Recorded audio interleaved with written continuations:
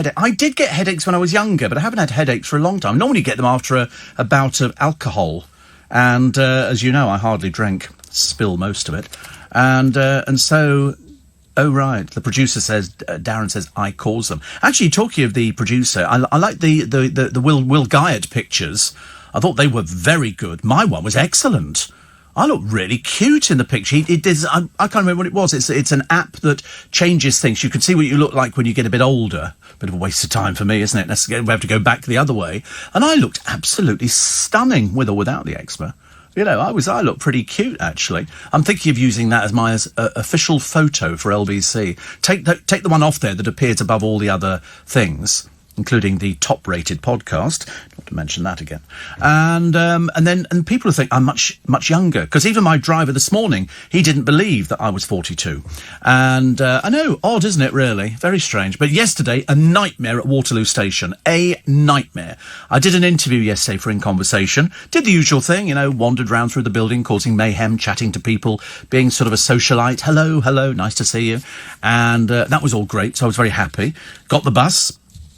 Tootled along the Strand, crossed over the bridge, still no people there, sort of picketing or sticking their hands to the traffic lights, so that was okay. Got to Waterloo Station. I thought there seemed to be an extraordinary amount of people, and this was about 10:30, I think, and I was looking at all these people there thinking, what? And then I looked up at the big boards, you know, the leaderboards, and they had all the trains. It had delayed. And it was train after train after train after train. And I then thought to myself, oh, bad. So I went to the end platform. They've started shoving the trains for my neck of the woods on platforms 21 to 24, which is okay. It's just a bit further to walk. So if you're somebody who needs, you know, help walking, you're going to find it a right pain in the rear end. Anyway, managed to get to the end thing, and there's loads of people standing around. We're all looking at the leaderboard. Cancelled, moved. I mean, the Reading train magically arrived on platform 2. Well, I've just walked to platform 24. There's no chance that I'm going to be walking back to platform 2. So I stood there hoping and praying that something might turn up. And then people obviously gave up. You know, the train that was going to Windsor and Eton has been cancelled. Yeah, thank you very much indeed. Something on the line, I can't remember what it was, but it inconveniences us. And it doesn't take very long for the station platform to be absolutely heaving with people. And it was heaving, and I'm standing there thinking, what do? Do I go and book a car to come and collect me, to take me home, which is going to cost me the best part of 40 quid? Or do I get the Underground? Because, as you know, because I've got one of those over 60s tickets, you get free on the Underground all the time. All the time. So I thought, that's a good idea. That's a very good idea. So I'll go and get the Underground. I can get the Underground to Richmond, which is where I go to every day, so it doesn't make any difference.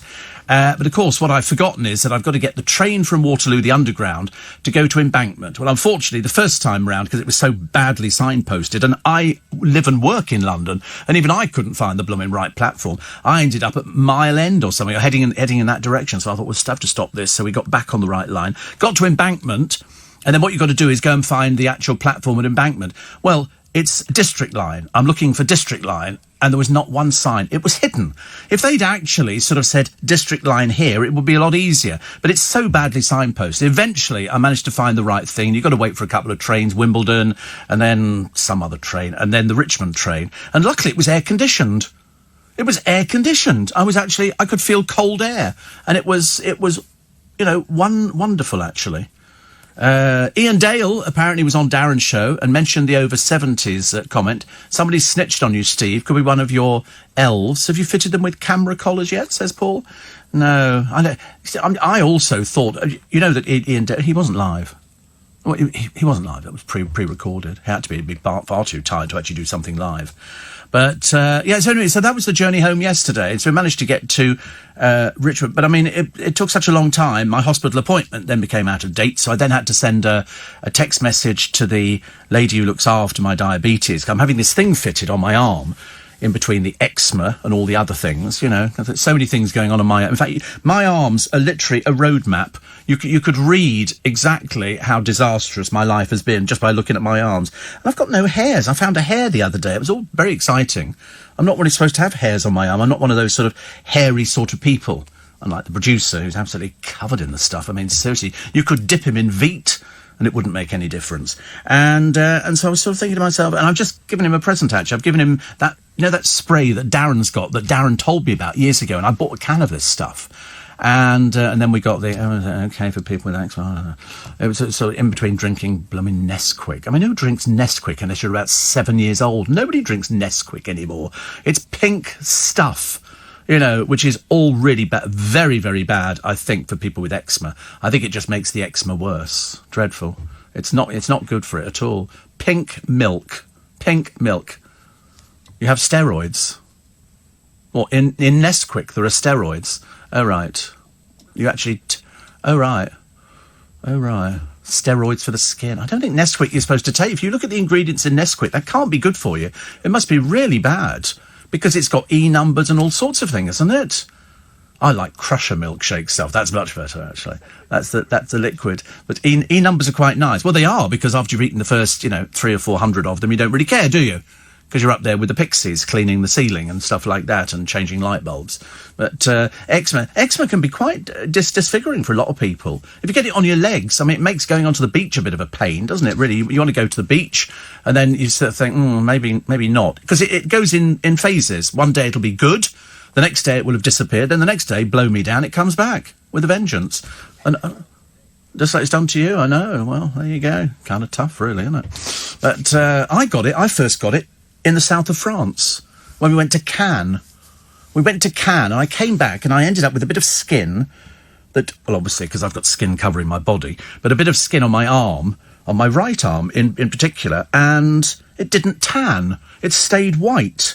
The rest of me went burnished bronze, which was very nice. Only ever happened once in my life. That's when you take your swimming trunks off, and you've still got the little white bits in the middle, and the rest of you is this sort of burnt sienna colour. And I was sort of looking at it, I think, why is that not... And I thought, why is that not tanning? And it didn't tan.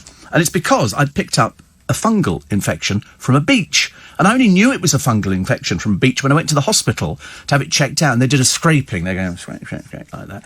And she went, have you been on holiday recently? And you can probably tell by my colour, creosote.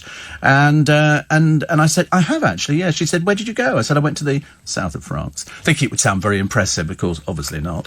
And she said, that's what you've picked up. You've picked up a fungal infection from the beach.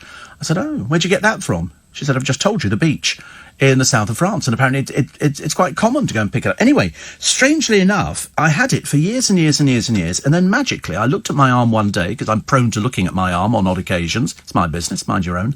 And all of a sudden, it wasn't there anymore. And I was really quite excited. I sort of thought, it's not there. Perhaps I can tan.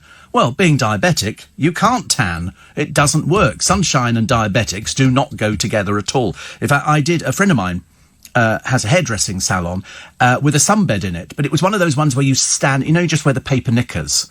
I don't have a big problem with paper knickers at all. You stand in this thing and it moves around you. Well, it's like having prickly heat. It was terrible, absolutely terrible. So I had to stop the machine and come out. And ever since then, I've really not tanned. The only time I tan is if the sun's particularly hot when I'm watering the plants on the patio. But as I say, it can be very true. And of course, I've got marks anyway, but that's burning for you. But I think I've caught the sun over the last few days. Certainly not sitting on a blooming train, you don't catch the sun. That's a fact. But I was sitting there, and at one point, I nodded off. And when you wake up, and it's very quiet in the train carriage, you think, have I broken wind? Or something like that. Because you're never sure, are you? Or have I dribbled? Or have I snored? Worse if you snore. Imagine on a train. I remember sitting on a train once years and years ago, and the Friday night train out of Waterloo, back to where I was going at the time, was the commuter special. They'd all been to Casey Burgers, and they'd all picked up their burgers, because they're all 3 sheets to the wind, some of them 4 sheets to the wind, and they sit there and they get this big quarter-pounder dripping with cheese and mayo and all the rest of it, and they sit there and they can barely focus. And I got the one sitting opposite me. And this is a Friday night. You think to yourself, I'm not sure about this. And I looked at the burger, and even I felt sick looking at the burger. Because these things are great until you put all this grease in your mouth. And he took one bite, and I looked at him and I thought, because I'm very good at judging people, I thought, I'll move seats. I think he's going to be sick. And within a minute, he was sick. I was so glad I moved. And of course, everybody else then moves. I told you we had it on the bus a short while ago. Somebody sat there, and then all of a sudden the bloke on the left-hand side of the bus, because I was sitting on the right-hand side, staring out the window, counting leaves, checking tits and stuff like that. You have to, because sparrows have vanished. And so, I mean, the only thing we've actually got round our way are tits, which is a bit of a shame. But anyway, so I was sort of watching, and this bloke on the left-hand side of the bus, he was sort of sitting there and he was moving a little, and I'm thinking, oh, I don't know about this. And then he leant forward to the person in front and tapped them on the shoulder and said something. Well, I learned afterwards what he said was, I'd move, I'm going to be sick. So this person briefly jumps up, shoves himself to the other side of the bus. Next thing, this bloke's being sick all over the place. So, of course, that then takes the bus out of commission, because you can't have that. And they're very good at getting them cleaned and all the rest of it. I feel sorry for the cleaners. So we all had to get off the bus. The bloke who'd been sick just wandered off. Peasants, honestly, surrounded by them. Still to come. The adult antics of the children's show Rainbow. I'm delighted to tell you that for my 50th birthday, we had a load of people from Rainbow. We had Rod, Jane and Freddie turned up. My neighbours were delighted because they were big fans of Rod, Jane and Freddie, and they started singing all the songs from Rainbow, which was fantastic. So we had that was a night and a half. Oh, I could tell you some stories about who was there and what went on. We had everybody. Paul O'Grady was sitting there in a box with his bow at the time, and Toby Anstis turned out. It was really good, actually. It was really good. You get round to, we had all the food. Somebody gave us all the food. Somebody gave us loads of wine. Always an interesting pleasure, I think. Still to come, the Ryanair pilots threatening to ruin your summer, and that tragic young boy the other day bullied so much that he decided that life wasn't worth living, and at the age of 14, this young man handed his stuff to his school friends, climbed down onto the railway lines, even though there was a train coming round the corner, his friends saying, get up, get off, get off, get off, and he wanted to die. He took his own life. He was being bullied that much, and one of the other parents of a child down there said, there is talk of bullies at this school. Well, it's up to the people who knew this young man, whose life has tragically finished, to dob them in, to give names to the headmaster, and to make sure, as opposed to the claptrap he came up with yesterday about, we will be strong after this, which was about as much use as in the wind, that you find these people and you get rid of them. It's as simple as that. It's not complicated. You just have to act. It's no good saying, oh, we'll all pull together on this, because quite clearly nobody bloody pulled together for this little 14-year-old lad who decided life was so bad being bullied that he'd rather be killed by a train. It's not good news. 16 minutes past 4. LBC. Hey there! How are you? Now, I know it feels like ages till Christmas, but we don't want a repeat of last year, do we? Letting Barbara and accounts arrange the party. Big mistake. This year, make it awesome and truly spectacular with best parties ever. Join us in West London as we transform Syon Park into the stunning Italian masquerade party night. With sumptuous 3-course dinner, acrobats, dancers, starlit casino and exhilarating dodgems. Prices start from just £45 per person. Best parties ever. For groups of 8 or more, book your Christmas party now at bestpartiesever.com/offers. Don't answer that phone. It's your second cousin Laura, who you've not seen in 15 years. She's going to invite you to her cat-themed wedding hundreds of miles away, and you're too polite to say no, even though it will be a massive hassle. You don't like cats, and it's only the night do. Hello? Laura! Oh, well, at least there's a Hampton by Hilton hotel near the venue, where your happiness is guaranteed, and a hot breakfast is included in the price of your stay, which you'll need, because cousin Laura has spent the buffet budget on a giant cat-scratching post. Book direct at hampton.com for the lowest price. What's marvellous? Musical. And podcast-ish? What's a podcast? Never mind. It's David Walliams' Marvellous Musical Podcast. Obs. Listen on the LBC app or Global Player. Gotta go! Steve Allen. Tweet at LBC. Morning. Do you know what Ben Nevis is covered in? You know Ben Nevis? What do you think it's covered in?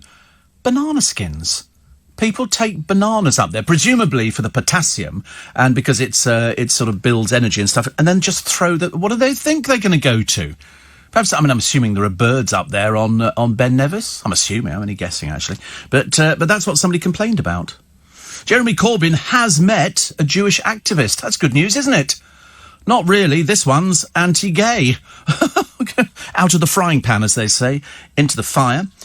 Pork scratching lovers are furious over a bid to create vegan a vegan version of pork scratchings. I think I've only ever had pork scratchings once in my life because I don't normally do pubs. I'm not a standing at a bar person. That's not my kind of thing. And I remember sort of saying, a packet of pork. Years ago, you buy a packet of KP nuts or something. You get a little packet of nuts and you sort of tip them into your mouth, and that was it. Because I never used to subscribe to going into the pub on a Sunday, and as a mark of their respect for you and the fact that you've given them loyalty, they put out a big bowl of peanuts with all sorts of other things on there, and cheese straws and cheese in cubes with pineapple and things like that. And I remember thinking, why would you want to put your hand in a bowl of peanuts that somebody with dirty hands has put their hand in? It's a sure way to actually pick up some dreadful infection. Jimmy says, a friend of mine has really bad eczema. Another friend told her to buy a jar of coconut oil to rub on the skin. It worked and eased her eczema. It only costs about £2 from Aldi. You see, but unfortunately, I have to tell you that whilst that's a very laudable story, it's different for everybody. A, it depends where your eczema is, and B, it depends on how you react to different things. So for some, I've tried all sorts of different bits and pieces. Andy says my wife's got psoriasis, and the only thing that clears it up is the sun. So she's back from Egypt tonight, so it'll be clear for a few months. And that's it. And then it comes back. My ex-producer, Ian, one of the first producers that I had at LBC, his used to flare up on odd occasions. And it would really be quite bad. Then the next day, perfectly normal. It's odd, isn't it? Steve, my wife's tried to have me sectioned. She came home early from bingo and caught me watching Love Island. I only looked after all your comments, says Trucker Chris. Don't bring me into it. I'm in enough relationships as it is. All these people going, there's 3 in our relationship, me, the wife, and Steve Allen. And that's all I get. But I haven't watched Love Island. We had 2 of them in here the other day. Thin as rakes. Seriously, thin as rakes. Not a scrap of meat on either of them. But they all turn up with little suitcases on wheels because they have to wear different outfits. And what have they got to contribute to the world? Nothing. Absolutely nothing. Nobody's interested in what they say. Nobody's interested in what they do. All they do is they just sort of trowel on loads of makeup and then try and get laid by blokes on the side. They think they've already had 2 people who've had sex on the island, but they're not going to show it to you. What's the point of that? It's called Love Island. Hello? Am I missing the point here somewhere? You could call it, island, couldn't you, really? That would make more sense, because I imagine there's loads of that going on the island. Yeah, what island? It would be the what island? The what island? You'd have to go, we're all going to the what island? Biggins told me about that island. Biggins told me, I'm a celebrity, get me out of here. There's lots of frustration on the... because I suppose after a few days, people go a bit peculiar, don't they? I'm hoping we're talking to an adult audience this morning. I'm assuming we are, because people do... And not me. Give me a jigsaw or a bit of tapestry, and I'm quite happy. I'll sit there doing all sorts of... painting by numbers. I'm very good at things like that. Takes your mind off it, doesn't it? Takes your mind off any sort of strange things that might go on. No, there'd be tapestry. There'd be taking tapestry in there. Tapestry frame and everything else. And I'd be doing painting by numbers, taking photographs with my camera. And sort of posting them on the internet, having a great time in here. I see no reason why not. Goodness sake, what are you supposed to do? Some of these people have been there for weeks. Weeks. They must be crawling up coconut palms, I should imagine. If they've got eczema, that's great, because then you rub the coconut oil on you and hopefully it works. Yeah. I wouldn't want to go there. But Biggins told me that they make arrangements for things. If you get a bit too carried away with things, that there are arrangements. Which is quite exciting, actually. Just goes to prove they are thinking about you some of the time. Also, Faddy. Remember Faddy? He was George Michael's boyfriend, together with quite a number of others. George left him nothing in the will. Out of the £96 million will, it goes without saying that George's main priority would be the family, his sisters, and Faddy got nothing, mainly because when George was alive, he paid for everything, and even in death, Faddy is still squatting in his house. I'd have him out immediately, but the family don't seem to be any particular rush to do it. Also, the composer behind the do the shake and vac and put the freshness back, do the shake and vac and put the freshness back. When your room smells fresh, you both do. Here's what you do, put the freshness back and the shake. He's dead. He died, mainly because it was such a rubbish tune, and frankly, he deserved to die. All those things. You didn't even know what the song was, did you? No, because it was a comedy moment, wasn't it? Because everybody used to laugh about this woman pushing the thing backwards and forwards, and I bought Shake and Back. I was the customer. And I bought it and sprinkled it all over the carpet, and then you left it, and then because apparently there are smells in your carpet. I don't quite get that, but I mean there are. That's why a lot of people do away with carpet nowadays, because it gets a little bit grubby, doesn't it? So people do they do wooden floor. Well, yes, it was a deodorizer. That's all it was. It's like spraying your body with mist or something like that, not if you've got eczema. But it's spraying your body to take away, body smells. But then I thought that's what makes us all different, doesn't it? Everybody's got body smells. And yeah, it's nice though, isn't it, that? And Darren told me about that. That was Darren purely, on his word, that I bought it, even though it's very expensive. And that one I must have had, I'm telling you, it must be 10 years, because then it's the first time he talked about it. Yeah. It's lovely, and it stays cold in the can, and it's got quite a nice little smell to it. I've never actually sat on the train and done it. Never actually done it, but you could do, couldn't you? That would be. I've got one for that. They make one for that as well. They do. They make one for all sorts. In fact, actually, your bathroom can be full of items, can't it? I mean, you go out there and you've got creams, for your eczema, creams not for your eczema. Then you've got creams for this, and then you've got sort of shavers, taking body hair off. Then you've got the tube of Veet for taking off other body hair. And then before you know where you are, you're onto a complete new regime. They always say, if you've got more than 6 items in your bathroom, you're gay. There you go. That sorts that out, doesn't it? People, even as we speak, will be throwing things out the bathroom window as quick as possible, lest the neighbours come around and start going 1, 2, 3, yeah. I've got hundreds, seriously, 17. Good look, I've got hundreds of items in there. I've got everything. You name it, I've got it in the bathroom. I mean, seriously, I've got things in the bathroom. And then friends tell me about it. Yeah, eye bag moisture. I've never had eye bag moisture. Somebody told me about something that if you shave your body, yeah, well, no, doesn't work on there, but if you're shaving your chest, close to this raggle-taggle bit of hair, and you shave that, then you spray this stuff on. It's an Australian liquid, and it prevents the hair from coming back for quite a while.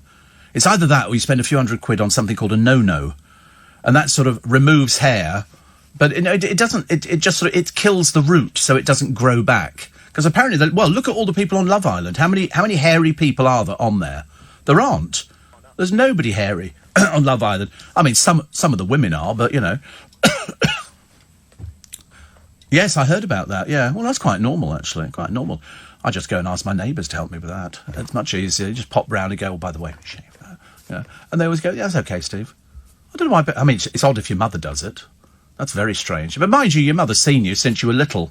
Or in some cases still little, and then you have all this sort of you shape. People are very into body manicuring at the moment. Excuse me, and it's a case of there is everything. Men go and have waxings now. They have their nails done. They have their hair curled. They have their hair with colour put in it. They go and get bronzed. They get everything. They get a pedicure. Right, bunch of Nancy's, isn't it, out there on all these blooming shows? Oh, here we are, we're on Love Island. They could barely string 2 words together, and yet they've all had their nails done. It's like the only gay in the village on Towie, poor old Bobby Cole-Norris. I mean, why nobody said to him, excuse me, mate, what are you doing in here? Haven't you got any of your own bars in Brentwood? And the answer is, no, they haven't. No, they haven't. So that's why he has to hang around with all the hetero boys who kind of tolerate him, I think. But I think he's run to the end of his course now. Also, the other one, which I quite liked, Life for the drug boss, El Chapo. And they want 10 billion back. 10 billion. Grumpy Bob Geldof gets an award at some Italian festival, and then Geldof's daughter, I think it could be Pixie, says she's seen a UFO. She now wants to... I mean, she's quite mad as a broomstick. She's also saying she wants to meet an alien. Well, you won't. There aren't any such thing as aliens. There aren't any such thing as aliens. Where do you think they're coming from? I've seen... They're not miles and miles away. Why would they... Listen, if they're miles and miles away, I mean, why would we assume that they're more sophisticated than we are? Why would you assume that if God created heaven and earth, he created another planet out there with little people on who don't look like us, but yet they're more sophisticated and can fly into our airspace? Rubbish. If they really want... And this is an open invitation to anybody out there. You can land in Trafalgar Square. OK? You do it right now. Go on, do it in 5 minutes. If you don't do it in 5 minutes, we'll know you're fakes. Bit like most of the people on Love Island, I suppose. I remember, Steve, says Jenny, Casey Jones, Waterloo Station, did enjoy their egg salad and unique tasty burgers. Where did they go to? I don't know. Actually, I don't know where they... I think they just, like a lot of places, finished. I used to like Wendy burgers, which were another... They were square, and they were lovely. You just say, I'll have quarter pounder just with cheese. You still get them in America, but you can't get them here. They didn't work here. It was where Pizza Hut is on the Strand, literally about 10 minutes from here. And I remember going in there, and you ordered it this end, and by the time you'd walked to that end, your burger was ready. They were all square patties. I don't think they were that expensive. I don't think so, actually. Ray says, do you give any credence to the conspiracy theories that the Apollo missions to the moon were fake and staged in a studio? No, I give nothing at all to it. And I'll tell you for why. It's so simple. There would be thousands of people involved in the Apollo missions. What, you're telling me they're all sworn to a vow of secrecy? Of course not. Don't be so stupid. You'd have to be a bit thick, wouldn't you, to believe any conspiracy theories? You don't need to sort of think about things like that because it's not true. It did go. What would be the purpose of pretending that they went to the moon? Explain to me that one. People can't. They go, oh, because they and it's like what's that place that we talked about the other day with the hangar or something, and they go, they've got an alien spacecraft in there. You go, no, they haven't. This is just stupid people. This is people of limited intelligence. Area 51, isn't it? They don't have a spacecraft. They don't. They absolutely don't. Roswell, they don't have anything. It's all just made up by sad, lonely people because I'm an expert. I'm an expert because I speak Klingon. So there, I speak Klingon. Yeah, I am an expert on aliens because they don't exist. That's how I know, you see, because I'm clever. LBC News. We're now getting into the intricacies of asthma and eczema. I mean, seriously, we've got the whole set here. It's gonna be like a masterclass in, this is how bad your body can look. When you actually look at your own body, you're actually probably doing a lot better than they are around here. Seriously, I'm not sure we should have people in the studio. Is it contagious, eczema? Can you pick it up? Asthma you can't pick up, can you? You've had it since birth. Oh, you were born. Oh, well, there you go. There's a start. And Paul says Bob Geldof's daughter knows an alien. She calls him Dad. He has been a bit peculiar over the years, hasn't he? He really has been quite odd. I always remember him swearing on the television. Send us your effing money, he said on the BBC. BBC executives nearly choked on their vintage champagne. It was an awful experience for them. 26 minutes to 5. It's nice to have your company. It's Thursday. It says it. Now, I don't know until we speak to the travel boy, Dave Goff, a little bit later on, how Waterloo Station is faring this morning. Because, as I say, yesterday it was an absolute nightmare.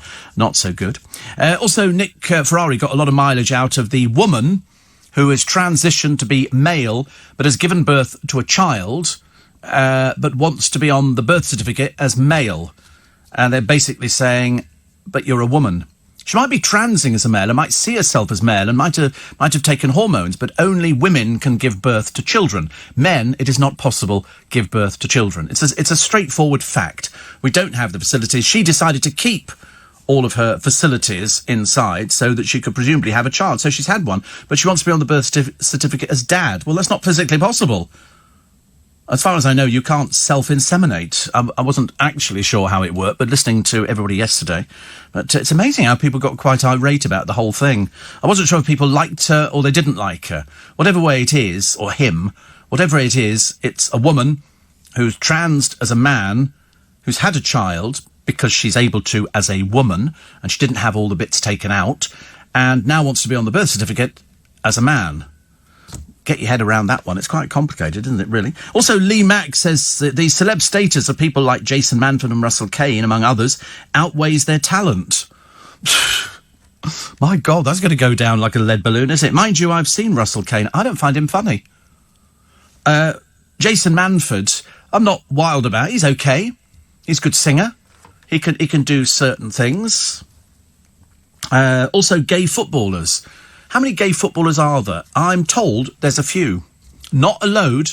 Nobody knows exactly because they don't come out. Why do they not come out? Because the fans, for some reason, can't accept the can't accept the fact that gays can play football like heterosexuals. You know. But so that's why. But I would love to know how many there are still waiting to come out. What they generally do is sort of retire, don't they, early, because they've saved the money. And then they come out. Shame, really, isn't it? But I should imagine they would get loads of stick on the pitch. How can you deny that aliens, Steve, are loitering amongst us? Just how do you explain away Boris Johnson?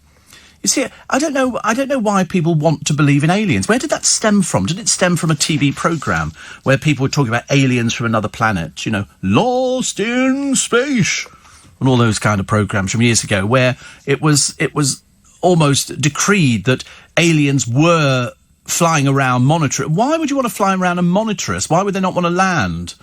Unless they flew over Essex and decided maybe that wasn't exactly the sort of place they wanted to go to, so they went somewhere else.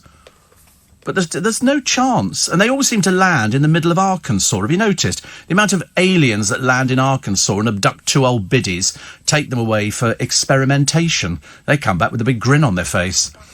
It's flat. Yeah, it's a great place to land, but nobody ever sees this thing landing. Two old biddies. No, you haven't. You've seen nothing at all. It's just, honestly, it is ridiculous that people even contemplate the fact that there is something out there. Steve, to meet an alien, I would suggest trying a Friday night out during happy hour in Croydon. It's like a cross between the Series V and Godzilla. If aliens abducted Auntie Enid, don't worry, I expect they'd bring her back. They wouldn't take her.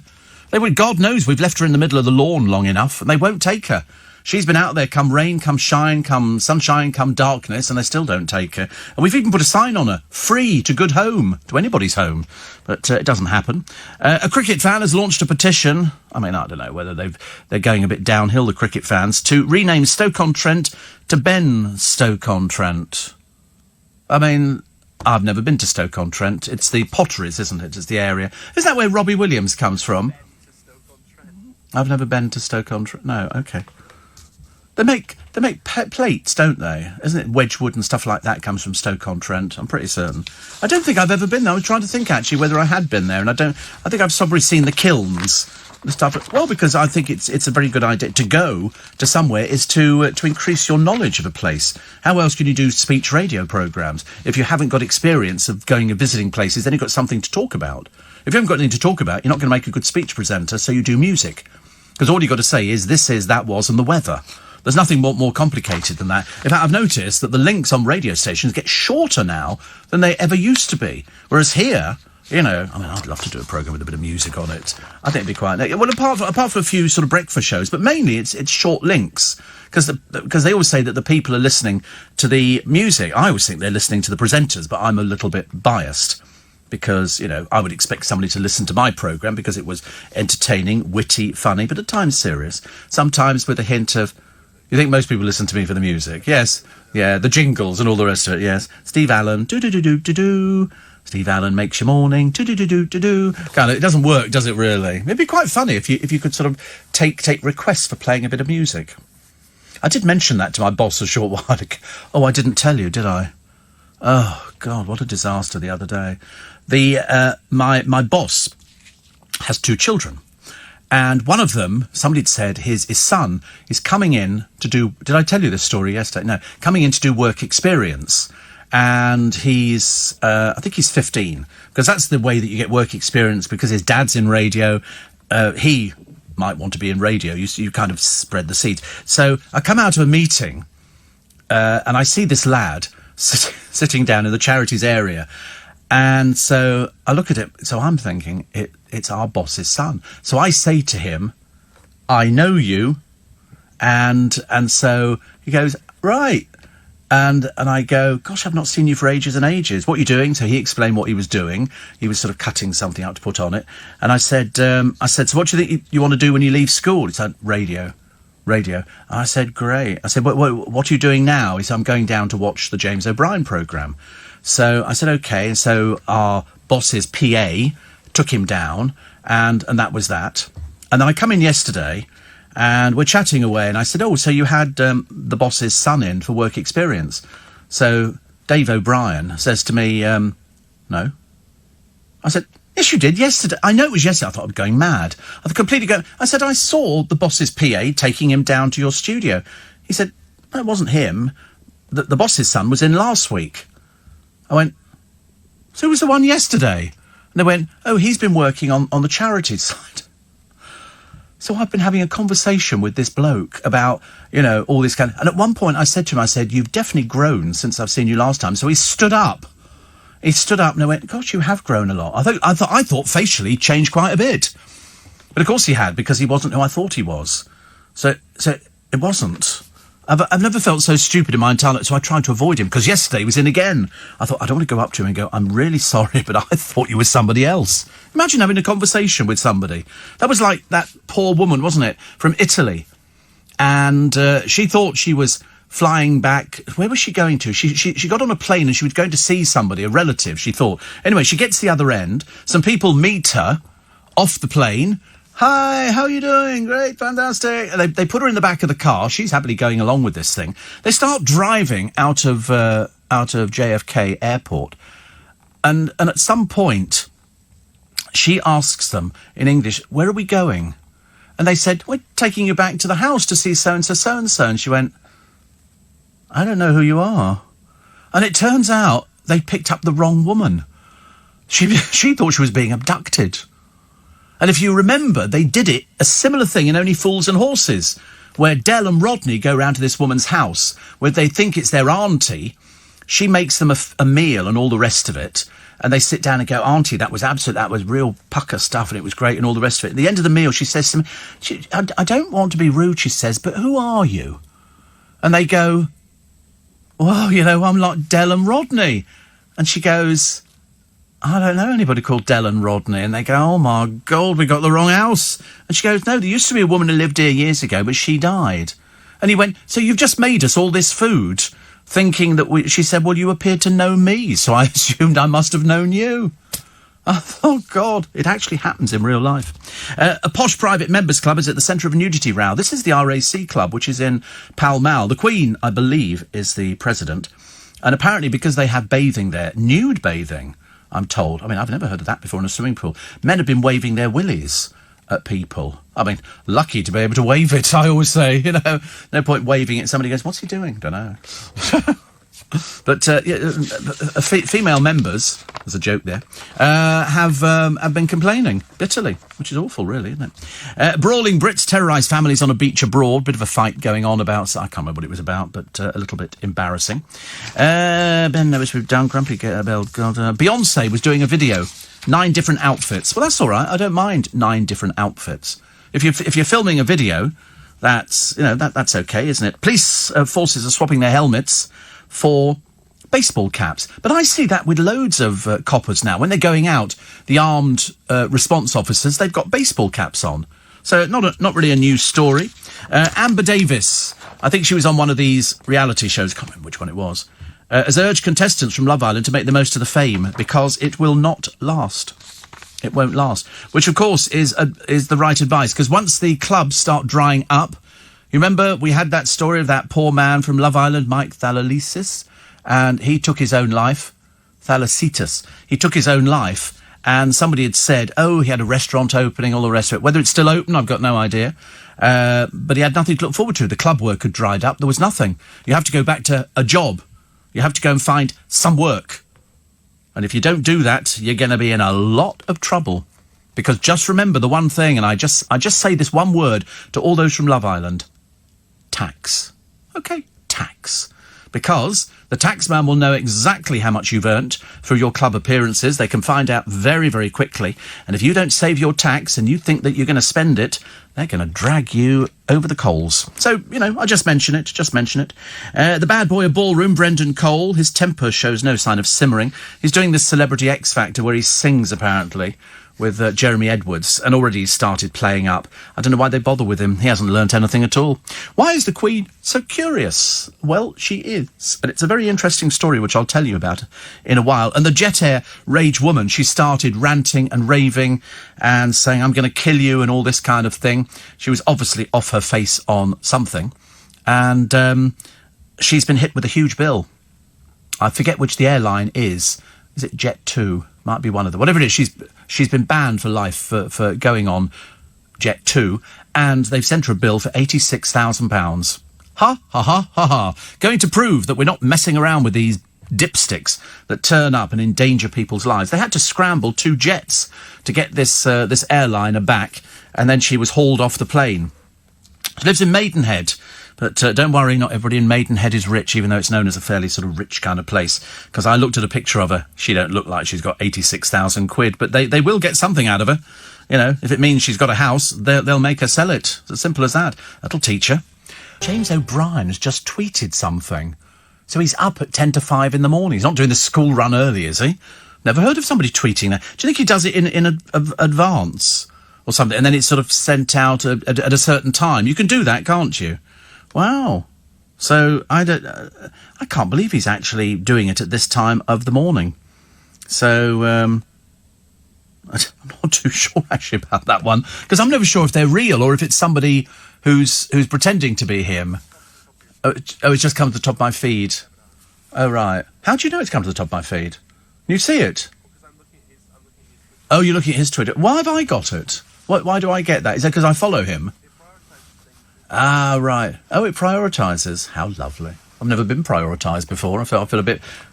Oh, he's being prioritised. Oh, right. I did mention the fact that I said to him yesterday, because they were all goading me out there. Go on, Steve. When he comes in, go, you must be really gutted today, James.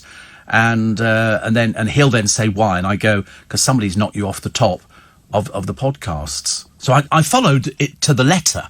I did the whole thing about, oh, you must be absolutely gutted today and all the rest of it, because somebody's knocked you off the top of the podcasts. He fell straight into it. He said, who's that? I went, me, you know. And then he said, yeah, but how many programmes is that? So I said, 5. He said, mine is just 1. Had to be an answer, didn't there? Had to be an answer coming back. I said, well, poo sticks to you. Poo sticks to you, I said. I don't care. My name's at the top. Exactly. And my name's at the top of the podcast list. Steve Allen's a little bit extra. And believe you me, once you've got it, it's not that little. It's not that little. I've tried to tell people in the past, but they don't believe me. It's worth getting, and it's free. Doesn't cost you anything. And it's whereas his is an interview programme, which I have as well on the top 20 list. Mine is a slight tongue-in-cheek dig at celebrities. I say celebrities. It's the Z-listers. They're all out there, aren't they? The Spencer Matthews. There's a career that went nowhere, isn't it? Mainly because the man's an idiot. Also, what was the other one as well? Oh, yes, James Rose is a war hero. There's lots of war heroes. He's going to climb Mount Kilimanjaro. He's got no legs. It's going to take forever, isn't it, really? Unless he's doing it, perhaps he can have things fitted. I've seen people with... He's going to do it on prosthetics. That's very impressive, isn't it? To climb. See, the trouble is, I wouldn't do that. It's not because I'm sort of, you know, I can't climb. I probably could have put my mind to it. I think I'd get altitude sickness. I think I get the whole thing, and I just worry about it because they go, you know, why do mountaineers do it? I mean, at the moment they're cleaning some windows down in South Africa House, just down off Trafalgar Square. But they're doing it on ropes. They've got ropes suspended from the top of the building, and they're sitting in harnesses cleaning the windows.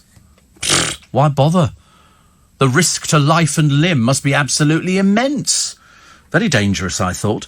What else have we had? Oh, chimpanzees bond whilst they're watching videos.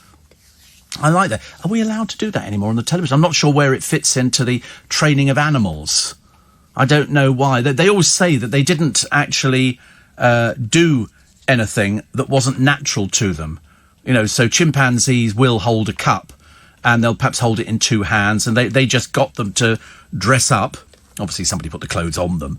And, see, I don't know whether or not that comes as an act of cruelty. I'm not sure. I grew up with the PG chimps, the PG tips chimps, which came from Twycross Zoo, I believe. And I remember thinking that was it. But they were only doing natural things. I mean, the clothing, obviously, slightly different. Morning, Steve, says, Adam, I sold my electric scooter yesterday, bought an electric bike to get to work. Yeah. I mean, to be honest with you, that would be a lot more preferable, because the electric bikes just help you. They make life a little bit easier, and that's why you don't need any of the sort of things you need on these scooters. But I think the police might start clamping down. Can't wait. Can't wait. There's only going to be another death before the end of the week, isn't there? You just know it. I see, when we've waited at the bus stop before now, you see the speed these things come down. They're a danger to life and limb, and they're always on the blooming trains, aren't they? Oh, I've got my scooter with me. Drives me mad. Could Alexa be a secret alien? I don't know, actually. Should we find out again? Hey, Alexa, what's the weather like today? Not a peep, nothing out of it. Is it Hey, Alexa, you say, or is it something else? Is it... What triggers it? Oh, I've got Siri. What do I have to say? Oh, so that's why it didn't work. Hey, Siri, what's the weather like today?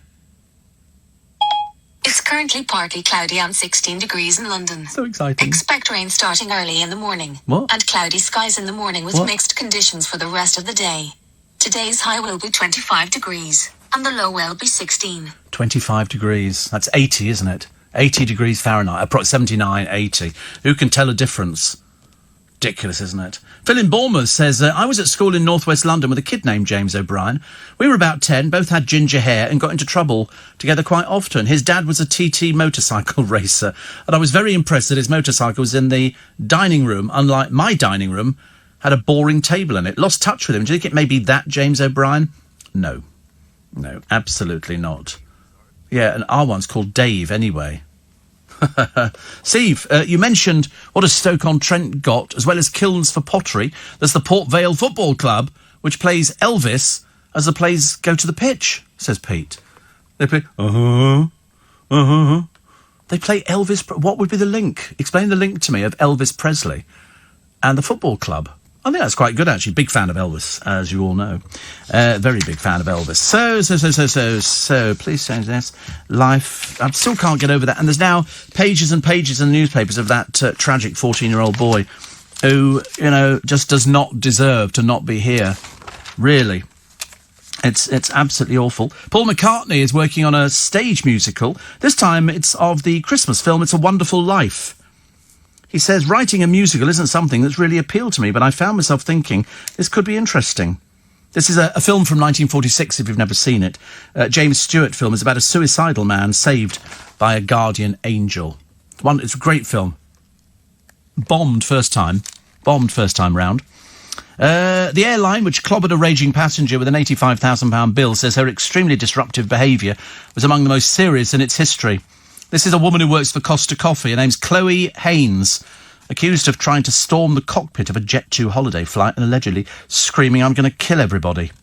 She was travelling with her wheelchair-bound grandmother, also went for an exit door, it's claimed, had to be restrained by passengers. So she's got a bill. Good. Well, put it this way, if she's working for Costa Coffee, there's no chance she's going to cough up 86,000 quid, is she? I think it's highly unlikely, but she's banned for life. She's obviously an idiot.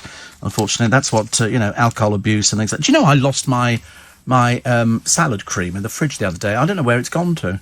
I'm sure my fridge at home, I can't find it. I bought salad cream and I buy mayonnaise as well, and I've got tomato ketchup, but tomato ketchup can last for years with me. Do you think Teddy again? Teddy's very likely. Well, he's the only one who could do it. Nobody else is going to come in and do it, are they? 5 to 5, just in case you're clock watching. So here's this tribute to the bullied boy killed by the train in front of his friends. Somebody's written here, "So sorry that life wasn't kinder to you." Everybody says, they call him Sweetheart, R.I.P. Angel. Doesn't solve the problem, does it? Killed by a train. He was bullied. I'd love to find out the people who bullied him. Love to give them a taste of their own medicine. I should imagine they're absolutely bricking it at the moment, don't you? Worried that maybe some people know that they are the bullies, and very shortly they could be exposed. But you'll never read about them in the papers because they'll get anonymity. But this little chap took his own life. But they're going to be holding a series of assemblies in this school to talk to the students about what has happened. They know what's happened. Don't patronise them. They know what's happened. What they probably want to know is, what are you going to do about the bullying? What are you going to do about the bullying? It's no good everybody is... it's just... he shouldn't have been in this situation. What were the school doing? Nothing. It's just so awful. Somebody said, my girls have said, says Deborah, this is one of them, there was stuff said online about Sam. Well, then you can find out who's writing it. You can get them. Because this can't happen anymore. We've had so many of these poor kids who've been bullied at school and they've got nobody to talk to at school. We didn't know anything about it. Because they obviously don't make it a very pleasant atmosphere to somebody come forward and say, "I'm being bullied. This is what I've had on my phone. This is what's..." a teacher must have known something. I mean, surely, it's so dreadful, But as I said yesterday, he actually decided that life was so bad for him that he was prepared to lie down in front of a train and be killed than to suffer with the bullies. I hope they find them. I really do. I think it's, people like this, it's, and their parents would go, "Oh, they were such nice children." And you think, they quite clearly weren't. Mike in Kings Langley says, "You just mentioned Pooh Sticks. Great game. Beats all this online stuff. When did you last play?" Well, I haven't actually played Pooh Sticks. I did it when I was a little child. We did it in the forest, when you found a little babbling brook. Sounds so lovely. Apparently they used to put peanut butter on the PG Tips chips palette to make it look like they were talking. Oh, right. Well, that's quite a good one, isn't it? Didn't they do that? Wasn't that a court case in America where they had a man in and he had a problem with his... He kept licking his top lip. And they were saying, "This is your child." And he was going, "No, it's not. Nothing to do with me." So what they did, it might have been in a film, actually, they got a little bit of honey and they put it on the kid's top lip. The little child's top lip. And so consequently they went, "So you do this And now look, and they then cut to the little child who was licking his top lip, doing the same thing. Quite clever, isn't it, really? I should have been one of those people in the courts. I could have done it. I could have been one of 12 angry men. Shocking revelations from the classic children's TV programme Rainbow. Apparently, the presenter Geoffrey Hayes was bitterly jealous of the puppets, George, Zippy and Bungle. Ooh, I say Bungle. I should love them. Meanwhile, the rest of the cast were often drunk, they said. They used to put Zippy and Bungle in compromising positions for a laugh. I don't know why we should be at all surprised by this. It must be a book. Oh, it is a book by Ronnie Lee Drew. Ronnie, I think, works as a puppeteer. It might be the Little Angel Marionette Theatre, or somebody certainly does. But anyway, they've got... I thought they were great. I thought Rainbow was fantastic. We love them. We absolutely love them. They came on LBC quite a few times for me, so I like them a lot. Harry and Meghan may have got a bit chippy with the name of their new charity. It's called Sussex Royal. Somebody says it sounds like the Jersey Royal Potato. It doesn't sound very exciting, does it? But they know best. Believe you me, there's no point in criticising. They know best. Also, the carjack asses. A dad dragged along a road as he tried to stop his car being stolen, blasted police for not investigating nearly 2 weeks on. Mind you, Kevin's car was only worth a couple of grand, so hardly worth sort of putting the entire police force on it. We thought they could have come up with this a little bit better. The police have said the theft of his two grand motor would be a Thursday. Welcome to the 18th of July, which is lovely. And do you remember the weirdo we talked about a few well, it covers most things, doesn't it, really? This is one who walked around a village at night in a gimp suit. I didn't even know what a gimp suit was until I saw a picture of it. Has struck 14 times in outfits, including a killer clown. Very scary, isn't it? I thought they were already talking to a man in his 20s, believed to be a local farm worker who rarely speaks to anybody. So he just goes out in this gimp suit and then makes these noises. He's quite clearly somewhat peculiar. But they've had 14 reports of a man approaching people whilst wearing disguises since November. Locals say the clown outfit may have been kept after Halloween. And what sort of Halloween do you have when you wear a clown's outfit? That's an odd one, isn't it? A spokesman for Avon and Somerset Police said in some of the incidents the offender is said to have performed indecent acts. Well, in a gimp suit, how do you manage that? It's all very odd, isn't it? Don't pay full pride to go to the cinema. Of course, because this is the weekend, you get to see The Lion King. Gotta go. And that's why we're going to be talking about it this weekend with two of the voice stars of The Lion King. And you'll hear it for In Conversation this week. I mean, it is actually, it's so clever. It's so clever. And the little lion just looks so perfect. They all look perfect. I mean, I don't think I've seen a film like it for ages. I never did an In Conversation with Zippy and George. No. I didn't even know who was... I mean, I knew the name of the people who were playing them, but no, we didn't. We didn't do a show like that, but we did do Rod, Jane and Freddie. Which was a bit peculiar, isn't it, really? But we loved them. I thought they were fantastic. They were great fun. Great fun. And why not? Drugs lord Joaquim El Chapo Guzman, sentenced to life in US prison with an extra 30 years on top, so he's going to die in prison. Although he's got that much money, billions, they're trying to find it. It's not easy to find, you know. Not easy to find. So he's been convicted of drug trafficking, money laundering and firearms use. Before he was sent down, he complained about being kept in solitary confinement. You do what you're told, pal. OK? You're staying in there. They're going to keep you there for the extra 30 years. Because didn't somebody a short while ago, and I'm sure it was in America, because they seem to go over the top in America, and they go, you're going to get 50 life sentences. So there's no guarantee that you're coming out. Over here, that means a holiday probably in Bermuda afterwards. Have you seen, Steve, a rather rude video doing the rounds with the Rainbow team driving around in a VW convertible? Very funny and naughty. I haven't, actually. I don't look at rude videos. Not that often. Talking of Wendy Burgers, used to be a branch at Terminal 3 Heathrow. In the 90s, I used to stop my van outside, run inside and buy a takeaway. How times have changed. I know, years ago you could do that. P.S., back in 5 minutes, and people would sort of run in there. There was a woman the other day at Costco filling up a huge thing, and she'd parked in a disabled space. She wasn't disabled, she was fully able to move heavy boxes and crates and all the rest of it. Steve, bring the bullies to whatever justice is possible. Spare a thought for the poor train driver who couldn't stop in time, says Comrade.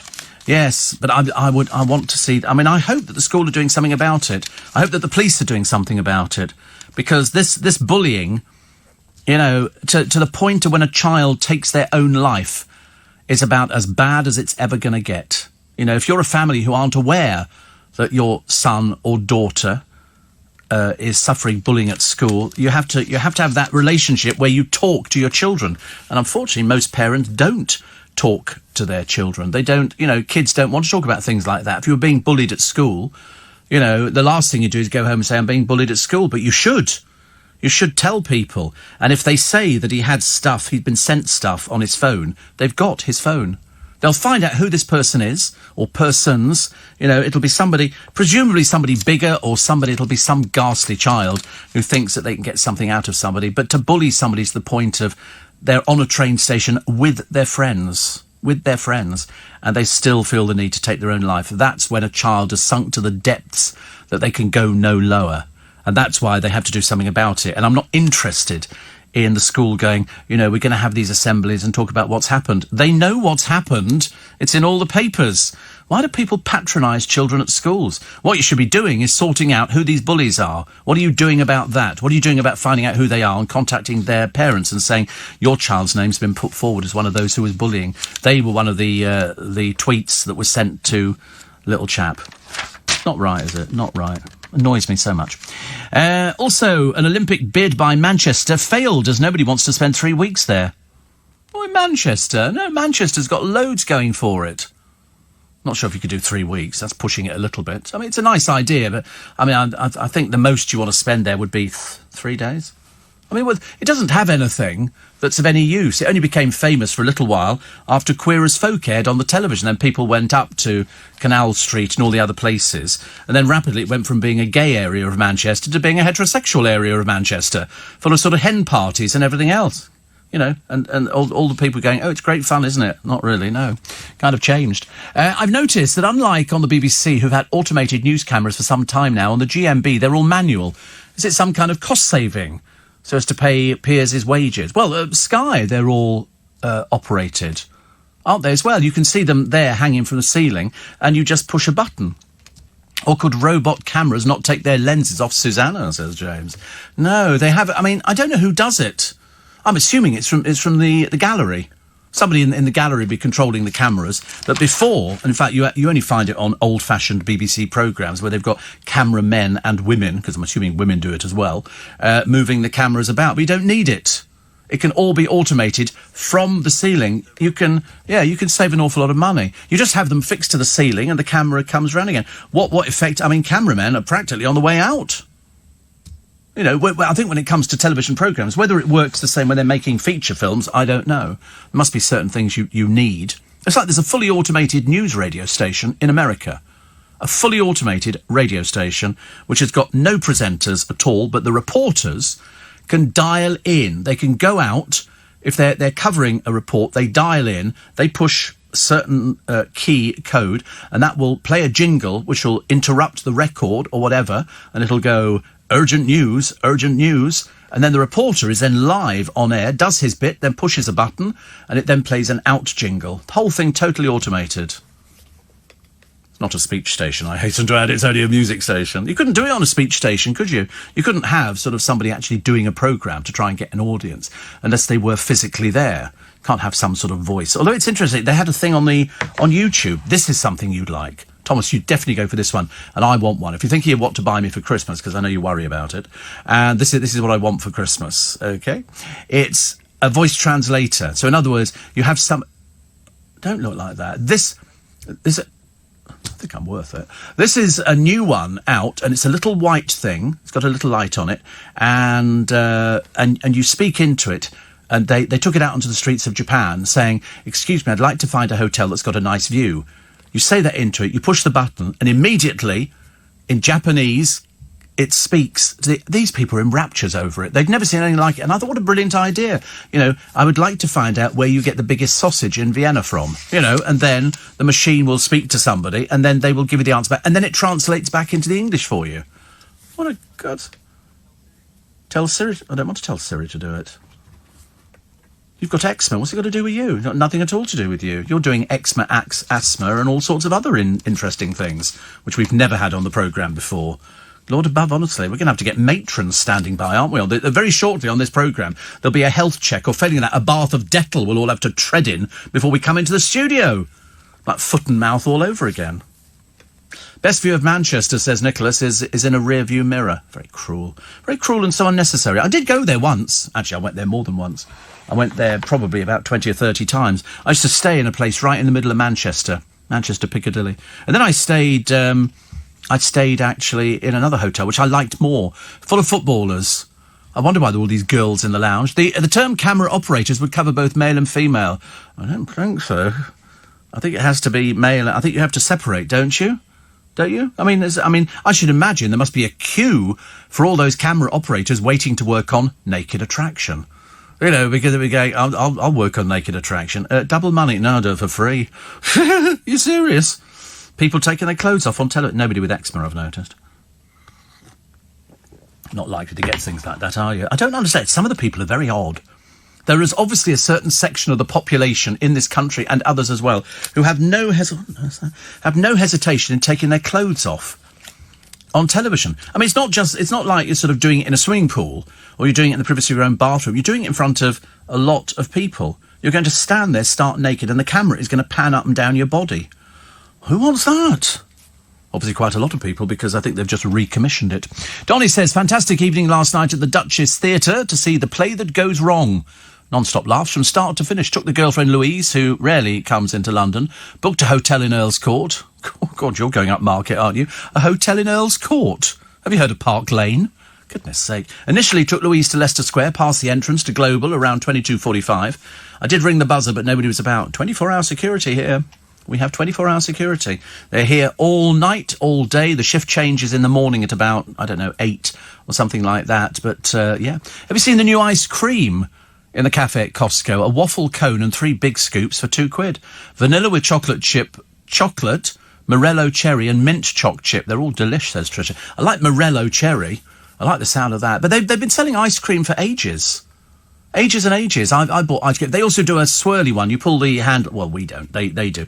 And you get it either it's a mixture of strawberry and something else in a cone with something crushed over the top of it. And the other one's just white ice cream, so you can stick it in your mouth. You don't even need a spoon. Just stick the thing in your mouth. It's lovely. Like things like that. I thought Bungle from Rainbow always wore a furry gimp suit. Up above the trees and houses. Up above the trees and houses, rainbow flying high.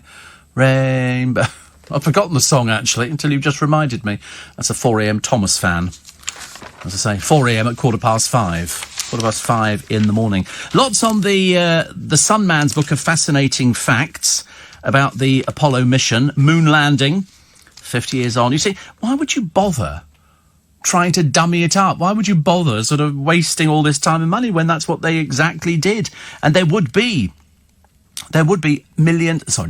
thousands of people who worked on this project. People say, so for it to be dummied up? I mean, when you look at it, it's amazing. They had dehydrated cheese sandwiches. Armstrong and Aldrin, how much time did they spend on the moon? 21 hours, 38 minutes. And 650 million people watched the moon landing. The audience wasn't surprised. Wasn't surpassed until 12 years later when Charles married Diana. 750 million people. Phenomenal, isn't it? You don't get anything like that nowadays. You really don't. Also, the amount of cups of coffee each astronaut had. Aldrin's was black, Armstrong's white, Collins had sugar. 15. And they've got everything. I mean, how much did it cost? 1.8 billion to create lunar modules. The total cost, 4 times the estimate. 4 times. Amazing. I still find it fascinating nowadays. I don't subscribe to the flag's not flying here, there's no shadow, there's no this, there's no that. No, that's they did end up on the moon, okay? And if you say anything else, I shall come around and slap the back of your legs. 5:15, let's get a check on the roads and the rails this morning. The LBC Travel simmering over on Celebrity X Factor. I mean, the man's an idiot now, isn't it? The Kiwi hothead is just a bit precious, isn't he, really? A little bit like sort of the GC. He clashed with the producers too many times, so they got rid of him. And he threw a diva strop after his disastrous singing audition. Brendan has formed an unlikely boy band with ex-Hollyoaks hunk Jeremy Edwards, but was left furious after having to wait hours to audition for judges in LA. And when they finally got their moment, the duo's performance was met with lukewarm comments. A TV insider said Brendan and Jeremy were one of the last to perform for Simon Cowell, so had been kept waiting for hours. Kind of tough, isn't it, Brendan, really? Their performance didn't go to plan, and one of the execs had to calm Brendan down as he was having one of his famous hissy fits. Oh, I'd have just said out. Out now. Go away. You're not coming back. Go now. Go. Stupid man. The crew were gossiping about him being unhappy with having to wait around all day and night, and he threw his toys out of the pram. He admits he doesn't have the best voice. Well, then there you go, failure. That's you're on there to be singing, but you can't do it. You can't do it, can you, really? Because you can't sing. Not really like you can do at the moment, but you can throw little strops, but nobody appreciates anybody having little strops. They tried to make out that the JC, the one with the 3-year-old voice, is a diva. No, just thick. Steve, have you seen a rainbow? Yeah, loads. Loads of rainbows. I mean, seriously, loads of rainbows. Sing it for us, Steve. Paint the whole world with a rainbow. Dum dum dum dum dum dum dum dum. It's quite simple when you think about it, isn't it? It wasn't very complicated. Must be uncomfortable in a gimp suit in this warm weather. They'd smell you coming, wouldn't they? I think you're supposed to cover yourself in talcum powder. I think it's the same as when you go diving. Not that I've been diving, but if you go diving, they cover you in talcum powder so the suit slips on a little bit easier. Love the smell of talcum powder. So exciting. Love the smell of talcum powder. Daily Mirror this morning. Rainbow unzipped. TV's Julia Bradbury. I walk around naked at home. Well, we all do, don't we? Doesn't everybody walk around naked at home? I think so. Seems perfect. As long as it's, just you there, that's okay. She says the children have seen her naked so many times that they're past caring now. Also, this is seedy Donald Trump grabbing a woman and slapping her bottom at a party thrown by paedophile ex-pal Jeffrey Epstein.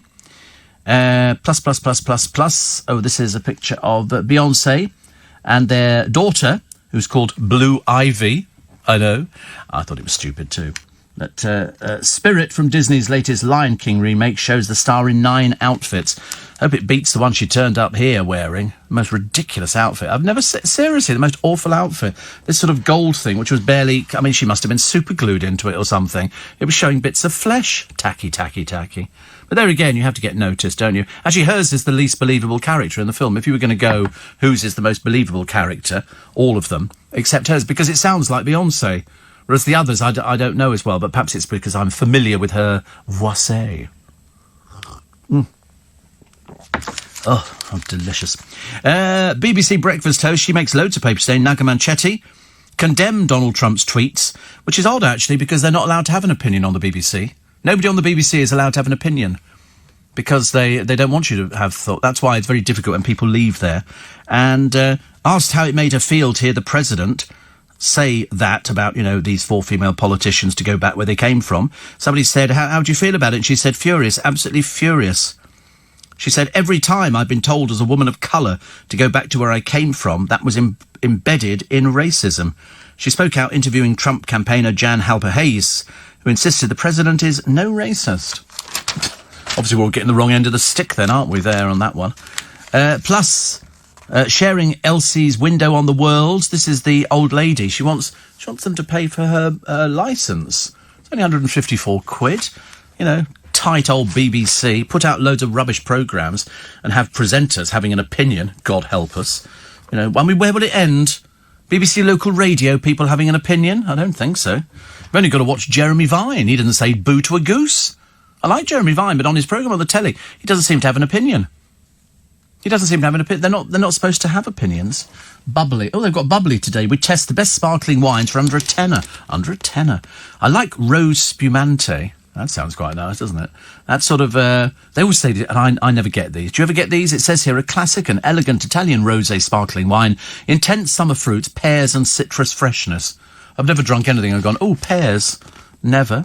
Modena Pingoletto. That sounds quite nice. 8 out of 10.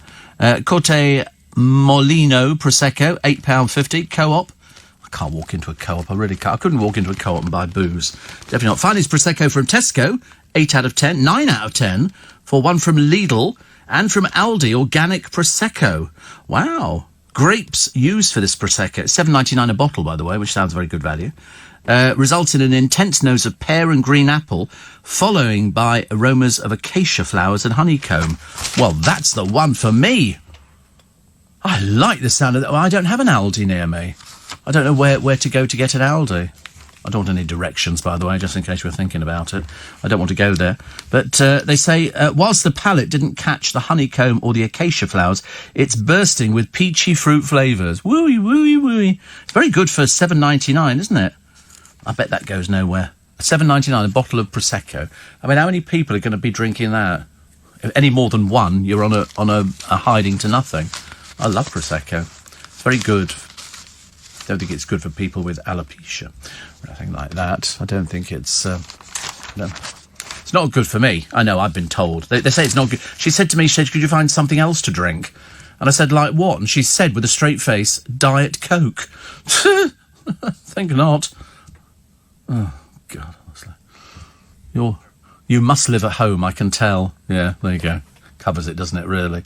We've got a drink that's got diet written on it. He's obviously been bought into the, buy it with diet, and you can drink as much as you like and you won't put on any weight.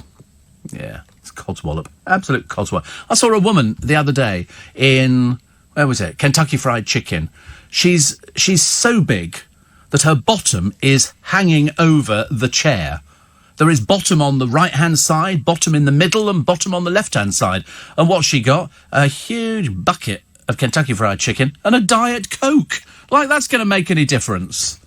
That's ridiculous. Oh, if we had a Kentucky opened at this time of the morning, we could have Kentucky Fried Chicken, couldn't we? At this time of the morning.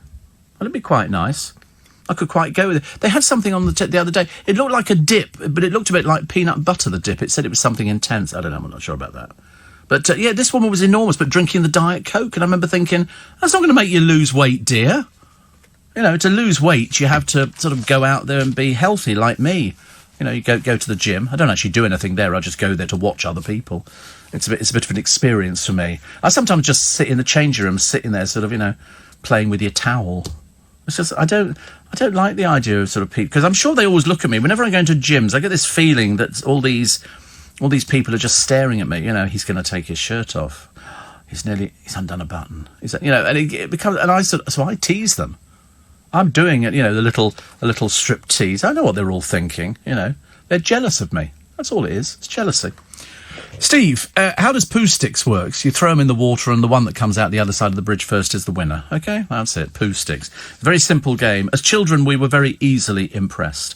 Just a couple of sticks. You've got to have a little bridge. And it's also got to be quite low, because if you throw it from sort of like, a huge bridge, you're not going to see it, are you? You're going to lose the stick in the wave. So you just want a little thing, and then you both throw them in, then you rush to the other side of the bridge, and then you see who comes out first. That's how it works. Very nice. And Paul says, I've been listening to The Hustings, hosted by Ian Dale. I think he's a credit to LBC. Well, I don't think we get credit with him. I think he just gets paid normal money like everybody else. I don't think we get him on credit. Put a little bit into his bank account sort of as a retainer.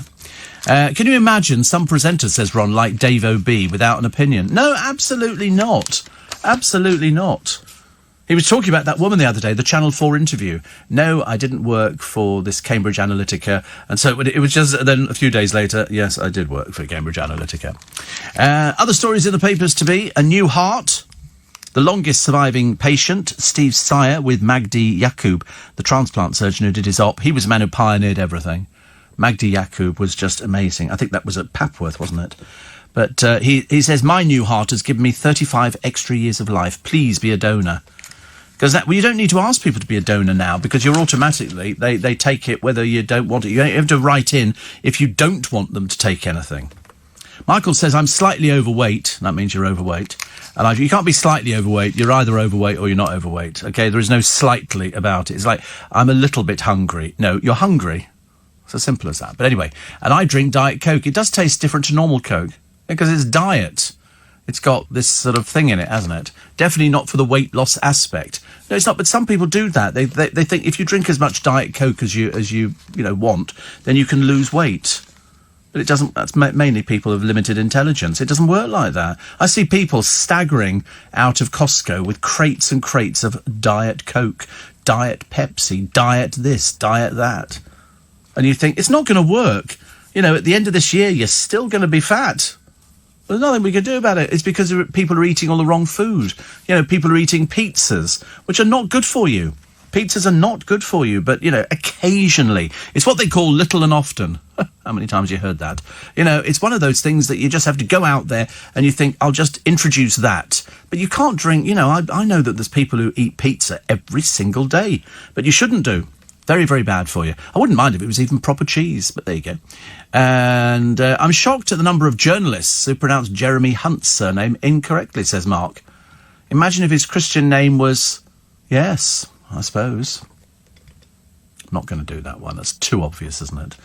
How would you know it was Diet Coke? All the cups are the same. Why would you make a lie up about somebody being overweight? It was a bottle of Diet Coke. I mean, it was written on the side, Phil. Luckily, I read English. It's amazing, isn't it? Obviously, you haven't mastered that bit of your life yet, but I'm sure you'll get round to it. One day, the producer says, you'll learn. So it wasn't a cup at all. It was a bottle. So, no. LBC News Time. I did mention at the beginning of the programme, and if you've just joined us, good morning, it's nice to have your company, about the Queen being very impressed. They've got a new exhibition at Buckingham Palace looking at Queen Victoria. Part of it, they showed the Queen a Hollywood production company's 3D recreation of a Victorian ball. A projection of 8 life-size dancers in period costumes is the highlight of the latest Buckingham Palace exhibition. The Queen spent around 5 minutes watching the virtual dancers who performed a quadrille, which is a dance that features 4 couples to the sound of La Traviata. At the end, she jokes, thank God we don't have to do that anymore. But to actually see these little figures there fascinated her. There's lots of pictures of her sort of peering at them most intensely. I remember there used to be an amusement arcade round the other side of Leicester Square. It probably still is, actually. And it was the bit where he goes, Obi-Wan Kenobi, help me, please. And it was the little figure in the middle. But it was a projection. But it was like a little person. You could walk round. It was terribly clever. So I can imagine why the Queen was equally impressed about things like that. Also, Katy Perry and her fiancé, Orlando Bloom, are into a new age way of living, which is a 5-step Panchacharma cleansing treatments. Right, you definitely feel more energy. It's amazing all these different treatments that you get, isn't it, nowadays? You get different treatments and they go... I mean, I've always wanted, ever since I saw it on a film years and years ago, to have this treatment where you go away and you just relax, because I can't actually relax on holiday. I just don't do holidays at all. I do the same when at KFC or McDonald's. I always pick out with a Diet Coke. Full sugared Coke is too syrupy for me. Never been a full sugared drinks fan, Steve. Another one says, Steve, diet soft drinks are worse than the sugary drinks. Aspartame. Is it aspartame? Aspartame. Of course it would be aspartame, wouldn't it? Yes. Thank you. It's an artificial sweetener the body can't process. I've studied this, says Trucker Phil, Chris, who's obviously carrying a bit of weight. Because if you are prone to putting on weight, then you would have tried all of these things. Steve says, Kay in New Romney, it's not the Diet Coke or the Diet Pepsi, it's all those cream cakes that are the problem. I'm finishing my Pops decorating today. Think of me in this rotten heat. My brother's doing the same. And then Sarah says, how's your diabetes these days? Rubbish. She says, what's your morning reading? I've got no idea. No idea. I'm being fitted with this thing today, which is going to go on my arm. If we can make the blooming thing stick. We've had a problem with it. But she says, could you do yours live on air again? No, the last time we did that was 17. 17. It's ridiculous. It's supposed to be, as you know, a lot. 10 is too high, but I can't talk about it because I'm absolute rubbish. Absolute rubbish. What have we got here? I love Penman Investigates in the Mirror. Very good. From the fishy to the fraudulent. And the feeble law shows crime does pay. Crooks who made fortunes. Prolific burglars, Danny and Timothy Stone Parker. Or just crooks. Charlie Webb and Joseph Holmes only had to pay back, out of their ill-gotten crimes, £1 each. £1 each, because they either couldn't find the money or they didn't have any anymore. A friend told me once Coke Zero was introduced because men were embarrassed to ask for a Diet Coke. Really, Gavin? Yeah, I know where you're coming from, because it makes it look... If you order a Diet Coke, it's because you're concerned about your weight. So Thomas is ordering Diet Cokes now because he's concerned, as people... You don't drink fizzy drinks. Oh, right. I thought you liked that fizzy one you had a short while ago. Didn't you have fizzy Ribena? Didn't you like that? Oh, really? Oh, perhaps I was thinking of somebody else. I'm trying to think. Somebody tall who sneezes and coughs all over the place. I'll try and think of it. Probably Henry, actually. Yeah, probably Henry. Have to check it. Steve, can you do your Daphne from Eggheads impression? No. We can only do people who are currently on the television. If they're not on the television, it's totally irrelevant, because the only people who know who it is you and me. Here's a lovely picture of a man that I've met on a couple of occasions, actually. His name is Mark Raffles. Mark Raffles, they have down here as a conjurer. But in fact, I knew him as a pickpocket. You know, a professional pickpocket. There was a very famous one called Bora years ago, and he appeared in circuses. And he would get somebody up on stage, and we could see what was going on with the person who was being pickpocketed, and it could be anything from glasses to a watch to a wallet. It's so clever to watch. If you watch a really good pickpocket, and there are really good pickpockets, mainly on Oxford Street, but Mark Raffles is going to pack it in. Why? He's 97. He's 97, and a stammer kept him out of the army, so he helped build air raid shelters, then honed his magic act, joined ENSA. And his late wife Joan used to assist in the tricks. They used to produce poodles. They had a poodle act, which I think they sold many years ago now. But I met him over in Las Vegas at a magic convention. He's a life member of the Inner Magic Circle with Gold Star. I just have Inner Magic Circle. And he says, magic led me to serve my country and meet many interesting people. Lovely man. At the age of 97, he's decided now it's the time to stop. But he had a poodle act. And then, as I say, I think I can't remember who actually bought it. Perhaps he bought it. I don't know. Anyway, I knew him as the pickpocket, and he's a lovely, grand old gentleman at 97. And those are the sort of people we should encourage. But if you've got children who want to do magic, they've seen somebody on the television, then go onto the Magic Circle website. And there is a junior section of the Magic Circle. And you can go along, and you'll be with lots of like-minded people. And it's a good way. People just derive great pleasure out of it. Seriously, even at my age. And of course, I've got a show at the Magic Circle coming up August 2nd, I think it is. And I can't tell you exactly who's going to be appearing on my magic show, but I promise you won't be disappointed. You won't be disappointed. We always like it. Let's have a quick look. Steve Allen's Summer Sorcery. So that's what it is. And that's Friday the 2nd at 7:30. Proceeds to charity, of course. And that's in Stevenson Way, Euston, right at the end of Tottenham Court Road. You can't remember, within 5 minutes of the end of Tottenham Court Road. And sold out on the £10 seats and the £50 seats. We've got 38 and 35s left at the moment. And you can see exactly where the seats are that you'll be sitting in. Well, we can't show you a picture of the actual seat. There's not many left at all. Yeah, you've got to be quick on this one. So we shall look forward to seeing you down there, and I shall be hosting. So we're seeing what we've got. Here we go. I'm not a robot. I love that thing. It pops up all the time, doesn't it? Oh, mummy, how many have you just bought? There you are. You can't find all in one row, can you? I don't think the rows are that big. I can't remember. Oh, you've done that. You found those on the dress circle. Good Lord. Producers just spent £420. How lovely. Honestly, what a marvellous person you are. But I definitely want one of these translators for Christmas. If you could see your way clear. If you start saving now, you should be okay, shouldn't you? You should be able to get it for me for Christmas. I always buy you... Well, yeah, but I always buy you useful presents for Christmas. You know, always buy you interesting things. You know, the least you can buy me is something I really want. What's the point of buying me something I don't want? I know it'll be like chocolate, won't it, or something ridiculous. Crate of Diet Coke. I don't think I've ever had Diet Coke in the fridge. I worked on the assumption just buy the normal stuff. It was fizzy and hurt at the top of your mouth when it was ice cold. Or Pepsi.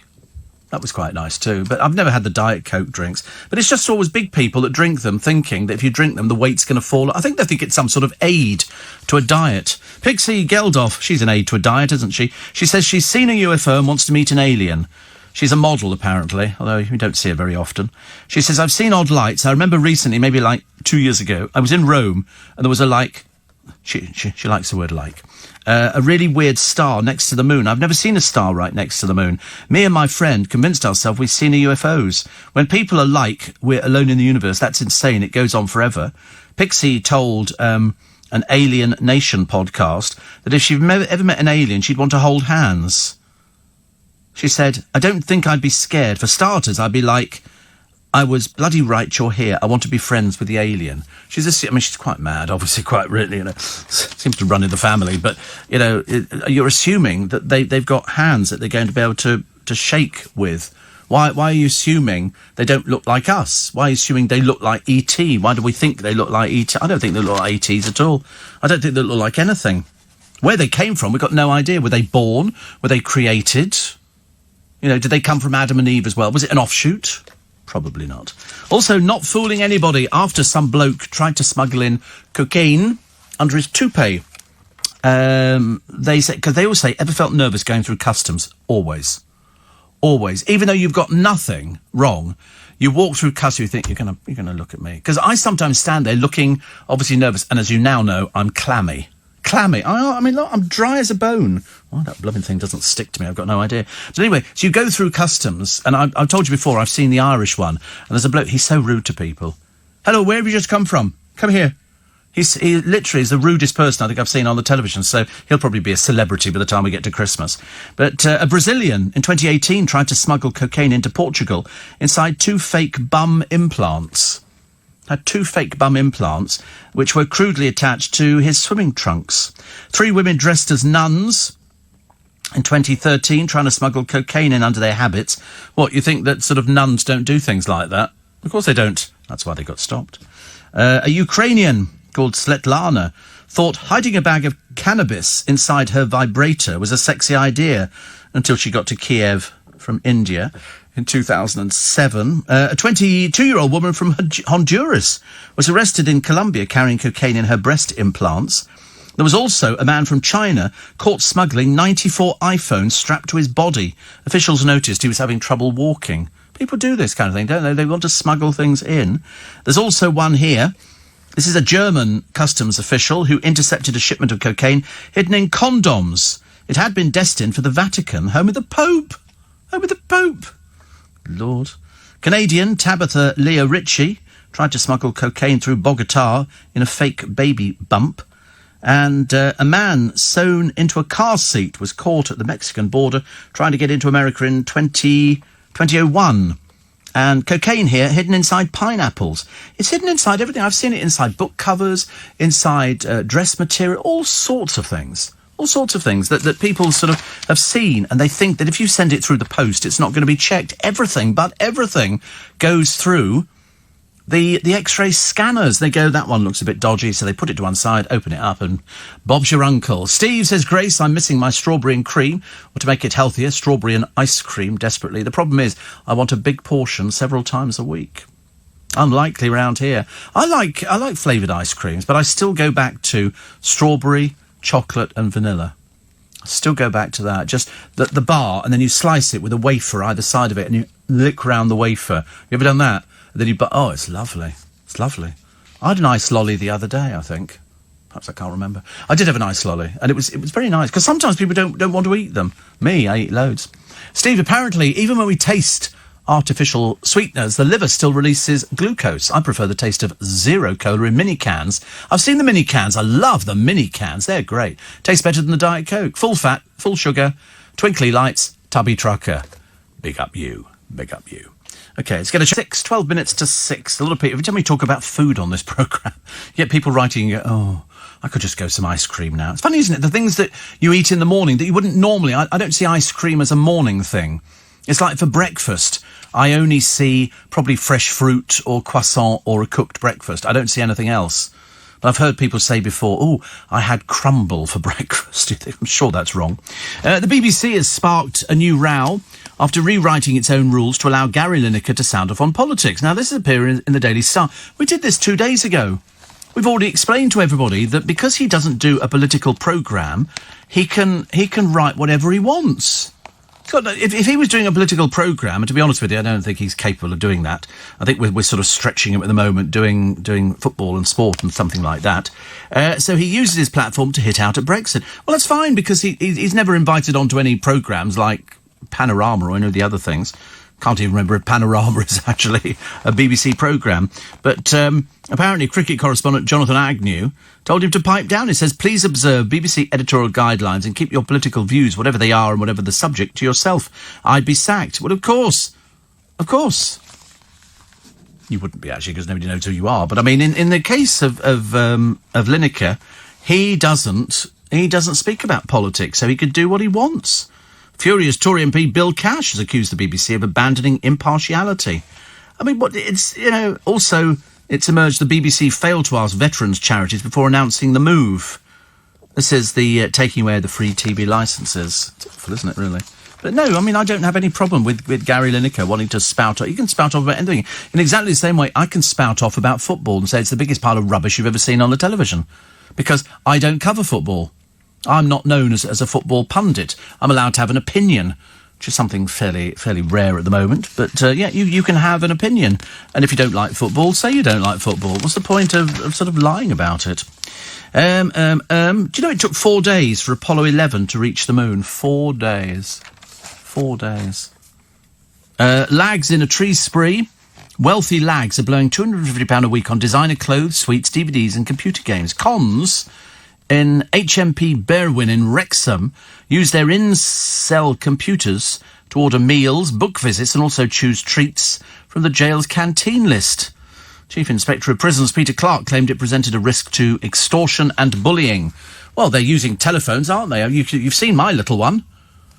Everybody's seen that, the tiniest little telephone. I mean, seriously, less than an inch long and about half an inch wide. Tiny. Absolutely tiny, isn't it?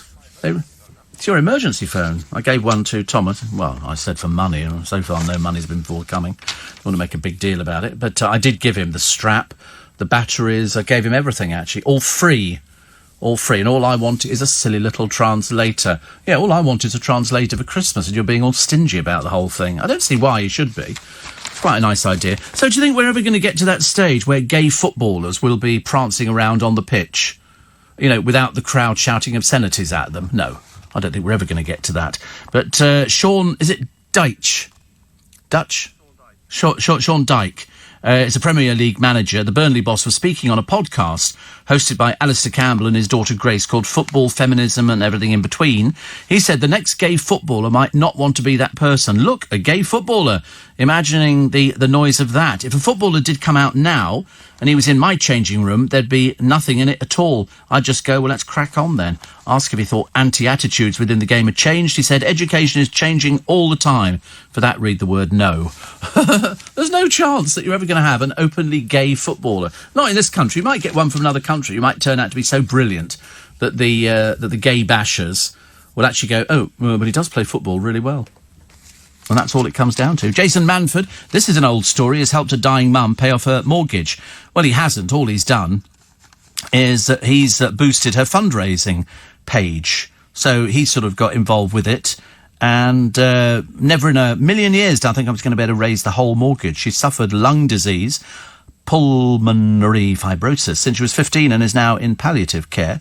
She was sitting in bed when suddenly the donations started snowballing. Everybody was saying, check your messages. Jason Manford has chosen you for his charity ninja thing. So that's good, isn't it? As long as they raise some money. Always very happy with stuff like that. Always very happy. Elon Musk is going to start wiring up people's brains to the internet next year. God, can you imagine what you could do? Can you imagine what you could do if you could wire up somebody's brain? You know, I want to learn a language. OK, we can plug you into the module at 9 p.m. this evening. You download it onto your computer. Then at 9 o'clock, you have it for 2 hours and it will download into your brain. And when you wake up, you'll be speaking this language fluently. You go, that is such a godsend. I'd be doing loads of different languages. Imagine being able to go somewhere and actually sort of speak to people in their own language. They're always surprised. I told you, there's a guy on the YouTube. He's Canadian, but he speaks fluent Cantonese. So he can go throughout all the street markets in China and he can converse with the people cooking. And some of them are quite amazed. They go, you speak Chinese? And he goes, he obviously says to them, yeah, but, you know, not as good as it could be. But his girlfriend's Chinese, so that helps, doesn't it? David in Sidcup says, for breakfast each day, I like a morning roll with a little honey. Ooh, da-da-da-da-da-da. I think that went straight over his head the other day. And Enya says, what you said about people drinking Diet Coke is spot on. I was in Burger King the other day. A woman ordered a supersized burger meal with a Diet Coke. What's the point? I agree with you. I agree. I don't understand it either. I don't understand it. It's all very, very odd. They've named a dog-friendly hotel of the week down in Weymouth, because lots of hotels are not dog-friendly. They're not gay-friendly, some of them, are they? Remember the ruckus we've had with people saying, why can't we, it's two men, can we have a double bed? And the owner's got, no, you can't, no. And then people have been taken to court before. It's terrible, isn't it? Britain's Got Talent, The Champions, featuring the likes of Susan Boyle. What's your name? Susan Boyle. I remember seeing her on the television with her hands on her hips. And then, of course, by the time she'd had the makeover and the auto-tuning, she was singing like a canary. Diversity and Paul Potts competing for the big title. Being filmed next week. But hasn't Paul Potts just done one in America? He didn't do very well, I don't think. But, so that they're sort of there's obviously going to be an album, isn't there? Although, how you bring an album out, with diversity on it, I've got no idea. Are the doors about to close on Beecham House? I do hope not. Tom Bateman stars in it on Sunday. So far, no word about any more series. I think they could continue on. And Curtis. This is Curtis, whose brother is AJ Pritchard, who's making a meal of things on a new TV show. One of a list of celebrity guest judges on a new CBBC cookery... So you won't see it, it's on CBBS. Called Step Up to the Plate, hosted by Fred Sirieix and Allegra McAvady.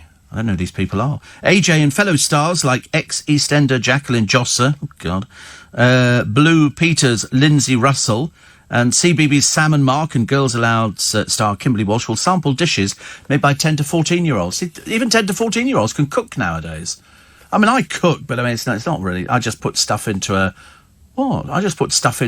frying pan or into a saucepan, and I basically steam it. I keep meaning to have fish. Somebody said try and vary your diet a little bit. I'm not sort of wow about varying the diet. Oh, look, mobility scooters.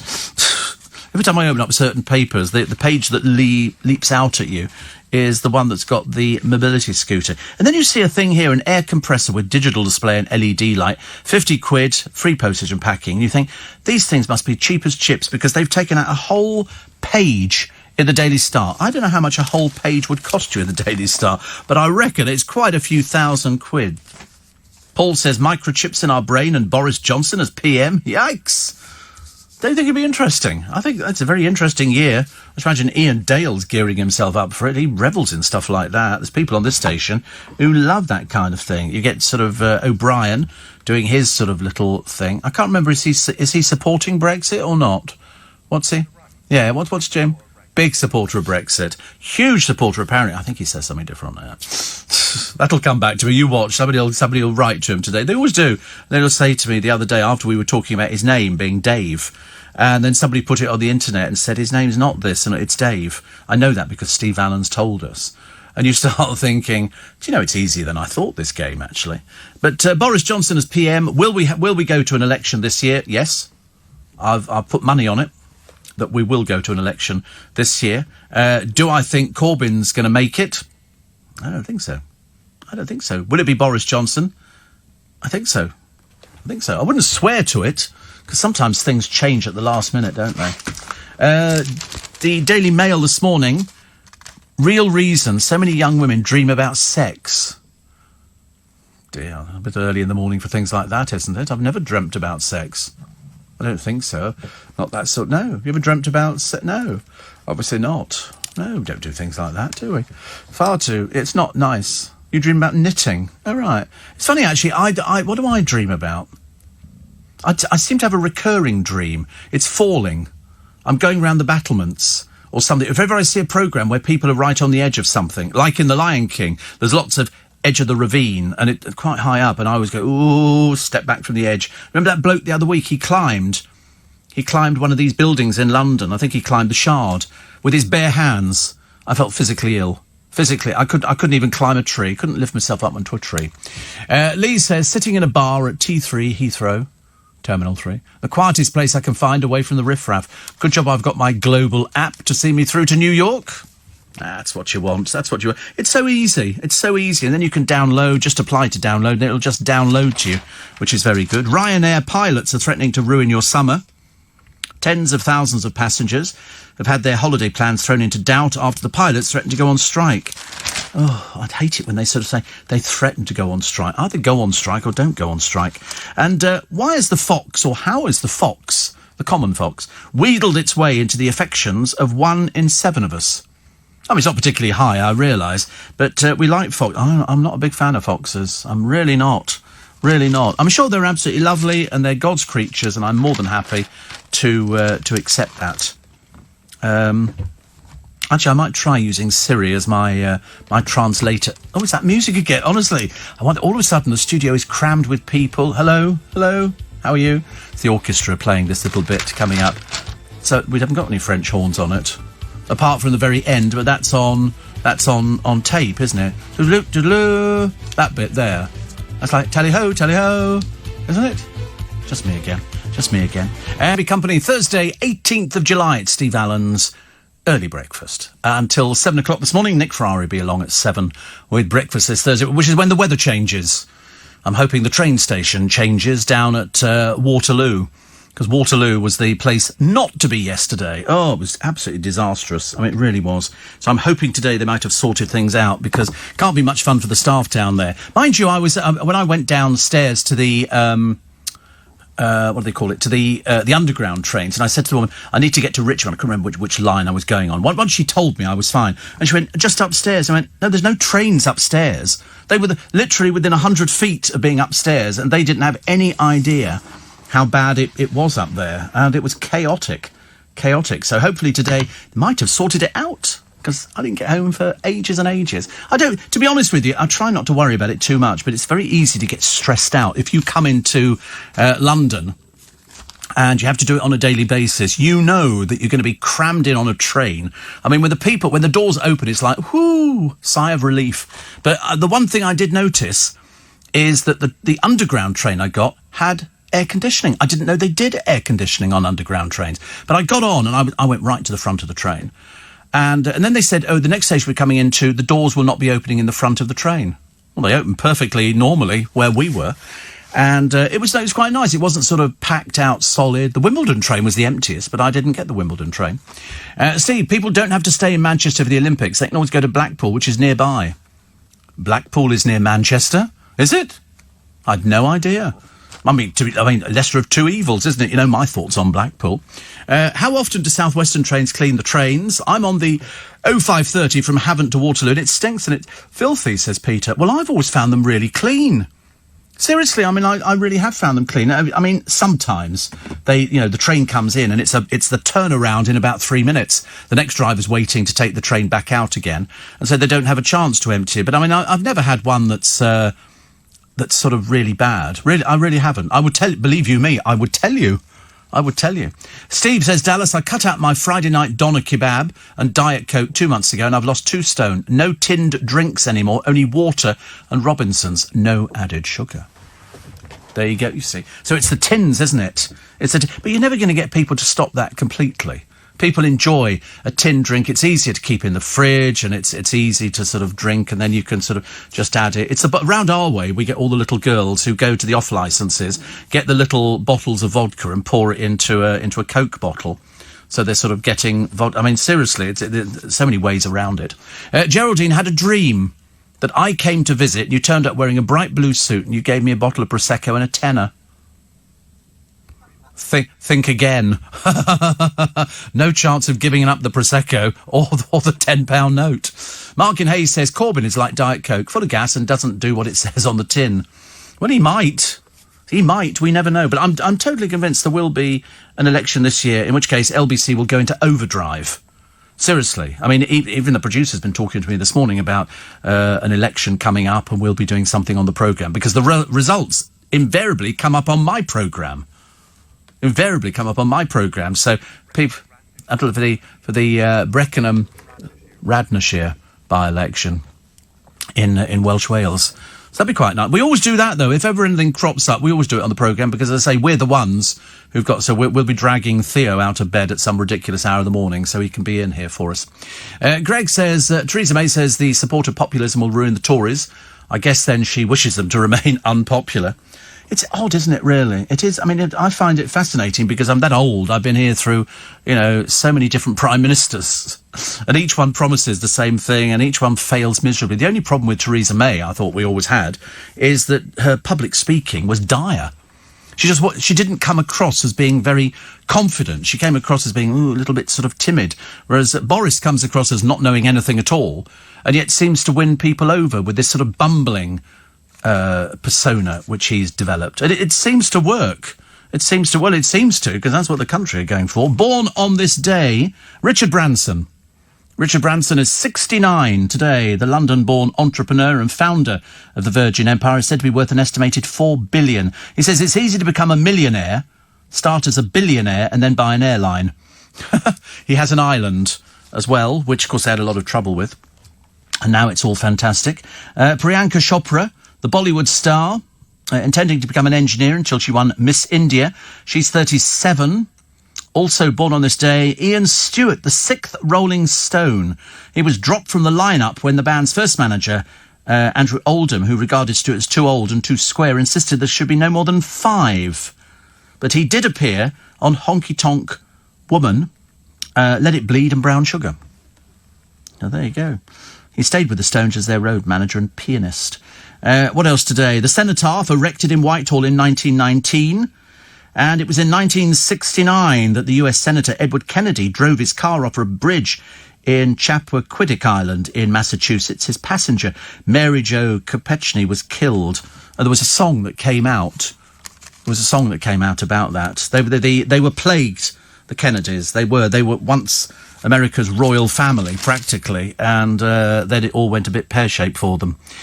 Also, the secret of a classroom success. 10 members of the staff are ex-pupils. Oh, lovely. So they've got pictures of when they were kids at school. I don't think I've got any... Oh, I must have, mustn't I?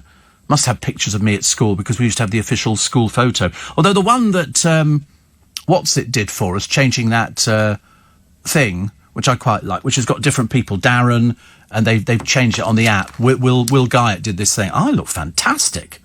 Seriously, I mean, that is... I wish I'd cultivated that look. Even I look at it in amazement and go, sure, pretty hot stuff there, mate, I'll tell you. You know, it's not very often radio presenters say things like that, but when it's true, you can't hold back, can you? You have to be honest with people and tell them, you know, I think I'm absolutely gorgeous. Well, I was in that picture. Unfortunately, in real life, it's not quite as exciting. John from Croydon, he says, I'm late to work today. What's wrong with Diet Coke? Surely better than full sugar Coke. You mind your own business. You drink what you want to drink, pal. Don't interfere in our lives. We don't come round there and tell you what to drink. Goodness sake, honestly. We've got somebody in here drinking Nesquik milkshake. Doesn't get any worse than that, does it? I mean, that might as well just basically empty some milk into the sugar bowl, put a few drops of cochineal in there, and then you've got, you know, the same milkshake that you've got at the moment. Ridiculous. E-numbers. What can I tell you? They must be good for you. They're in everything. This banquet fit for a queen has got something. It's a table decoration that I love. It's a fountain, the Alhambra table fountain.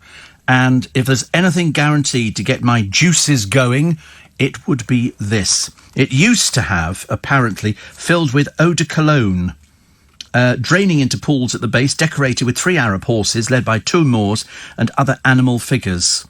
It's visible in a watercolour of the Golden Jubilee dinner in 1887. Victoria and Albert, I mean, she was really unattractive. Really, I mean, seriously, I don't want to make a big deal about it. I mean, if her size waist was 50-inch knickers, I mean, good Lord above, I mean, that is vast by anybody's standards. But the Queen was fascinated by these things, and of course she knows what they all are because she's grown up with them. That's why I was talking about this to a friend the other day, and somebody said, do you realise that when the Queen passes on, and we hope for God it's not for years and years and years, we think the royal family is going to descend into chaos. I think no, because she's holding it together. Her and Philip hold it together. They don't allow anything. Although she never criticises. She's not a person who criticises. But I think it will descend into chaos. Absolute chaos. It depends, though, doesn't it? Whether she clings on and Charles goes first. That would be... In which case you get William. In which case Harry gets even more annoyed, I suppose. Here is a lovely picture of somebody called El Chapo. He's escaped from prison before... Basically because he's so rich, he can pay for people to get him out. He's been sentenced for life, ordered to forfeit $10 billion. So he's got convictions on 11 drug dealing, murder and money laundering charges. More than 50 witnesses described how he would beat and kill those who stood in his way, burying some of them alive. So we have to now... Well, we don't keep him because he's in America. His 30-year-old fourth wife... Emma looked on from the public gallery in jewellery valued at £60,000, and the couple have 2 daughters. So he was extradited, recaptured. They dug a mile-long tunnel to get him out. That's how much money he's got. You know, really. It's amazing. The drugs baron thanked his family for giving him the strength to bear this torture. Linda says Boris is a very intelligent man. Not regarding politics, he isn't. I mean, surely you can't be that daft. You don't really think he knows what he's talking about, do you? He hasn't got the faint... He didn't know what half the rules were the other day. So, not very intelligent at all, Linda. Which is a shame. Little Julie says, bit of rain here this morning. I'm sure having Theo on the show will suffice for the election coverage. He makes politics sound interesting. I'm sure Heather, the Norwich nurse, will agree too. He does, doesn't he? I think he likes... Yeah, he's getting quite a fan club. You know, when you consider he's not blessed with looks or anything like that. You know, I don't... every time it pops up on the programme, we get all sorts of people going, oh, we like Theo, let's have more of Theo. I think, well, any more of Theo means he takes over the show. We always put him on there. He's fit. You're looking at the same person. Theo Usherwood is a fit guy. Well, I've got a bicycle as well, but, you know, don't make me a fit guy. Fit, I've never heard him described as fit. He walks around the office in his socks. Yeah, absolutely. Better keep well away from you. You don't want to pick up any of those things that you've got. Asthma, psoriasis, and everything else that's coming in. And every other disease known to man. And then, I mean, heightened, as far as I say, by the pink milkshake. I mean, pink. Out of any colours you could have at this time of the morning, pink would not be it. You know. No, that's what you say. I'd rather you stayed behind the glass, though. It's a lot easier, as far as I'm concerned. Yeah, heard that a million times. I've learned to say phrases like thank you and see you soon in almost 20 different languages now, Steve, says Holly. I've got plenty of opportunity to use them when I volunteer in the charity shop. Customers are always appreciative. I particularly like Hungarian, which is a challenge. So you can do thank you and see you soon. What happens if they say something back to you? Presumably you can't respond. If somebody says, you know, good morning. I mean, it's like I've noticed with some of the people who work in the building, I've said to them, morning. They said, good morning. And then you say, how are you today? Nothing. Steve, if I was the new Tory leader, says Jax, I wouldn't be conned by the papers to go for an election. They conned Mrs May and it was a disaster. I think they're definitely going for it. I'm pretty certain they are going for it. Day's fishing for me today, Steve, at the Clavering Lakes, next to Jamie Oliver's dad's pub, the Cricketers. Neil says, I'll get you out one of these days. Magic I don't know about, mate. I'm a member of the Inner Magic Circle. Try to say, don't call it magic, call it illusions. Illusions are different. Illusions, you know, the big box tricks you see on the television, or people walking through an aircraft hangar or doing something. I remember one that was sort of full Joey Essex, and that wasn't too difficult, was it, to work out? Nice to be company this morning, 6:20. Are we decided that Waterloo Station is okay? Can we check with Dave on whether Waterloo Station is going to be as rubbish as it was yesterday? Will you go and ask him? Thank you. Otherwise, there's no point in going all the way to Waterloo to not actually get anywhere. I might as well sort of go on the underground, but start from Embankment, which I don't generally like going on the tube. It's a bit grubby. You know, there's no sort of air down there or anything like that. And it's an awful lot of people going to work, carrying their sort of spirit levels and drills and everything else. Ghastly. They should be in a separate carriage, basically with sort of fumigation all the way through. 84850 steve@lbc.co.uk. What have they got on the... is it good? Oh, it's good. Oh, it's good. Thank goodness for that. I don't want to get all the way to Waterloo Station. I have to walk to all these platforms. Seriously, my legs are... I need to get skates or something. I might go and buy a pair of roller skates and have a little go. There's a picture here of the jumbo pilot flying the world's tiniest jet. Frightens the life out of me, things like this. I mean, it really is tiny. It looks lovely. And I have been up in a light aircraft before, and it does frighten you a little bit because you get buffeted around. This one looks very sweet, very cute, but I was thinking... if all of a sudden this thing gives up, I mean, is he wearing a parachute? Has he got a parachute with him? Don't want to miss anything at all. And I'm very, very excited about Paul McCartney working on his first ever musical. And this is the stage adaptation of It's a Wonderful Life. It came out in 1946 with Jimmy Stewart and Donna Reed. Firm family favourite at Christmas, but it never was that way. When it first came out, Sir Paul has teamed up with Bill Kenwright, who will produce the show. Very interesting. Very interesting. And, I can't wait for that one. They think it's going to come out, I think last January, Bill was sent 6 songs which Paul had recorded, and Bill said the songs take you somewhere you don't expect to go. They sound simple, but it's deceptive. That's the genius of it. Wow. 2020, they reckon. And then it'll launch on either the West End or Broadway. I suspect it'll probably be the West End, but I've been wrong before on these kind of things. But that would be such a good film, such a good film. But when it first came out, it didn't do anything. Nobody was particularly bothered about it. And now, They've hailed it as the best film ever, and they've changed it. It was black and white. Now they've done a colourised version. Really fantastic. The boy who died on the railway track was being bullied, say fellow pupils. And as I said at the very beginning, this is the Salesian Church in Chertsey.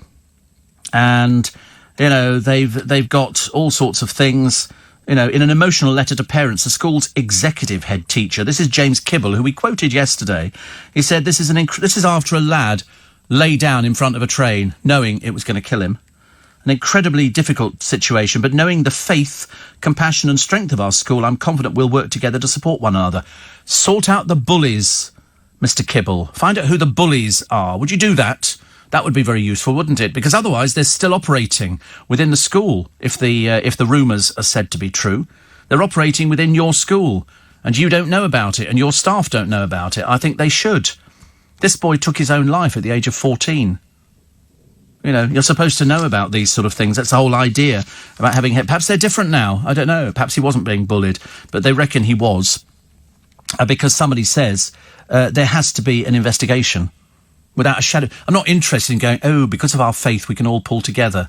Sod faith, I'm afraid. Let's have some practical help for this family.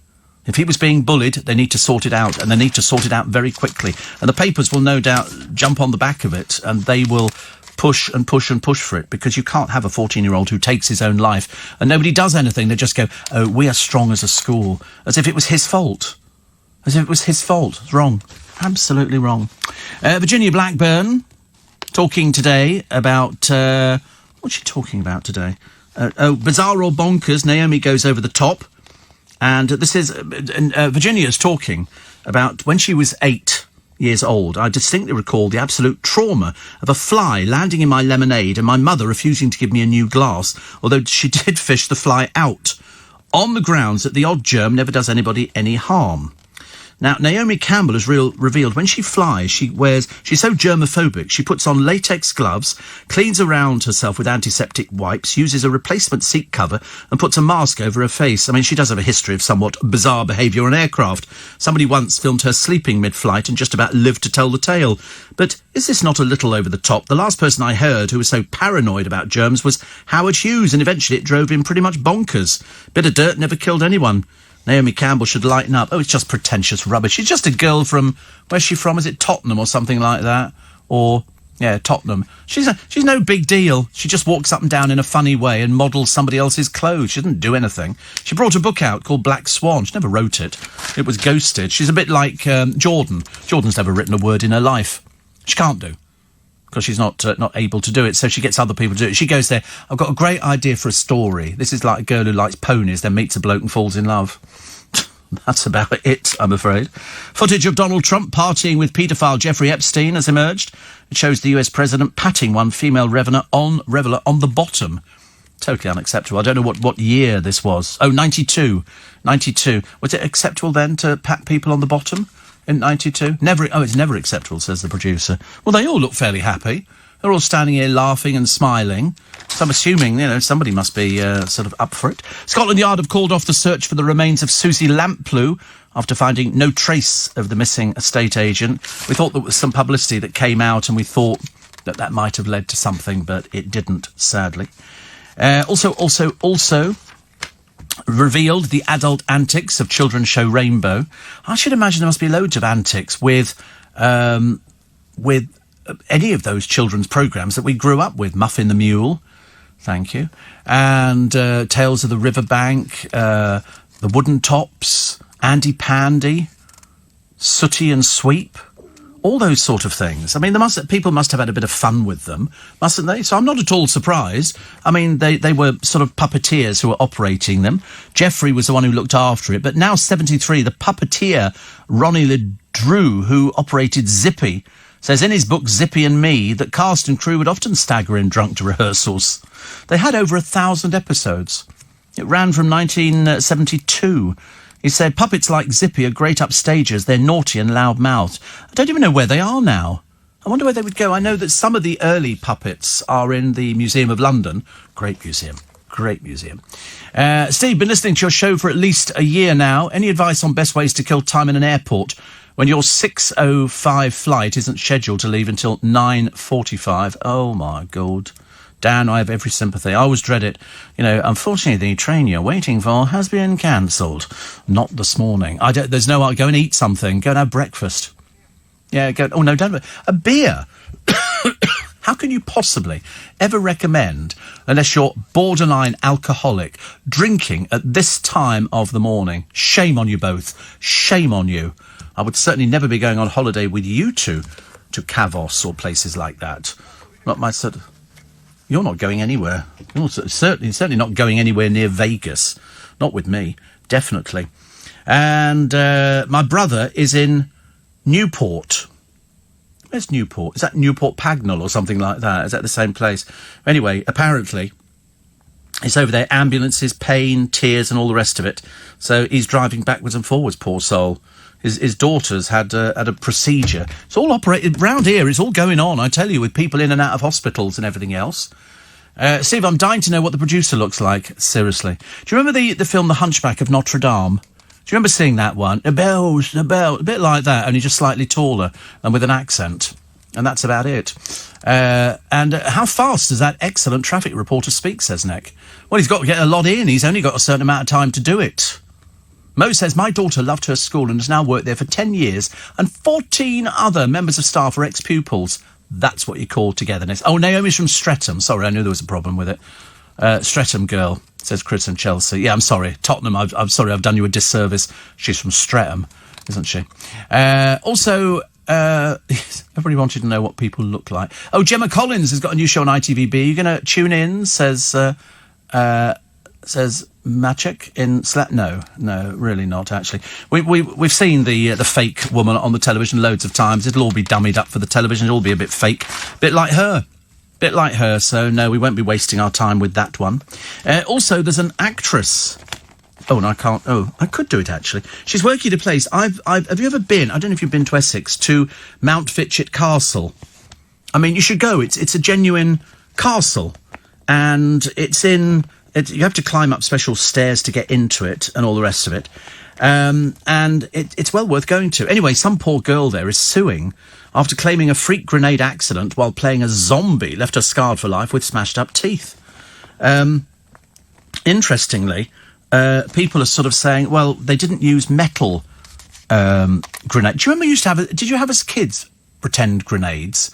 We could pull the pin out of it and it just made a bang. It had a cap into it.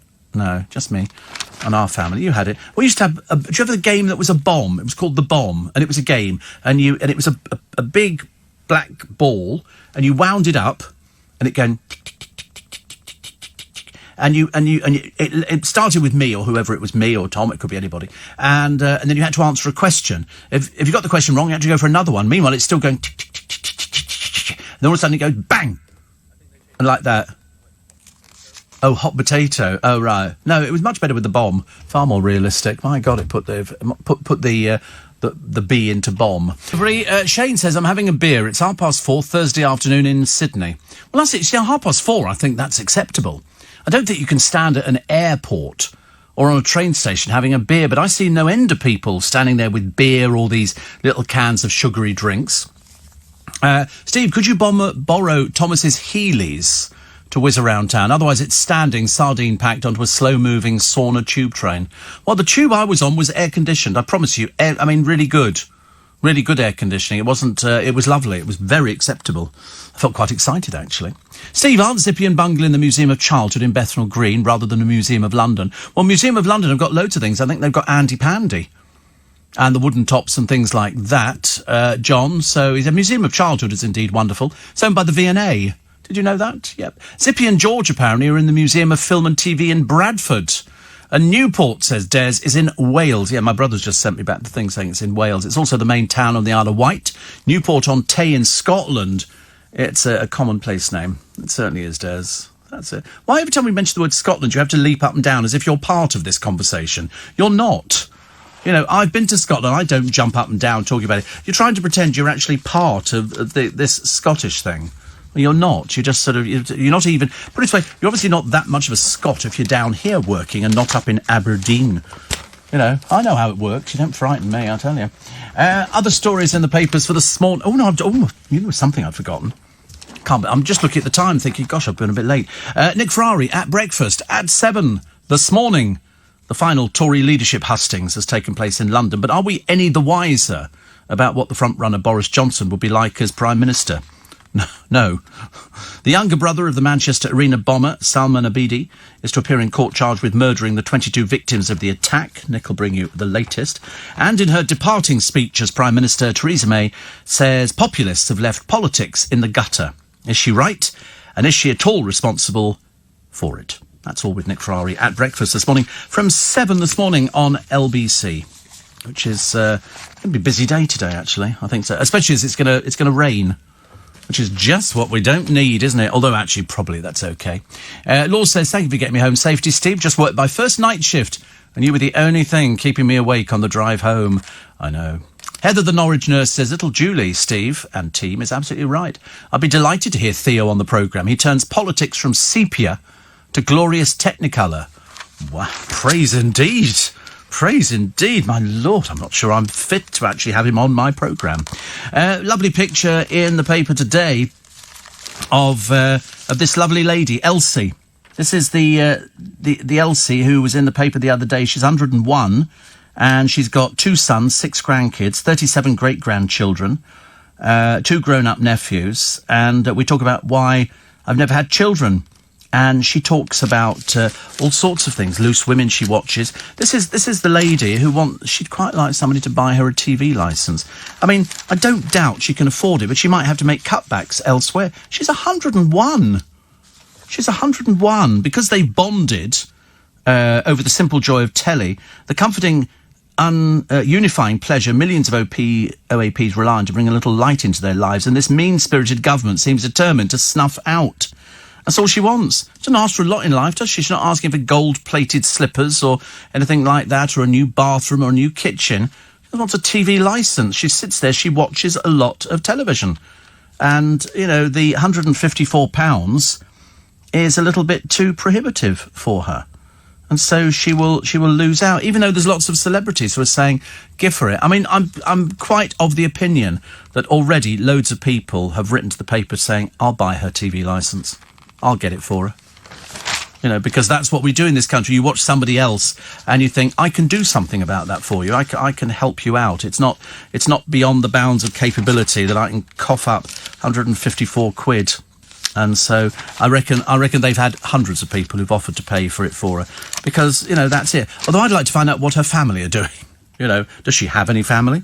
And why aren't they buying it for her? Because they should be.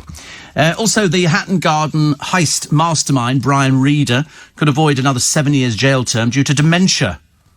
He was freed last year after serving half his sentence, but faced more time if he failed to repay millions stolen in the raid in 2015. Because I reckon they've still got it stashed away. Apparently, they owe a joint $5.75 million, one of the biggest confiscation orders in UK history. But the money has got no idea. It is amazing, really, isn't it? And because he's facing dementia, he can avoid jail. I mean, is there some test where they can find out whether this is true? But they're all in there. He's 80. He's the oldest, I think. John Kenny Collins, 78, Daniel Jones, 64, and Terry Perkins, he's dead, isn't he? Died last year, age 69, owe this money. Because, I mean, the trouble is they're just old failures. That's the trouble. It is almost like a joke, isn't it? It is almost like a joke. These old past-it people go and mastermind something, but they've still got the money. There's quite a bit of money that's missing, like $5+ million. $5+ million. No one in their right mind, this is files from the National Archive, would spend 3 weeks in Manchester.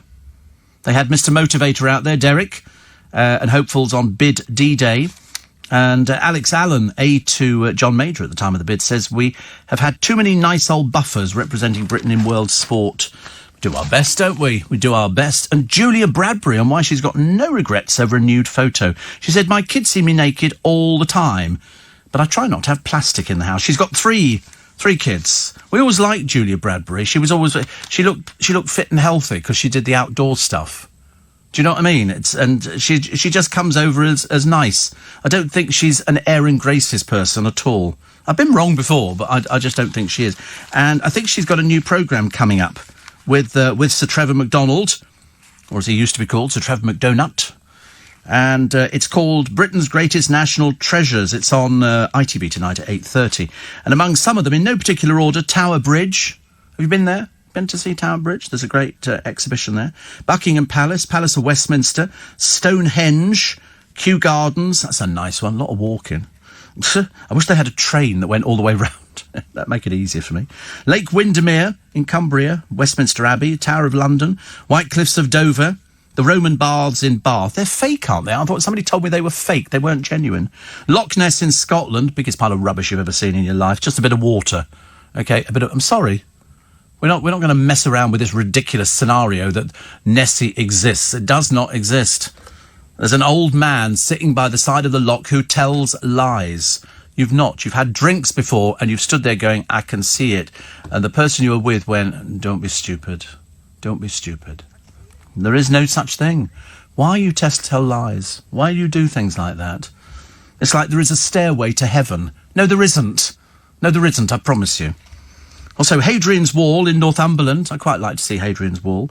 British Museum in London is great. That's got loads of things. That's got the mummy from the Egyptian tomb who's growing hair, ginger hair. Well, that's what we were always told. St Paul's Cathedral, only if you climb right to the top. That's well worth it. If you can manage it, do it. Cheddar Gorge, never been there. I'd love to go there. The Jurassic Coast in Dorset. St Michael's Mount in Cornwall. Giant's Causeway in Northern Ireland, of course. Edinburgh Castle, I've been there. In Scotland. And Snowdon in Wales. There's only one thing from Scotland.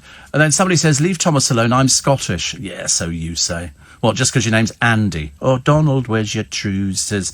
Let the wind blow high, let the wind blow low. He said, I've been living and working near London for years. Like me, Thomas is down here on missionary work. Yes, I mean, he's always trying to save people. That's the trouble, isn't it? He's there as the missionary on the programme. Donny says, blueberry muffin on chopped chip. I don't do muffins. I do not do muffins. I don't know why, because they always look as though they should be in my sort of sights for something to eat, but I've just never enjoyed them. I've never enjoyed a muffin. Isn't that funny? Some people love them, not me. And then they go, can you hear people in Starbucks? Oh, can I have a skinny muffin? Oh, please, do us a favour.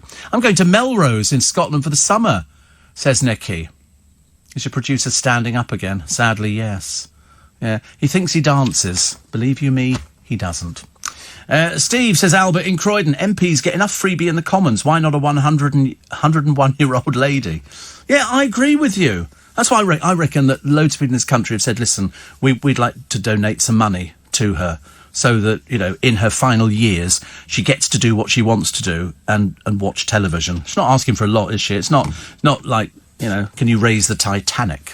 Everybody, good Lord, it's 10 to 7 already. I can't believe it, actually. Over in Las Vegas, Ollie is enjoying his holiday. He's having an alcoholic slush puppy, which is what we talked about before. We did think that you could buy these. And then I saw something not unsimilar in Costco, which was different, you know, Prosecco lollies. And I'm never sure how they work, because I can't ever taste anything at all. I've tried a few, actually. Steve, I suggest the BBC, says Phil, should ballot all licence payers and give us a choice of what should be cut. I guarantee it wouldn't be pensioners' free licences. I agree. And Paul says, if somebody reaches 101 years of age, give them free TV licences, electric, gas and water. They deserve it. I agree. Woke up to an email from the lottery.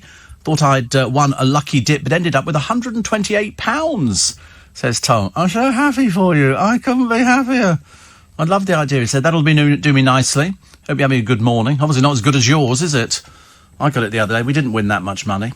I like the advert that we're running at the moment where they talk about you've won £656,000 or something. That sounded even better than winning 96 million, which I think is this Friday on Euro Million. So I bought a few tickets, you know, as you do. It won't make any difference. But, I mean, they always say somebody's got to win it, and I keep trying to convince myself that somebody eventually might be me. Your speaking Scottish voice is not too bad, says Christine. I know. I don't think it's too difficult, actually. Angie wants to know if I've ever been to a roller disco. Do I sound like I've been to a roller disco? Do I really sound? My friend John Holly from years ago, who's not sadly with us anymore, he used to be the DJ in a roller disco down at where Heaven is now, in London. It used to be a roller disco, one of its many incarnations, and it became a roller disco. And, no, I never went. I couldn't bear the noise. I seriously couldn't bear the noise of people pedalling. Oh, awful. Dreadful. I don't even like ice skating. I really don't. I can't do ice skating. I'm not very good at that. Although I convinced somebody I could do roller skating, and then my goddaughter had a thing at a roller park in Harlow, I think, and I was rubbish. I was terrible. And I had to sort of freely hold my hands up. Des says, I'm Scots. We come down here to educate the locals. A Scot founded the Bank of England. Adam Smith, founding father of economics. No country in the world has invented more than Scotland for its size. Even your tarmac and car tyres and scores more inventions that changed the world. Nothing I can say, is there? I can't help it. You have to bang your own drum. We give enough money to Scotland, don't we? We seem to take it out of London and hand it over to you lot. We do Scots, Waha, we Wallace Bled. It is absolutely true. I think you'll find it is true. We do give a lot of money to Scotland. We have to. Still got that wall to build, haven't we? Do you want to come in? No, you can't. No, you can't. It'll be like Mexico all over again. Tips in one of the papers today to keep the kids happy in the holidays. And it's all sorts of like little party games and silly things. And some of them are very silly. One of them, the old one, you'll remember most of these things. And so that's why if I tell you it doesn't sound as exciting. Sticky balloons. You remember when you take a balloon and you rub it up and down your jumper or your shirt and then it sticks to the wall? Kids derive great pleasure. You could leave them up there all day, most of them. Also, power potato. They tell you how to sort of power things to a small light bulb through a potato. Cloud watching is very popular. Nature treasure hunt. Spot the purple car. We used to do playing... what did we play in the car? Was it bingo or something like... Whatever it was, each pub used to have a name. And if the name had legs... that would be your run. So if it was the coach and horses, you did very well because you had all the people on the coach, however many you could count, and then it had the horses. If you got 4 horses, that was 16 to start with. And so you could rack up. So we used to play cricket in the car. First to 50, and this is just need a couple of dice. A bit difficult in the car. We used to have a little tray thing that we used to use. And what was the other one? Common clouds to look for. Very good. Cloud watching. You just need to lie back. But, of course, nowadays you can see clouds anyway, can't you? Because they're sort of all over the place. So it's the School Holiday Survival Guide. And good luck, because it's the long... Also, make sure you take some sweets. Sucky sweets, we used to call them, as opposed to anything that's sort of like opal fruits, which wasn't very sort of sucky type sweet, because it used to make your mouth salivate. And, as they said in the advert, made to make your mouth water. And they did. And we used to have these hard-boiled sweets. You get tins of them at filling stations. Why? I've got no idea. And they were actually quite nice. So you need something like that. Don't forget to take some water if you're going on a car journey. Okay, if you're lucky enough to have one of those cool bags, keep it cool, take it out of the fridge or the freezer or wherever, and put it in there, and it'll stay nice and cold, because ice-cold water is delicious as they're actually going. Pub cricket, that's what it is. My brother had to help me. Pub cricket. And it's with we used to play, or failing that, the worst one that we used to play in the car was when we'd have a packet of fruit polos. Can't get them, I don't think, anymore. They just do the minty ones. And you have to keep it on your tongue for as long as you can without it breaking. And that was always very popular. And you'd have to say, have you still got it? You go, show people the sweetie on the middle of your tongue, because it was just tempting to bite into the thing. And so we did that. But there's loads of things you can play in car. First one, to see a cow. First, oh God, honestly. People are doing exercises now in the morning. It's really very disheartening. It really is. It's not made the slightest difference, has it, really? Not the slightest. What are you, 40, 45, 50, something like that? 55? Oh, 25. Oh, same age as Thomas. Thomas is 25. He's really a lot older than that. That's the age he's playing. He plays 25 for an age thing. So we're all close, roughly the same sort of ages, aren't we, thank goodness? Which I think is quite fun. Well, that's what I'm saying while it's my programme. It's as simple as that. You know, the day it ceases to be my programme, I won't be that age at all. Rainbow Unzipped in the Daily Mirror. Julia, I walk around naked at home, which I think everybody does, unless you live with mummy and daddy, in which case you don't walk around naked at home. It's not very advisable. Unless, of course, your parents are naturists, in which case they do walk around naked at home, and you just don't want to bring your school friends back, because it's too embarrassing. So, no, you don't. Oh, your mum's German. This couldn't get worse, could it, really? I mean, we seem to have the complete set here. So, well, there you go. She's German. I mean, what can I tell you? And they live in Ewell West. Hewell West. I mean, honestly. What a place. Scandal of the care bills divide in the Daily Mail. The Daily Star today. Luckily, you've got a woman showing her ample bosom off. India love battle, they say. But as I don't know who she is, she might be on Love Island. I'm not too sure. I have to sort of check all these different things. Nicole Scherzinger, obviously doing something in this country again, or perhaps she's doing something in America. Oh, here she is. India showing off her curves, but I don't know who she is. It doesn't actually tell me. That's a shame, really. But, I mean, she's on Love Island, is she? Thank you so much. I knew you'd know. The Sun this morning got a nice picture of the jumbo debt. This is the woman who was screaming. They had to launch two fighter planes and all the rest of it. And so she's been given a bill by Jet2. And the bill is because of all the trouble she caused. I mean, she's quite clearly a really horrible piece of work. And she's been fined £85,000. That's what they've sent to the bill for. Well, she works in Costa Coffee. Well, not obviously after this, I wouldn't have thought. And I should imagine she's got £85,000, but that's the bill they've sent her. Whether they pursue it, I don't know.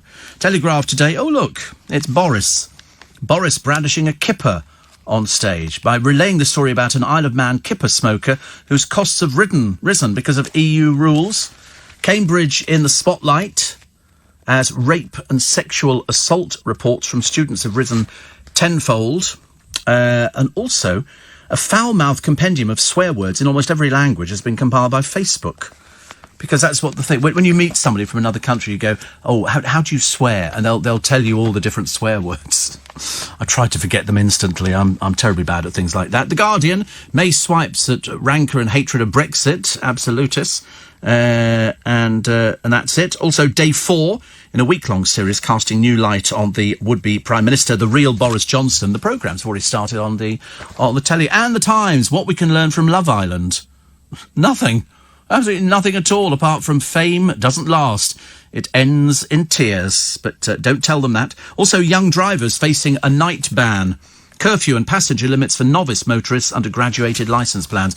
We have turned into that mamby-pamby country that we always thought we were in the first place. To keep it down to, I mean, basically, 8 would be nice. 8 would be a miracle. And I'm not sure whether or not I'm eating the wrong things. All I've had this morning is tomatoes, little tomatoes, quite nice little tomatoes. Admittedly, I've had a few of them. But then somebody said, my friend Rich, he said, he had a little check on his computer. And he said, well, they're 97% water. I said, what's the rest of it? He said, oh, the rest of it is fibre and something else. I said, I can't see how that would affect it. But it has. And so I'm sure I shall check it again before the end of the program. It's just a blooming nuisance. I can't do it. Somebody said to me once, so because if you're a diabetic and you're truthful as a diabetic, you're on a restricted licence if you take insulin, because they worry you're going to have a hypo. Well, I've never been in that situation in my life. Mine, they go through the roof. It's trying to get them back down again. That's my problem. So I think the next thing is it's going to be some sort of diet plan or something. But never mind, I'm sure we will get there. But if anyone can tell me why tomatoes raise the limit, I'll be very happy to hear about it. Drivers who don't buckle up, you heard that on the news, face points on their licence. I have to be truthful with you. I'm not great at putting the seatbelt on. I can put the seatbelt on. It's not a difficult thing for me to do. It's just I feel somewhat restricted. So I could be one of them. I mean, I do put it on. It's just that sometimes you kind of forget. I slip into the seat. I'm quite comfy. And then you say, oh dear, dreadful, isn't it? Steve, if you have no plans for the weekend, I'd highly recommend the Petersham Nursery. So Sam and Natalie in Shepperton. I know where it is. I don't think I'd get my car into it. That's the problem. It's a very narrow little road behind one of the buildings, which you sort of nip in. I mean, it's too dangerous, that road anyway. And my car's it's not so wide, but it's wide enough for me to worry about things like that. Steve, tomatoes are fruit and are very sweet due to the sugar content, says Debs. We couldn't find any sugar content. We seriously couldn't find any sugar content. I know that tomatoes are a fruit, but we couldn't find any sugar content. Somebody said the other day, it reduces blood pressure. In fact, I remember reading it. It was in the newspaper. And so I read it out. And Howard says tomatoes, whether eaten raw or cooked, tomatoes are full of something. Like other non-starchy fruits, tomatoes have a low GI ranking. One study found that 200 grams of raw tomato, or about 1.5 medium tomatoes each day, reduce blood pressure. Yeah, I haven't done anything about reducing the glucose. That's gone through the roof. In fact, actually, I'll do... Wait a minute. Let me find the blooming thing. Because I had to sort of, you have to sort of worry about this every day. Now I'm worrying about it on a serious basis. And I thought to myself, well, I wonder why it's doing this. And knowing how many experts there are out there... So, oh, blimey, here we go. So I've got this little thing called a Freestyle Libra. And it's a little... So what I will do is, once I've finished this 2 weeks of wearing this sort of sticky thing on the underneath of my arm, then I take the machine back and they then download all the information. So here it is. Check glucose. And you'll hear a little... You might not hear the little noise. Yeah, it's very, very quiet. There you go. Oh, we're down. 19.4. That's riveting, isn't it? I wonder if it's because you worry about it. And so at the moment, from 7 o'clock all the way through till 3 o'clock in the morning, it's pitching up. But they apparently know what that means. People will be able to tell me about that later on. But anyway, leaving that to one side, fructose in tomatoes? Somebody said, I don't know. I know it's in lots of other things. It's in strawberries and stuff like that. Grapes send me round the bend. Mango sends me round the bend. All the things that you like. Honestly, what I want to do is go out, and they've been advertising this new thing from Kentucky Fried Chicken, which is bits of sort of fried chicken. They're frying it in the peat, and that looks quite nice. It comes with a special dip, and I thought, no, we can't have it. Even though, I mean, 'cause I was talking the other day, who was I talking to? Oh, the O'Brien bloke. And he's not in today, by the way. David Lammy's in. Expect some good arguments. But anyway, and he was sort of talking, he said, how many pieces of Kentucky could you eat? I said, I could probably eat about 16. He said, 16? I said, yeah, but bearing in mind, I'm eating the coating. I'm not particularly bothered about the chicken. The funny thing is, the chicken's really good for you, but the coating's bad for you. But the coating is the bit that we like. It's making me hungry now. Can't cope with it at this time of the morning. So I've given up with the tomatoes. We're not eating any more tomatoes. I don't know what I can eat to bring it down. I suppose you just have to wait, don't you? John Cleese says he's way too naughty for a knighthood. I can believe that. He's been married 4 times, hasn't he, I think. The latest Holly Willoughby fashions at Marks and Spencer's. I said before, you could stick her in a bin bag and she'd look good.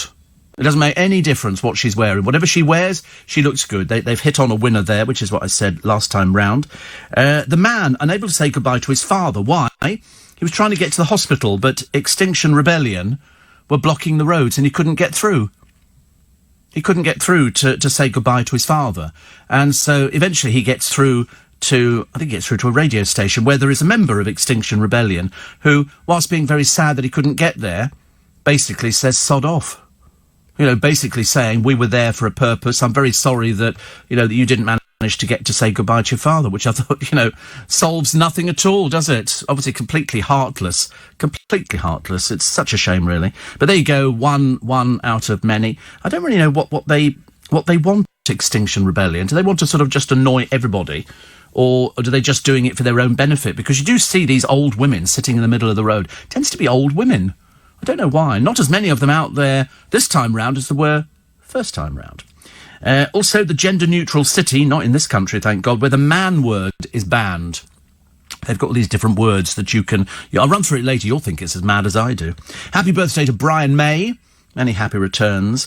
And then the teenager who made a suicide video and then stood in front of a train. And you remember the boy the other day, Sam, who died at Chertsey? He gave his bag to his friend and his phone. Well, there appear to have been developments in this one. We're not too sure where we're going with it.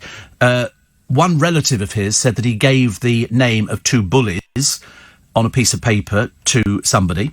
His friends are saying, no, he wasn't being bullied. He was very happy. He was laughing and joking with us. They think he was playing chicken. Do you know what chicken is? That's chicken where you go down to the railway line and you see if you can scoot in front of the train and then sort of miss it. But he lay down in front of the train. There was another one. There was another boy. I think it was the one with the suicide video. And he stood in front of the train and was beckoning the train driver on. And the train driver slammed on the emergency brakes. But, of course, it doesn't stop immediately. It takes a while to stop, trains of anything more than about 1 or 2 carriages, I would have thought. And he said, I just looked the other way. Because if you're the train driver, you're going to be completely traumatised by anything like this. Two in practically one day. It was not very good at all. Kevin Spacey, a sexual assault charge dropped in Nantucket. I read this. Apparently it was all something to do with the phone. Can we get the phone back? Yes. No, I can't find the phone. Phone's vanished. It's amazing how much stuff in court cases disappears. Apparently, says Michael, tomatoes are one of your 10 superfoods. You can eat them raw or cooked. Obviously not. Obviously not if I manage to get 19, on the Richter scale, as it were. Dreadful. Top of the Ops music is as calming as drugs before surgery. Yeah, I'd rather have the drugs. I'm sorry, given the choice, having had enough surgery, playing me a piece of music is not going to solve the problem. The problem is going to be solved by giving me painkillers. It's like when we go, I think I'll have natural birth. Ow, ow, ow. And so, eventually you have to go, gas and air, give me the whole lot. I'll take all of it. Hurts. I remember Ruby Wax discussing with Pamela Anderson about having children and says, it comes out of there. And Pamela Anderson went, there? And Ruby Wax went, yeah. You can imagine why it's going to hurt, can't you? Sounds dreadful. But there will be mums-to-be in hospital at the moment going, I wish they'd stop talking about it. Just go for as many drugs as you can get. I quite like the birthing underwater bit. I don't know why. I've always quite fancied that. I mean, I don't remember. I think I was a normal birth. I think so. I'm not sure. We never discussed that in our family. I don't know why we never discussed it. Perhaps because it was nothing to do with me. And I don't know whether I was early, whether I was late, what time of the morning it was. But some people know everything. And I don't know anything like that at all. Steve, I've just got back from a 3-day camping trip to Bakewell in the Peak District. Beautiful town and the scenery is stunning. We'll definitely go again. The only problem was I couldn't pick up LBC on the digital radio, so I was unable to spike. All good now, though, and I'm appreciating my own mattress again. Oh, you can't beat the mattress. You cannot beat your own mattress. Climbing into bed. Because I've got this thing fitted under my arm, you've got to be careful you don't knock it off. So it's got some sort of plaster thing over the top of it, but to be honest with you, I'm not holding out any hopes. And it's got a spike in the middle of the disc, so that goes into your arm and that monitors, which is okay. I don't have a problem with that. It doesn't hurt at all. And so I was thinking, I'll buy this thing. So I bought this thing on Amazon, but it's not arrived yet, and it's like a little sort of rubber cap thing that goes over the top of this thing with a strap round it, so you can keep it all in place. Because I'm so worried that it's going to drop off again. So I've already had two, and the very nice man who came in yesterday to sort of supervise this one said perhaps it was a bad batch. Sometimes the glue might not have been as good. He said this stuff you'll find great difficulty getting off. I'm not totally convinced by that. Not totally, but I shall hang on to it for as long as I possibly can. But you've just got to be careful with it. You don't want anybody to bang into your arm in case it drops off. The other one dropped off outside my place. I found it on the ground. I've still got it in my pocket. I don't know why. It's totally useless. You can't do anything with it. And what was the other one as well? Jamie Hits the Road. Everybody's talking about Jamie. And there's a play. Is it a play? Musical. Up the road from here at the Phoenix Theatre. A friend of mine went to see it the other day. She said everybody stood up, gave them a standing ovation. Absolutely fantastic piece of theatre. And what's it about? 9/11. It's about the planes that diverted to somewhere else and how true story, how the people on those planes' lives were changed. It's a cast of about 12, and they play the villagers, they play the passengers and everything else. And a friend of mine, she said, we saw it. In fact, she went to see it with my friend John Warrington. Actually, John Warrington sent me an email the other day, which I'm sure we will find, because the producer can find it, from John Warrington. It's a lady who is a listener to this programme. And he says, could you give her a mention? He's obviously bumped into somebody, I think from London City Airport, I think. And he said, could you give her a mention? She's a devoted listener. So we shall find that. It's on my emails. I know because I looked at it earlier on. I don't know, if I do that at home, it vanishes to another box. It goes into my junk email. Or old or red. Kelly, is it Kelly? Right. And we couldn't find anything from Noreen. I don't know where Noreen's vanished to at the moment. She's sort of disappeared. So we shall have to find Noreen again. But Kelly is one that John Warrington said, can you give her a mention? She's a devoted listener, which is what we like to hear. Oh, that was my stomach. Oh, that was my stomach. Made a little gurgling noise. Apparently that's quite healthy. Not. I think I'm just giving up slowly. I can't wait for this weekend. You found Noreen from Sunday. Everybody, tomatoes, Steve, you can eat. It's a superfood for diabetic. Not for me, Paul. It's obviously working completely the opposite for me. It says, super packed with vitamin C, are an excellent source of vitamin A and are a good source of potassium. Also low carb and low cal, averaging 32 calories per cup. Per cup? Well, it's sending me round the bend. Seriously, unless I'm reading something different into this. But no, the numbers cannot lie. Well, I don't think the numbers lie. Wait a minute, let me just have a look. Perhaps I'm misreading this machine. Check glucose. Wait a minute. How do we go on to the next? I don't know how we get on to the next. Check glucose, review history. So, no, I've just already done that, haven't I? So, no, it's the same thing every time. There you go. Same thing. 18.9. It's gone up again. I'm up and down like a blooming yo-yo this morning. I mean, I should be falling apart in this studio. Give it a few hours and we might. I'll do my best. Police now solve 1 in 12 crimes, which is not so good, is it? And thank you to Noreen for sending in that picture on Sunday. Sometimes very difficult for them to send the pictures on to me, Noreen, but the one that I got was from Chris Lowry, taken all of us, I think, at the Queen's Theatre. I've got pictures of us with the audience, and I've got a picture of all the team. There's about 8 or 9 of us. It's a lovely picture, actually. Perhaps we should put it up online. Perhaps Chris Lowry should put it up. Russ the Trucker says, stop dipping tomatoes in salad cream. I'm not using salad cream. I haven't got any salad cream. I've got nothing at all. If I could understand it if I was doing the salad cream, because I would like that. But no, I'm just basically sort of carrying on as per normal. Steve, the ironic thing about all these young Extinction Rebellion activists is that the roads are clear of congestion and pollution during the school holidays because their parents aren't driving them to school, says Lorcan in Stevenage. No, I agree with you. I mean, that's always been my bugbear of parents driving the kids to school. And you see these half-asleep kids like that. And they get them to the other end. So they're not awake. If you've made them get the bus or they've had to get the train or the underground, at least they're reasonably awake. I mean, they all chat to each other. They all know each other. But when the parents take them, it's not good. What you need to do is, they go, oh, there aren't any bus stops to us. Well, take them to the nearest bus stop. Dump them off there. Much easier, isn't it? I've just read, Steve, says Jan in Rayleigh, you must make sure you're fully hydrated to lower your sugar levels quickly. Right, so drink water. That's the only thing I haven't drunk, actually. Perhaps we should have to try. Oh, I'm not sure. Because every time I have to go to toilet every time I drink water. He goes to toilet next door a lot. But you do constantly during this. Sometimes you go more during this programme than I go. And I'm diabetic. And all of a sudden you sit down. In fact, you went even before we did something in the studio earlier on. And the first thing he said, oh, we're going to do this. And he said, I'm just going to the bath. He calls it the bathroom. I mean, nobody calls it the bathroom. It's called the bathroom if it's got a bath in it. That's why it's called the bathroom, which is where the toilet used to be. Now it's called the toilet. There are no baths or showers in our toilets. They're just 2 cubicles and a wee-wee basin. And that's all it is, a urinal. And, and so that's what you said. You said to me, I'm just going to use the bathroom. And I thought, this is even before we started the show. He'll go again. I can guarantee. You know why? You're obviously drinking too much water. You will go again. You always do. I bet you £1. You will. Bet you £1. Second thoughts, I think my money is safe. A lot of people think I'm dipping in salad cream. Well, I wish I was. But then I could understand it. I could understand that. But I'm not. I'm being really good. In fact, you have no idea how good I'm being. And I get panicky. They keep telling me, we're worried about you and all this kind of thing. I'm seriously getting the sort of the tap on the back of the shoulder, I think. Be careful, your days could be numbered.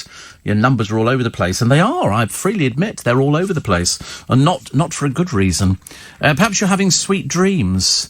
Oh, right. What's the matter with that? Is that something? I hate it when you smile. It's a bit scary, isn't it? It's a bit like some sort of creature from the Black Lagoon. And then all of a sudden he goes, hello, I really like you.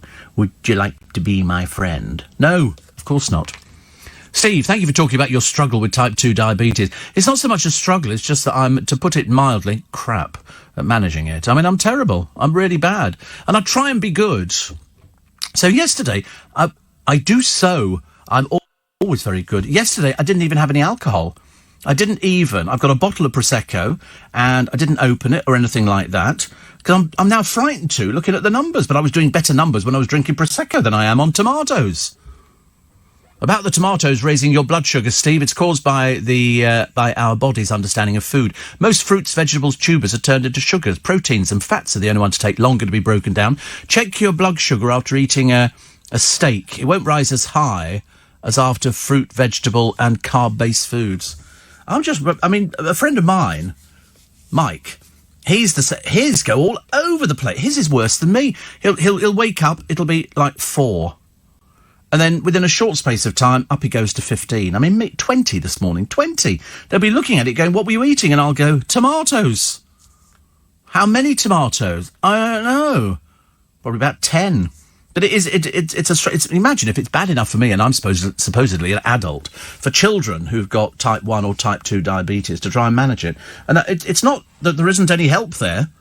Lord knows I've got more people helping me out on this. There's about 3 or 4 people helping me out on this. That's within the NHS. It's really nice, but it's not working for me. Hopefully it will be. So how do you feel about the mum? She gets fined. She takes her kids out of school on holiday following beating cancer. Now, when I first read it, I thought, she's got cancer. You can't deny her wanting to take the kids out of school. You don't know how advanced the cancer is. But she's beaten cancer. So that's why. So to celebrate, she decided to take them all on holiday. Unfortunately, it was school term time, and she got fined £800, and she's complaining about it. But there are rules, and the rules say that, if you take kids out of school, then, there is the danger you could be fined. Especially if you do. Sometimes people go and see the head and say, we'd like to take them out of school because we can get this special deal on a holiday, and the head will say, that's okay. Well, then that's fine. But if the head says, no, you can't, and you go ahead, because that's what some people do. They take no notice of what the headmaster says, and they go on holiday, and they come back, they've got a huge fine. Not as big a fine as that woman on that Jet2 flight. Wait for this one.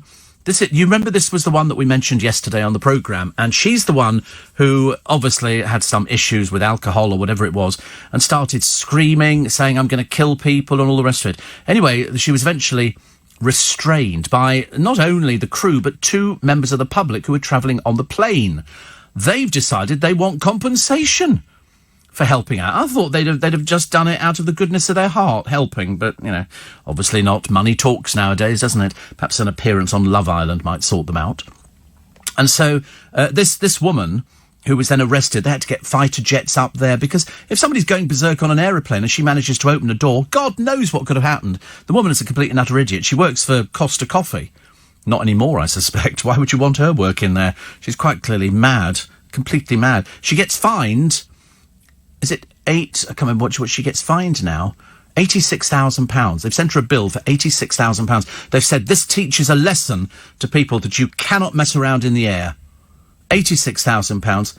And that's a lesson to learn. And they've said they will pursue it, which I'm very pleased about. Because sometimes they go, we've just done this and it scares them. No, they're going to pursue it. There's no chance of her finding £86,000, I wouldn't have thought.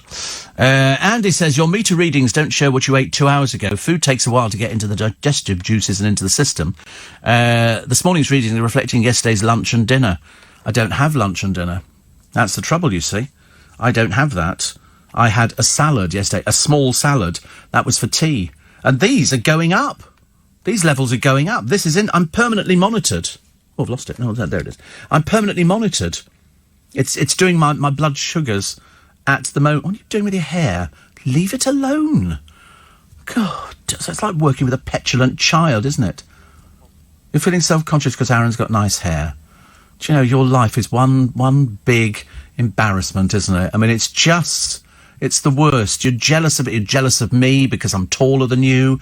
You're jealous of me because I'm slimmer than you. And then all of a sudden it's about hair. I've noticed, actually, that, not the me you're not slim as me. I'm a fairly slim person. Steve, maybe your blood sugars went up because the tomatoes were the first thing you ate since yesterday, says Lynn. Could be. Jackie says, have you seen a dietitian? No, that's the next thing. We got that one. 3 points for not wearing a seatbelt, plus a fine. I thought that was already the case, says Ron. Well, I thought so. I thought you got three penalty points and £100 fine. It should be £1,000, shouldn't it? Don't you think? I think £1,000 would be fine for something like that. As much as I love to hear Theo Usherwood discuss politics, please keep your programme politics free, says Carol. No. It's not going to happen, Shane. Not going to happen. Yes, next week he will be featured on there. So he will be coming in to talk about politics, mainly because we've always done it for the past 40 years. If there's an election, we've talked about it. You know, if there's anything else that goes on in the political world, we always talk about it. So Shane's now changed his name to a woman's name. Why would he want to do that? Life was complicated enough as it is. Here's a picture on the front page of The Sun at the wheel. This is Ant McPartlin. He's driving a Range Rover, which is, you know, top of the range car. To be honest with you, I'm quite disturbed by the fact that he obviously wanted a picture taken because he's got the windows wound down. Why would you have the windows wound down? They are naturally tinted, factory tinted. Also, he wants that picture taken. That's what it comes down to. And I tell you for why. This car is packed up to the gunnels with every bit of kit you can think of, including, surprisingly, air conditioning. You don't need to have the windows open unless you want to be seen. If you don't want to be seen, his insurance must be, I would like to imagine, thousands. I mean, he was fined £86,000. Seems to be a popular thing, isn't it? So he crashed the family car, but cut 5 months off his 20-month court punishment by completing a course. But he doesn't need the windows down because the back windows are done up. Why are the front ones undone? Because he wanted to be photographed. That's purely the reason for it. It's really shameful because he doesn't need the windows done up. He doesn't need them down at all. He can have them up. They're tinted, so you wouldn't be able to see in there, and that would give him a bit of privacy. But obviously wanted to be pictured, and he was. Harry Redknapp, the Jungle King, checks out some new thrones as he opens a block of public toilets. I think I've had enough now of Harry Redknapp. You know, we've done everything. We mentioned the wife. We've done everything, and now he's opened the toilets, which is, you know, okay. So here we go. There's another picture inside of Ant McPartlin returning to the road, which is very interesting, because her window is up in this other picture. So they must have taken them down for when he sort of pulled out onto the road. I think we should phone him up and go, how much is your insurance? Because I reckon it's going to go through the roof. Well, actually, stress can't cause diabetes, but it can make your diabetes worse. Which is good. Noreen says we're off for a 60s weekend. Brian Poole, the Mersey Beats, the Marmalade, the Union Gap. No Gary Puckett this time, but more recently, we've had to cancel quite a few things, so really looking forward to it. Oh, you'll have a fantastic time. She loves her 60s weekends. She really does, actually. I mean, I've never known anybody like a 60s weekend more than Noreen. She knows all of the history of the group. She knows everything. Whereas I sort of grew up during that. She's far too young to remember it. But, you know, she'll have a nice time. Conrad said a few weeks ago you said you don't do cooking. No. So check your instant foods or restaurants. Check them all out. Well, I mean, I don't do instant foods. I reheat stuff. It's stuff that's already been cooked by Marks and Spencer's or another supermarket, and I pour it into a thing and I heat it and cook it and eat it, and that's it. So I don't do instant foods. I did do. You remember I did the mashed potato the other week, which was very nice, and what did I have? Oh yes, it was the Iceland mashed potato, which is actually genuine mashed potato cut into little tubes, and it was quite delicious. I mean, really quite delicious. Where's that gone to? Wait a minute, today. Oh, there we go. What have I done? 982 steps today. That's what I've done. Yesterday, I was very good, 4,350. Not as good as a friend of mine. She did 40,000 steps the other day. 40,000. What am I talking about? What is the matter with me? I've started doing this thing about worrying about being fit and healthy and everything else.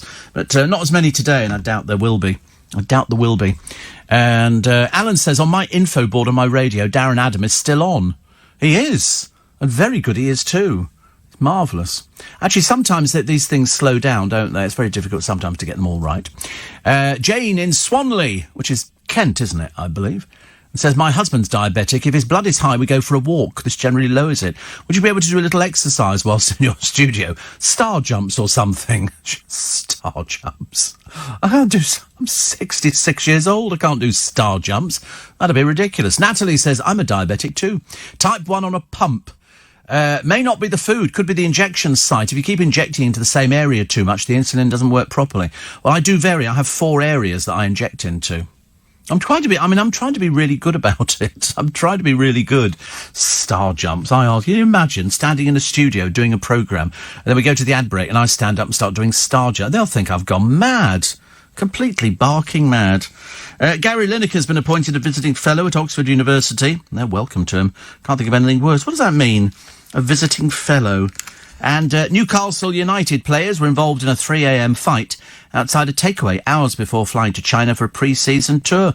Punches and kicks were thrown as John Joe Shelby and Carl Darlow rowed with a group of lads in the road. My God, honestly, what is the matter with this country? If it's not knives, it's guns. If it's not that, it's those dreadful baggages of Love Island. And then the party where former Love Island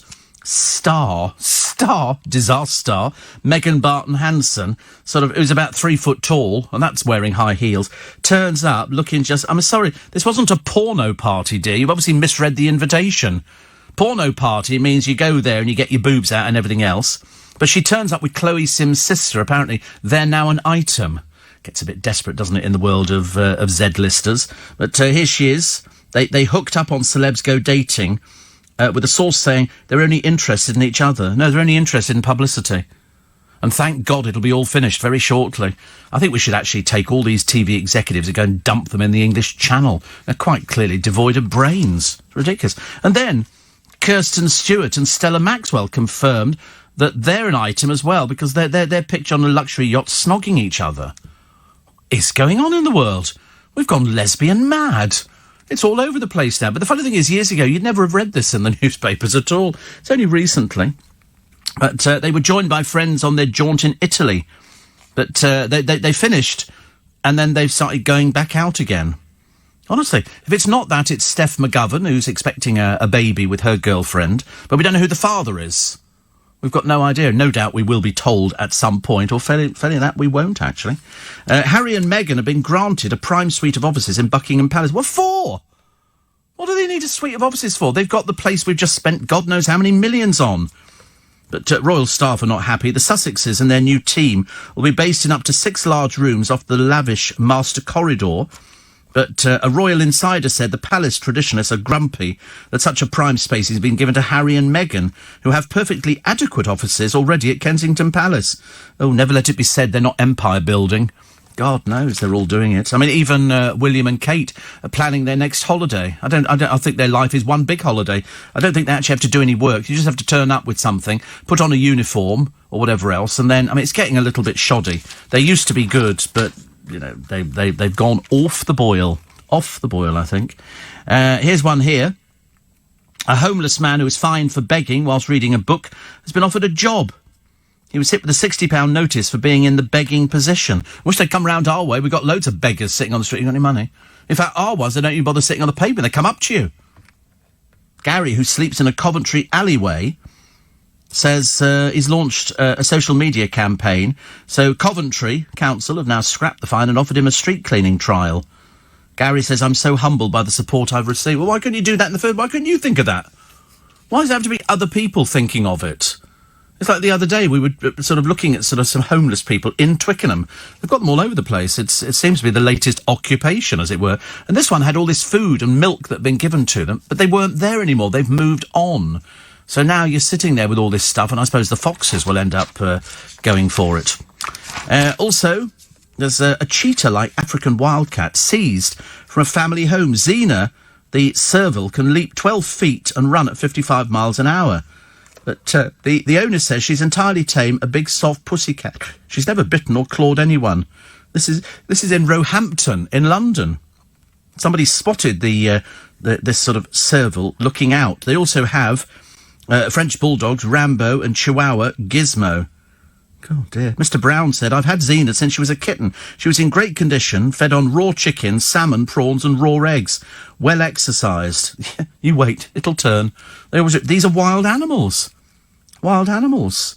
But somebody has taken it, the police, that the wildcat princess was taken to a secure holding centre before starting her new life in a specialist wildlife facility. So basically you can't have it. It's as simple as that. Geraldine says, I do 20,000 steps, at least, every day. It's good, isn't it, really? I mean, I'm not doing that. I'm not even doing 10,000. But there again. I mean, unfortunately, my job involves sitting down. I mean, I suppose you could stand up if you really wanted to, but, you know, I don't see any point of that. Kellogg's are in the papers today. What are they being ridiculed for? Oh, they claim they shrunk their packs of cornflakes to reduce cereal dust and broken flakes. So they've gone from 790 grams to 720, but they've kept the recommended retail price. That's called ripping you off. all this codswallop about, reducing, cereal dust and broken flakes. I mean, the kids will eat anything nowadays. But one here, Roy Parsons, fired off a complaint to Kellogg's after spotting the shrinkflation on a trip to the shops. He said, when I picked the packet up on the shelf, it didn't seem right. As an accountant, I suppose I have an eye for numbers, and I thought, I'm sure it used to be 790 grams. When I got home, I complained. And I was right. I'd compared them.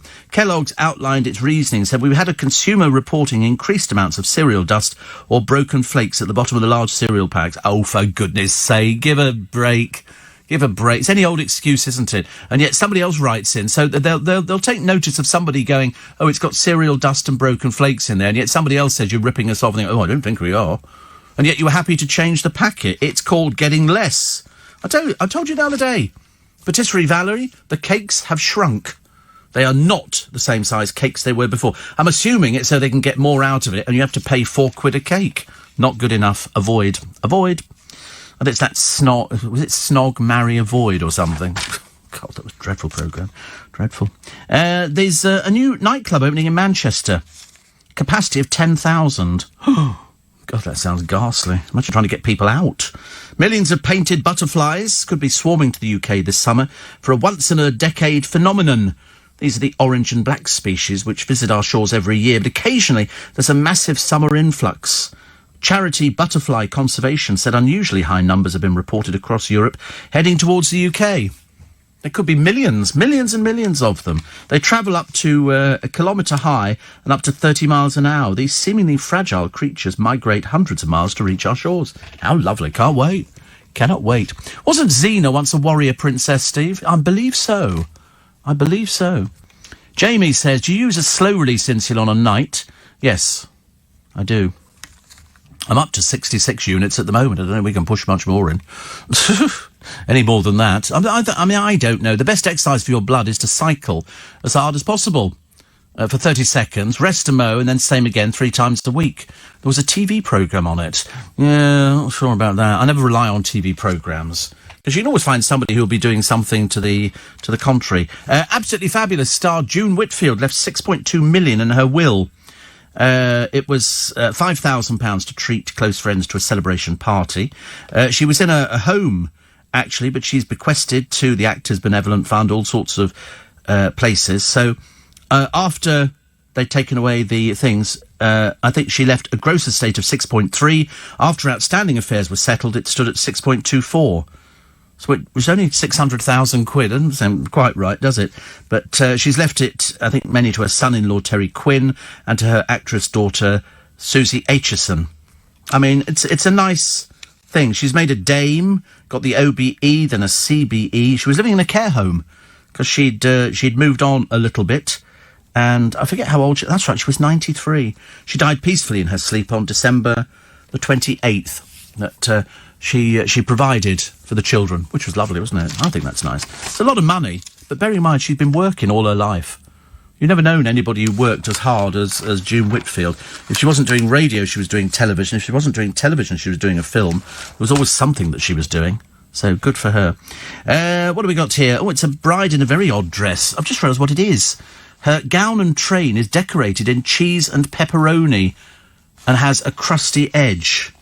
It's fake, isn't it? It's a one-off being run by a pizza maker. The winner will be treated to a honeymoon in Chicago. And wedding guests will be able to take away a slice of a special 6-tier pizza cake. Oh, my God. Not sure about that. But it does look quite good. £300,000 for a number plate. It's all right, isn't it? £300,000, which is quite a lot, actually. Not the most expensive. The most expensive plate was 25-0. 518,000. This one... It's a retired businessman shelled out for IG1. His name's Ian Guest. So he splashed... I mean, it doesn't make any difference to anybody, but he paid about £300,000 for it. He said when the price went to 1,000, everything became a haze to me. You can imagine, can't you? Bless his heart. But if he wants to buy that, he's over the age of 70. He's over legal age for spending that sort of money, which is okay. So good luck to him. I wouldn't spend that much. I think that's way too much. I'm still working out star jumps in the studio. Another one here says, Steve, in the 70s, a guy used to keep lions in his back garden in Cradley Heath in the West Midlands. Pity the postman. Yes, people kept all sorts of animals. Try less bread and butter with tomatoes, says Andrew. I don't do bread and butter. When do you think I do bread and butter? I don't have enough time to do bread and butter. Steve, red fruit, red drinks lower blood pressure. Tomatoes give one energy. Very good when riding your bike, says Jenny. I don't have a bike.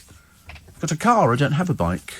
I don't want to get out. Nice to be company. Welcome to Friday, 19th of July. I know, Friday. Oh, thank the Lord for Friday. We like Friday. Unless, of course, you start work for the weekend, in which case it's just another day, but you have been off all week, so that's quite nice, isn't it? Daily Star today. We're still going on with Stacey and Joe with the candy floss hair. Funniest thing you've ever seen, actually. He thinks that he wouldn't get any work if he didn't have any hair. To be honest with you, it looks even worse when these people have this spray hair on. It looks most peculiar. Comedy star Robin Williams went out and performed even while struggling, his son said. He took his own life at the age of 63. He was suffering from Lewy body dementia. Doctors only found out he had the condition after he died. His son, Zach Williams, said having to share him with the world was hard at times. While he was suffering and struggling, he still went out and performed, because that's what he did. That's what he did. There was nothing else. But there's an odd story here. This is an odd Disney story. OK? Brace yourself for this one. A Disney heiress has blasted the media giant's treatment of its workers. This is Abigail Disney, who made an undercover visit to Disneyland in California. So she said she found the misery in the self-styled happiness place on Earth, where some staff earn so little they allegedly have to scavenge through bins for food. She made the trip after reading a despairing Facebook message from a Disney employee. Abigail said every single one of the people I talked to was saying, I don't know how I can maintain this face of joy and warmth when I have to go home and forage for food in other people's garbage. I was so livid when I came out there because my grandfather taught me to revere those people that take your tickets, that pour your soda. The company said it offers a starting minimum wage of 12 quid an hour. And it's 12 quid an hour? That's not bad, is it? That's not bad at all. They're investing 120 million in an education scheme. But she said, but then people always complain, don't they? People always complain about, what they get from their particular company. I mean, I'm always delighted I get free tea or coffee or specialist tea or loads of things like that. All sorts of things for free. And I always think that's a bonus. I'm always terribly impressed. Invasion of flying bugs is so big, it can be seen by satellites from space. Oh, there'll be those blooming flying ants again, won't it? The trouble we had, the flying ants. Oh, God, they got in your hair. They were crawling up your clothes. God, it was ghastly. Absolutely. Ross Kemp wants to return to acting. Good. Former EastEnders star is a regular on TV in his various hard-hitting documentaries, but he's keen to play a character again. Yes, I'd be more than happy for that one. And Daniel Sturridge. This is the one who lost his dog. I mean, I can quite see why somebody would steal this. It's a beautiful dog. He's called Lucci. And he's a little sort of Pomeranian. I don't like Pomeranians. But he's a they're a bit sort of kind of dogs, aren't they? A bit like Chihuahuas. Generally sort of owned by people who carry them. They make little dog carriers now where you stick your dog in it. I always look at these people and I mouth, put it on the ground. It's a dog, it walks. Unless it's had its legs amputated, it walks. Simple as that. And people carry... I remember seeing a woman on the bus once and she had this sort of bag on her lap. I called it a prison. And inside was this dog that was peering out of it. I'm thinking, put it on the floor. Goodness sake, what is the matter with these people? Animal haters they are. The animal is the trophy that they bought. Oh, I've got a little chihuahua. You're an idiot. You're an absolute idiot. What else we got here? Love Island's villas being spooked by a ghost. Not at all surprised, actually. Perhaps the ghost can sort them all out. They're all idiots, I'm afraid. And I read a thing a short while ago, and I can't remember what it was. This is... excuse me. This is the child genius who took his own life by standing in front of a train after recording a 5-minute message for his parents as he was worried what the future held. He was only 17. He had some worries, says his mum, about what was coming after sixth form. Isn't that awful? Awful that at 17 you think your life is so dreadful that you're willing, to actually forego it because you don't want to push forward Terrible, it really is. Bev says, sorry to hear of people being injured by illegal car racing in Stevenage, but a few of the idiots decided to move to St Albans to race up my road. I'm now an official 4am spiker. Well done, Bev. Yes, I mean, I think 2 cars smashed into people, didn't they? Idiots. Complete idiots. They should be arrested, thrown into prison and leave the buggers there, as they say. I went to a massive nightclub, says Ron, in Milan, that was so huge the music was different at one end from the other, but it was packed on a Tuesday night. I like a big nightclub, but I don't really sort of want to go. The 10,000 people in Manchester. 10,000. You imagine trying. You get. I put my drink down somewhere. Never leave your drink in nightclubs. Steve, woman in M&S Food Hall in Waterloo seems to have trouble saying please and thank you. Very sad, says Peter from Hayling Island. And somebody says there is a UK radio broadcaster who does do a 3-hour show standing up and looks great on it, so there is a point to it. Not a speech programme, they don't. Not a speech programme. Go on, tell us who it is. A speech programme, a speech radio presenter who stands up to do the show. What a load of codswallop, honestly. Why do people tell lies? Why do people tell lies? What an idiot you must be.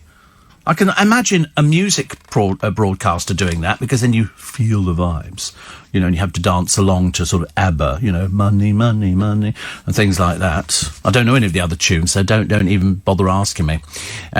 Steve's, I thought the best exercise for the blood, Steve, was keeping it from the clutches of vampires.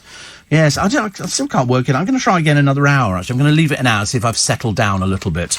That might be quite good. The mum who took her kids out of school. This is such a good story, because this happens loads and loads of times.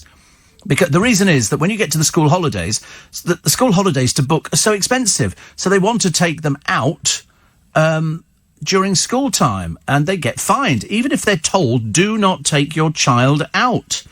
And this is a woman called Katie McDermott, had gone through 18 weeks of chemotherapy and had a double mastectomy. Doctors declared her clear of cancer last year, and in October she applied to Central Lancaster High School, which 2 of her 4 kids attend, for 6 days leave in December. But the NHS worker and husband Darren were rejected, as their reasons were not exceptional circumstances. Katie said the school have said they were model students, they deserve this trip.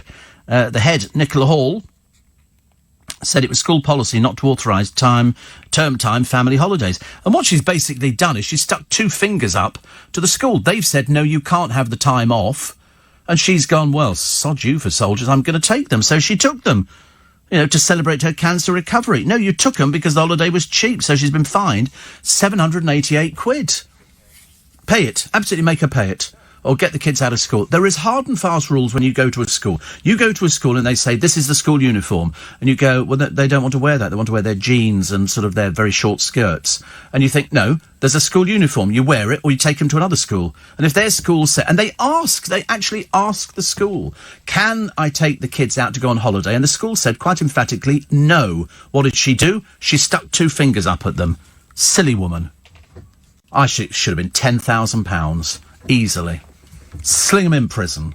She's got to go to prison. You're either having rules or you're not. You're either having, if she thinks she's cleverer than the school, well, then you educate your kids, dear. You educate them. You put them into school to teach them manners, to teach them how to behave, and to teach them something about life. In her case, she couldn't care less. So, no, she's right. She's right to be fined that sort of money. How would your mother wouldn't have done? Mrs. Woman up there in Aberdeen, she wouldn't have. She's a teacher. You're not so... But also, I can understand it if you don't ask them to take them out of school, but to actually ask them and they say no, and then to do it, means you're a rude, ignorant person. The cancer has got nothing to do with it. That's her excuse. You know, it's to celebrate the fact that I've come through cancer. Well, I'm sorry, the school said no. You know, I could celebrate, bringing my blood sugar levels down or something like that. We don't know. We don't know if the cancer was, particularly virulent. But if the schools say no and then you do it, you deserve to be fined. So, sorry, dear. Sorry. Fined. I'm trying to find... Somebody's eaten the biggest... Oh, we found another mad woman. I found a really mad woman. This is Amanda Liberty. What? She's in an open relationship with what? She comes from Leeds, incidentally. She's in an open relationship. This is Amanda. I can tell you how old she is. She's got tattoos on her arm as well. She's 35. She's in a relationship with her vacuum cleaner. She's not only in a relationship, but she's planning to marry her chandelier. She has a tattoo, and she's quite clearly off the scale of completely barking mad. She describes herself as in an open relationship with several of her light fittings. So, I mean, you can't believe it either. I can't believe it. The dishwasher wasn't available to be a bridesmaid. The dishwasher's going out with somebody else. The iron, I think. Amanda says, I know a lot of people think my attraction to chandeliers is strange, but I'm not crazy. Her chandelier, Lumiere, is 91 years old. She said, I stumbled upon her. I mean, she's quite clearly off the scale. She says, I stumbled upon her on eBay, and I had no idea she was soon to be my wife. I couldn't stop thinking about her and how beautiful she was. She had a beautiful shape. It's a bloody chandelier. It's a chandelier. She says, I knew there and then she had to be mine. But she's also... She identifies as objectum sexual, which means she's attracted to objects. She's changed her surname by deed poll after she had a previous relationship with the Statue of Liberty. And so she decided to seek a commitment to the chandelier. She's decided she doesn't want to play footloose and fancy free. She wants to marry the chandelier. It's in the Daily Star. You've got to read it. 21. There's a picture of her. She looks mad. And but as I say, so she went out with the Statue of Liberty for a while, but it's the chandelier that has captured her imagination. I know you're sitting in your car at the moment, or in your bus, or in the lorry, or driving a train. You can't believe it either. I can't believe it. And she says, a lot of people think I'm strange, but I'm not crazy. I've been polishing Lumiere most nights to ensure she looks her best. You need taken into care, dear. We need to have you sort of... I don't know what she means by polishing. I don't know. She's not normal. She lives in Leeds. I bet her neighbours are going, oh, God, we knew she was mad. I mean, fancy having a relationship with a chandelier. I mean, so... I don't know. 18th of July, and we had a bit of rain yesterday, which was quite nice. Bit of rain. That was fairly good. And then I shall find out in a memento, to find out exactly what the situation is weather-wise for today, just so we know. Sounds perfect, doesn't it? In fact, as good as it possibly gets. I don't think I can sound any more perfect than I do at the moment. In fact, I think if I was giving myself an award, it would be 10 out of 10. Possibly 11 out of 10, I think. We think we might have a problem with the free podcast. No, don't show me the weather. I have to ask Siri. It's supposed to be a surprise. You've ruined the surprise now. You're like the one who says Happy Christmas, in advance of the 25th of December. Pfft, miserable. Mind you, I spoke to somebody earlier on who was furious that the television programmes were actually doing Christmas cards and Christmas shopping. And I said, but it is July. And they went, yeah. And I went, well, why can't we have it all year round? Go to San Francisco and on pier number, whatever it is, it's a very famous pier down there, they've got a Christmas shop open all the time. And I think that's brilliant. Why shouldn't we be able to celebrate? It doesn't have to be Christmassy, does it? Unless you've got a picture of angels or something like that, or Father Christmas. But I just like the idea that we can have coloured lights up and stuff like that. People have them in gardens. Why not sort of celebrate? You don't have to put a Christmas tree up, do you? I mean, that would be a little bit silly, taking it to a new level. But I quite like the idea of going out and buying things that are to do with Christmas. I have got quite a number of items to do with Christmas, as you can well imagine. And I've discovered I'm not alone. I've had people before say, oh, dear, I can't believe you're talking about Christmas and it's only July. And I go, well, that's the way it goes, isn't it? It's the way it goes. I see no reason why we shouldn't celebrate. Anything to make people feel a bit better about life. Because there's too many people who sort of go through life and they're having a really rough time.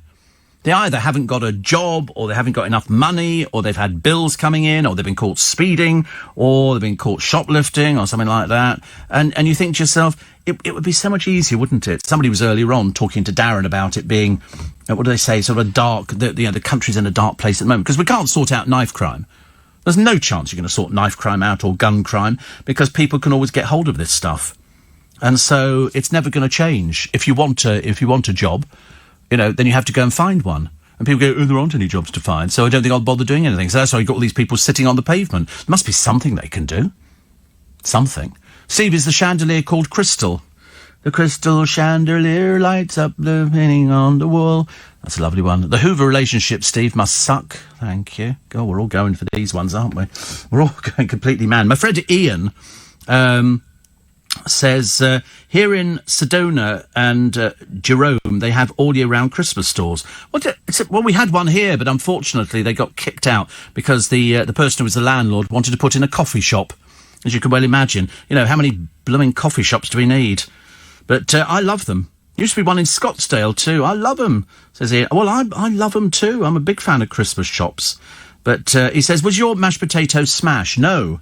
The one in Costco they don't seem to do anymore. But the one that I'm currently experimenting with is the one from Iceland, because it's bits of potato and then you just sort of put it down and it's very nice. I mean, seriously, it's very nice. I raved over it last time. Somebody said it can't be that good. I said, listen, I'm telling you, it's that good. It's that good. My friend Lucy and I had a thing some years ago. She reckoned that instant mashed potato is never as good as the real thing. I proved her wrong. The cast of Dead Poets Society is celebrating 30 years. Okay, I wonder why he did that. He came in this morning, Thomas, I'm off on a trolley or something, and he stood on a chair and went, "Captain, my captain." I said, "Stand down, Mr. Thomas. Sit down." "Oh, Captain, my captain, they made us do it. Sit down." Dreadful. So, that old, is it? Good grief.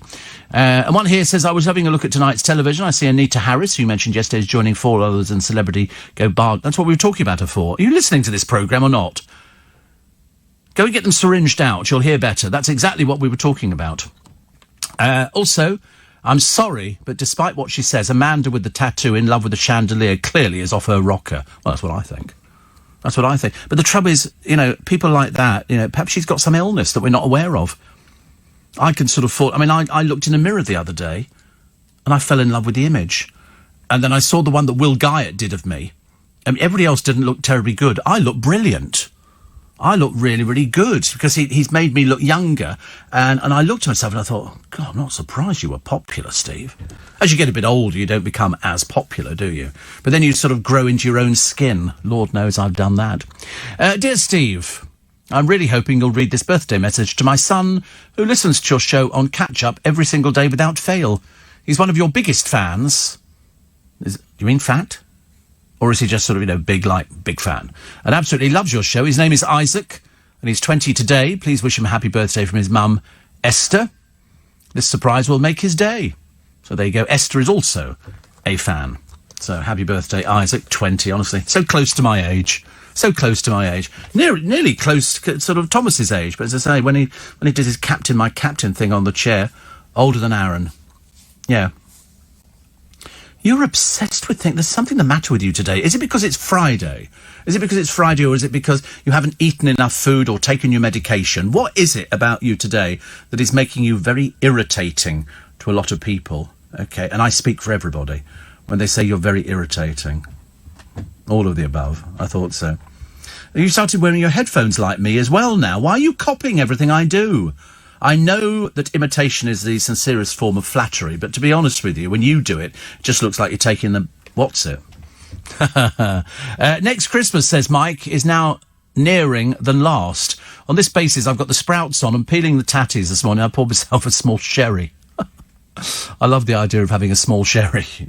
And also, do you know the best thing to do with sherry? Keep it in the fridge. And chilled sherry is very nice. Very nice indeed. Front page of the Daily Mail. Yes, it's another cock-up, I'm afraid. Harry and Meghan's planning gaffe, but shh, don't tell anybody, and perhaps we won't notice. Having had the £2.4 million makeover, they must think we fell out of trees or something. They're now taking the Michael. Because now they have to do something else because they need planning. But we're not allowed to know about it. But luckily we do, actually. It was hushed up due to national security. He does have money, Diana left him with loads and loads of money. So what they're looking for now is retrospective planning consent for external landscaping works in the garden, which is different from the design already approved by the council. The work is said to include a kitchen garden and £20,000 worth of shrubs, hedges or trees. What does she say? Get me a garden. And he goes, I'll get you a garden. So retrospective planning applications can be submitted for work already carried out, but it doesn't mean permission will automatically be granted. Well, of course it will be. Don't be so silly. Of course it will be, because it's, they want this. They say national security could be compromised if public access is given to the drawings and documents relating to this project. It's only Harry and Meghan. They were the ones who seemed to want us there. They spent $32 million on the blooming wedding. Now all of a sudden they went, don't want anyone. We're obviously the great unwashed. I thought they liked us. How wrong could you be? They don't want you anywhere near them. They want leave us alone. But we'll take the $32 million for the wedding. Well, I don't understand it. I thought he liked us. I thought Harry was, was sort of fun boy fun. And now he's miserable von miserable, which is a shame. 84850 steve@lbc.co.uk. Also, the remorse of eco-zealot. This is Zoe Jones. This is the man who was saying he couldn't actually reach his father's bedside before he died. But and she was very sad about it, but said basically, we're all doing the right thing, which is the same as saying, yeah, sorry about that, but, life goes on. Not for him, it doesn't. It's really embarrassing, actually. But they do actually claim to have helped clear the way for a woman in labour to safely reach hospital. Obviously, somebody dying doesn't count the same with Extinction Rebellion. He was stuck for 3 hours. He received an early morning call telling him his dad didn't have long to live, so he left his home in South Gloucestershire to travel to the Bristol Royal Infirmary. And he then became stuck in traffic as the protesters glued themselves to a bathtub on one of Bristol's busiest roads. And then they sort of go on, don't they? They go on radio, I think BBC Radio Bristol. But he told the devastating story during a live call-in. But the presenter, John Darval, who took the call, said it was one of the most moving ones he's ever taken. Yeah, but nobody did anything, did they? They just went, oh, sorry about that, but unfortunately, this is what we do. Zoe Jones says, we're incredibly sorry. We didn't mean for our protest to affect your life in this way. But she said, I still believe we're doing the right thing, but it's incredibly difficult to hear stories like that. So basically, I've heard what you say, but I'm doing absolutely diddly squat about it. Horrible, isn't it? Horrible. Dear. Have you heard this? This is another one I can't believe either, but it seems fairly feasible. A lot of prisoners are converting to Judaism to qualify for better quality kosher meals. Lovely. After being inspired by a hit Netflix show, it's either that or people convert to trans, because you get your own cell, your own shower, and and different things. And so this is kosher meals for more than 100 inmates at HMP Edinburgh in 2017. But in fact, in 2014, there were only 9 prisoners registered as Jewish across all the Scottish prisons. It's obviously gone up. Jewish food, kosher food, much nicer, they've said. And I have to be honest, I wouldn't disagree, but there again, I'm not in prison, am I? Steve. A lot of people talking about this woman in love with the chandelier. She's been out with the Statue of Liberty. I know it sounds mad, but you have to go along with these people, because she'll probably sit on television at some point, and they'll all sort of try and do it seriously, which makes them look even bigger fools than they are. Words outlawed, vocabulary, in a place called Berkeley. It could be pronounced Barkley, but I suspect Berkeley in California. You've got to watch your language. There's very PC alternatives. So in other words, you can't say a repairman. The repairman's coming round. You can't say that. Now you've got to say repairs or repairer. Before, you could say a pregnant woman. Now you've got to say pregnant employees. Before, sportsmen. Now, hunters. Before, male and female. Now you've got to say people of different genders. Small wonder we're in the state we are. Before, manhole. Now, maintenance hole. Before, man-made. Now, human-made or artificial. Before, manpower. Now, human effort. And they are in California, where they're mad as fruit bats, I tell you. There's more drugs smoked over in California. Ombudsman. No, you can't say ombudsman. You've got to say ombuds or investigating official. Just smoke another reefer, dear. You'll be fine in the morning.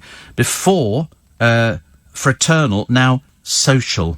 Can't say heirs. Now it's beneficiaries. Also, craftsman. Oh, look, there's a craftsman over there. No, not in Berkeley.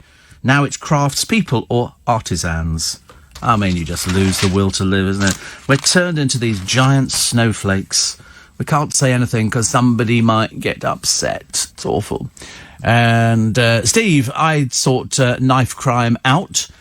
The army on patrol in big cities and do searches. Anybody found with a knife, it's off to court, charge them with attempted murder, job done. But you can't do that. That's the trouble. I wish it was that simple. But it's never going to be that simple. It's terrible, actually. Off today to Fairford by coach to see the air show. Little disturbing as rain is forecast, says Sandy. I never checked that, actually. Let me just have a... Morning. Where's Joanne Webb got to, says Alan in Garstang. Oh, she's taking a short break. She has to have a break every so often. Good Lord above. As you know, the boys and girls who work up... The boys and girls... I always call them that because they're all younger than I am. So I can call them that. Dave, they've got to do so many bulletins in the hour, they barely get a chance to socialise. I mean, I get a chance to socialise all the time. Kev the Expat says, we have a Christmas shop here in Rome, open 12 months of the year, Yuletide music and all. See, that suits me down to the ground. Seriously, I mean, I can be quite happy there. Mike says that's exactly where I keep the sherry, in the fridge next to the lager, the white wine and the rosé. I was very annoyed with the wife last night when I caught her putting food in there. Well, get rid of her. Get rid of her. It's as simple as that. It's disgraceful. Steve, I forgot to say red vegetables is beetroot, red cabbage, are kind to you, red onions and red lettuce, and rhubarb radishes. Actually, a company contacted me. You know, we were talking about fizzy rhubarb. And I'd never heard of fizzy rhubarb. And there's a company that make, obviously, fizzy rhubarb. And they said, if you like, we'll actually send you some. And so I haven't replied to them. I don't quite like to accept free gifts from people. I don't like to have to apply to it and go, well, yes, I'd love you to send me some fizzy rhubarb, because I'm probably now of the opinion that fizzy rhubarb's no better for me either. So, and Jenny in Mitcham, thank you for that one. James says, my gift list for the next Christmas, Steve, I'd like that 12th century bottle of mead, Prosecco, that you have stashed in the cellar, and that 14th century box of tea bags too. I get sent tea bags, actually. At Christmas time, people send me tea bags, which is very nice, and I get sent copious bottles of Prosecco. I think last year I must have had quite a lot of bottles of Prosecco, which was very nice, and I was very happy. You're here for me. It's very nice. Nothing for you. No, I'm sorry. No. I don't know why. Listen, you've tried, haven't you, to sort of, you know, to muscle in on the Joe Allen's meals and the Magic Circle, and now, you know, I'm here for you. I can help you offload some of this Prosecco. No. You can go and buy it. It's available in shops. You've got a credit card. Go and yes, you have. You've got... Well, a debit... Well, then give them the debit card. You go into some of the supermarkets, you buy a couple of bottles of Prosecco, and then you give them your debit card, and and then it goes on there. Tight-fisted, so. Another picture here, the Heathrow baggage chaos before the strikes start. Cases piling... I mean, seriously. If this was one of your cases, you'd be going, why have you tipped it like that? They just do. Thomas Cook's ratings have dipped. Which asked 8,000 customers, that's Which the magazine, to rate their accommodations service. The holiday representative, the organisation of value for money. TUI customers said they paid extra for a better hotel view that never transpired. Package deal outfit Thomas Cook languishes at the bottom of the list. But Thomas Cook has said many millions of loyal customers come back to us year after year. You know, perhaps they're the non-complaining type. Perhaps they're the ones who don't sort of want to complain about something. The Americans complain about it. The Brits don't, do we? We all sit there and be going, oh, this food's dreadful. Really, oh, look at this, it's horrible. Oh, say something, for goodness sake. Somebody comes over, everything all right? It's fine, thank you. Thank you very much indeed. And then we tip on top of bad service. But the Americans do not put on, any sort of act. The Americans tell it the way it is. I'd always be worried, as you would. Steve, if Dave O'Brien's off today, why doesn't your boss put your number one podcast shows on instead between 10 and 1? They've got David Lammy doing it. I think he's a bit cheaper than my podcasts, but he'll have a podcast available at the end of it as well. It's because it's still both Daves. Yeah, it's easier, actually. Do-do-do-do-do-do, Dave Lammy. Do-do-do-do-do-do, Dave O'Brien. Do-do-do-do-do-do. I can't think of any more. Dave Fogarty. Honestly. Steve, says Shane, the house next door is their Christmas lights up all year. Go on, admit it, it's yours. It's your house, isn't it? That's what you're talking about. Talking about your house. They had a couple the other day. We have this programme in this country. It's called Would You Like a Free Holiday? They call it Holiday Homes Abroad, but I call it Would You Like a Free Holiday? Because they never buy anything. Hardly ever. It's just a way of getting a free holiday out of the company who are so gullible they're prepared to go for it. And they had a couple there. It was a woman and the 3 children. And so they went to have a look at a home in Australia. And they showed us this house. I mean, it looked okay. Because the trouble is, people think you go to Australia, they're a bit backward, and so you get cheap houses. Not a bit of it. They're the same as we are here. Exactly the same. So they looked at this house, and they then turned the card over, and it said £210,000, which I see as cheap. I see as really, really cheap. That's like living in Molesey. That's the difference between wanting to live in Hampton Court, which is all posh and upmarket, and then wanting to live in Molesey, which means you're... No. Unbelievable. I did know that when I started the conversation. I knew that. We'd already discussed it, because it's down the road from me. The producer's gone, that's where he lives. Aaron lives in Molesey. I knew that. That's why, you know. It's like, but you are behind the times. It's like people who aspire to live in London. You come from Aberdeen, I aspire to live in London. You think, no, it's not for you at all. You live on the Walworth Road. Oh, for goodness sake, what are you trying to impress with that? You're trying to impress me with something like that. I don't think Walworth is in London, innit? I think actually you will find Trafalgar Square is in London, innit? And Buckingham Palace, that little place down the end of the mall, that's fairly popular. That's very popular. Don't do that to me. That's not nice. Pall Mall is in Londinium. The Strand is in London. The Walworth Road. I mean, honestly, stop trying to elevate your area. It doesn't work. I'm not buying into it. What do we got here? Oh, Country File presenter Helen Skelton-Myler. Oh, God, she's not... They've obviously she's got a new agent, I think, because she turned up the other day on something. Not great. Not great. Mrs. Skelton-Myler argued on the Jeremy Vine show that the elderly were the BBC's most loyal audience. She also crept up to them in such a way as to be almost embarrassing. Oh, I think they're absolutely marvellous and this and that. I thought, you're only a Blue Peter presenter, love.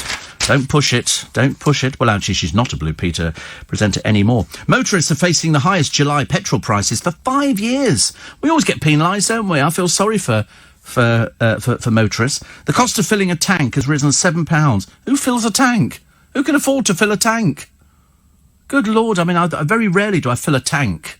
Very rarely, and you sort of squeeze the last bit of petrol out. Most people just sort of put in a £5 or a tenner or 20 quid. They say the average pump across the country jumped to 128.72. You must be joking. Yeah, for people driving cheap peasanty cars, you want to drive anything decent in this country, you're paying about 140. They say 131 for diesel, the highest July price since 2014. So it costs almost £71 to fill up a typical family car. Not me. That 110 quid. 110 quid. I mean, in fact, most cars now, the 4x4s, it's over £100 to fill them up. The cost could soar further on the motorways, with some service stations adding as much as £10. Never, ever, ever, ever, ever fill up on a motorway service station. You'd have to be an idiot. There's a filling station in London, and it's on Park Lane. It's so expensive. But there's a bigger one, which is, I think, off the King's Road. It's so expensive to fill up there. You'd have to be an idiot to fill up. I would never fill up on a motorway. In fact, I pulled into a motorway service station about 3 or 4 years ago. I remember telling people on the programme. And I pulled in, and I sort of undid the petrol cap. Yeah, I pushed a button. And the petrol cap opened, and I took the thing up, and I looked at the price of the petrol. I thought, I think not. I'll push the car to the next garage. So I put the thing on there and just drove off. I'm not paying those sort of prices. You'd have to be an idiot to pay those sort of prices. They go, oh, we are open 24 hours. I'm sorry, the rest of the country's open 24 hours. I could probably drive around and find a garage, probably in Molesey, I should imagine, where they're pretty desperate for things like that, to actually sort of fill up the car with petrol. Why you'd ever want to go to a service station, I've got no idea, on the motorway. Ridiculous. But apparently the price surge comes on the back of oil prices rising by £4.80 a barrel. Well, sell me a barrel, I'll take it home and put it in the car.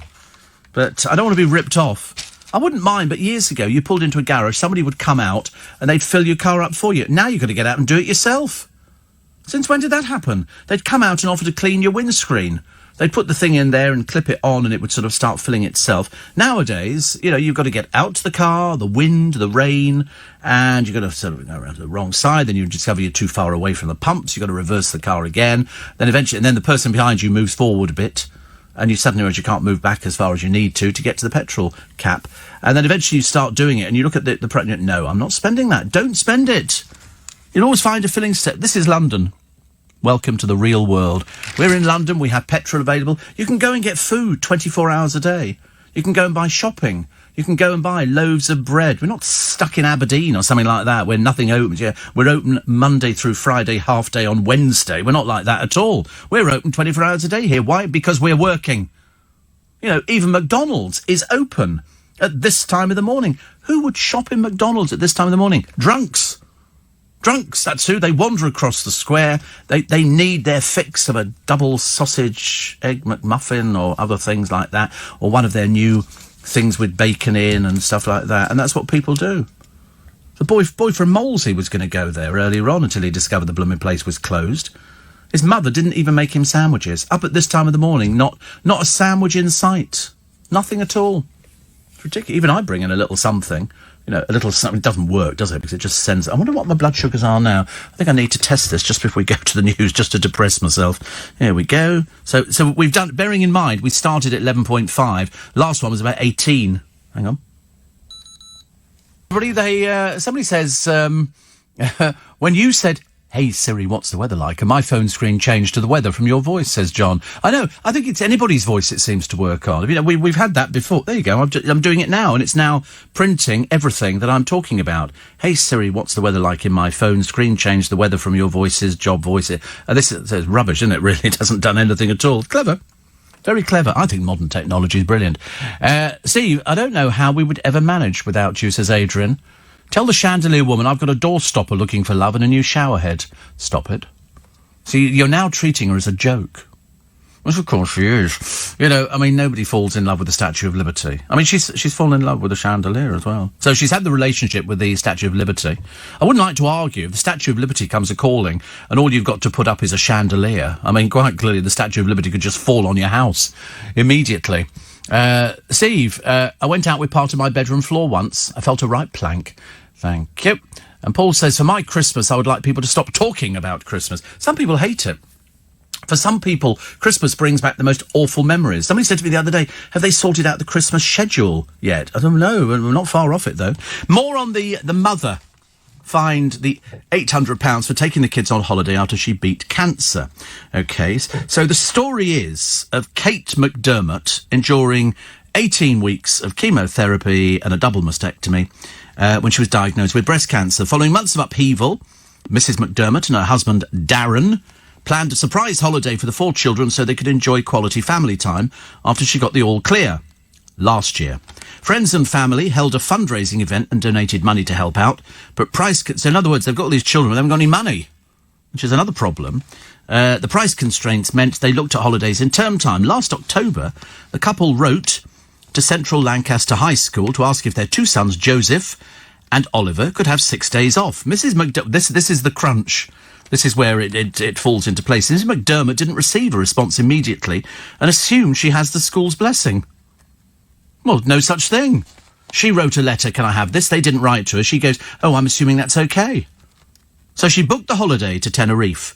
However, she missed a letter sent home with Joseph on November the 29th saying the reasons were not exceptional. 2 days before they were due to travel, Mrs McDermott phoned the school to check and was told the holiday had not been granted, but it was too late to cancel.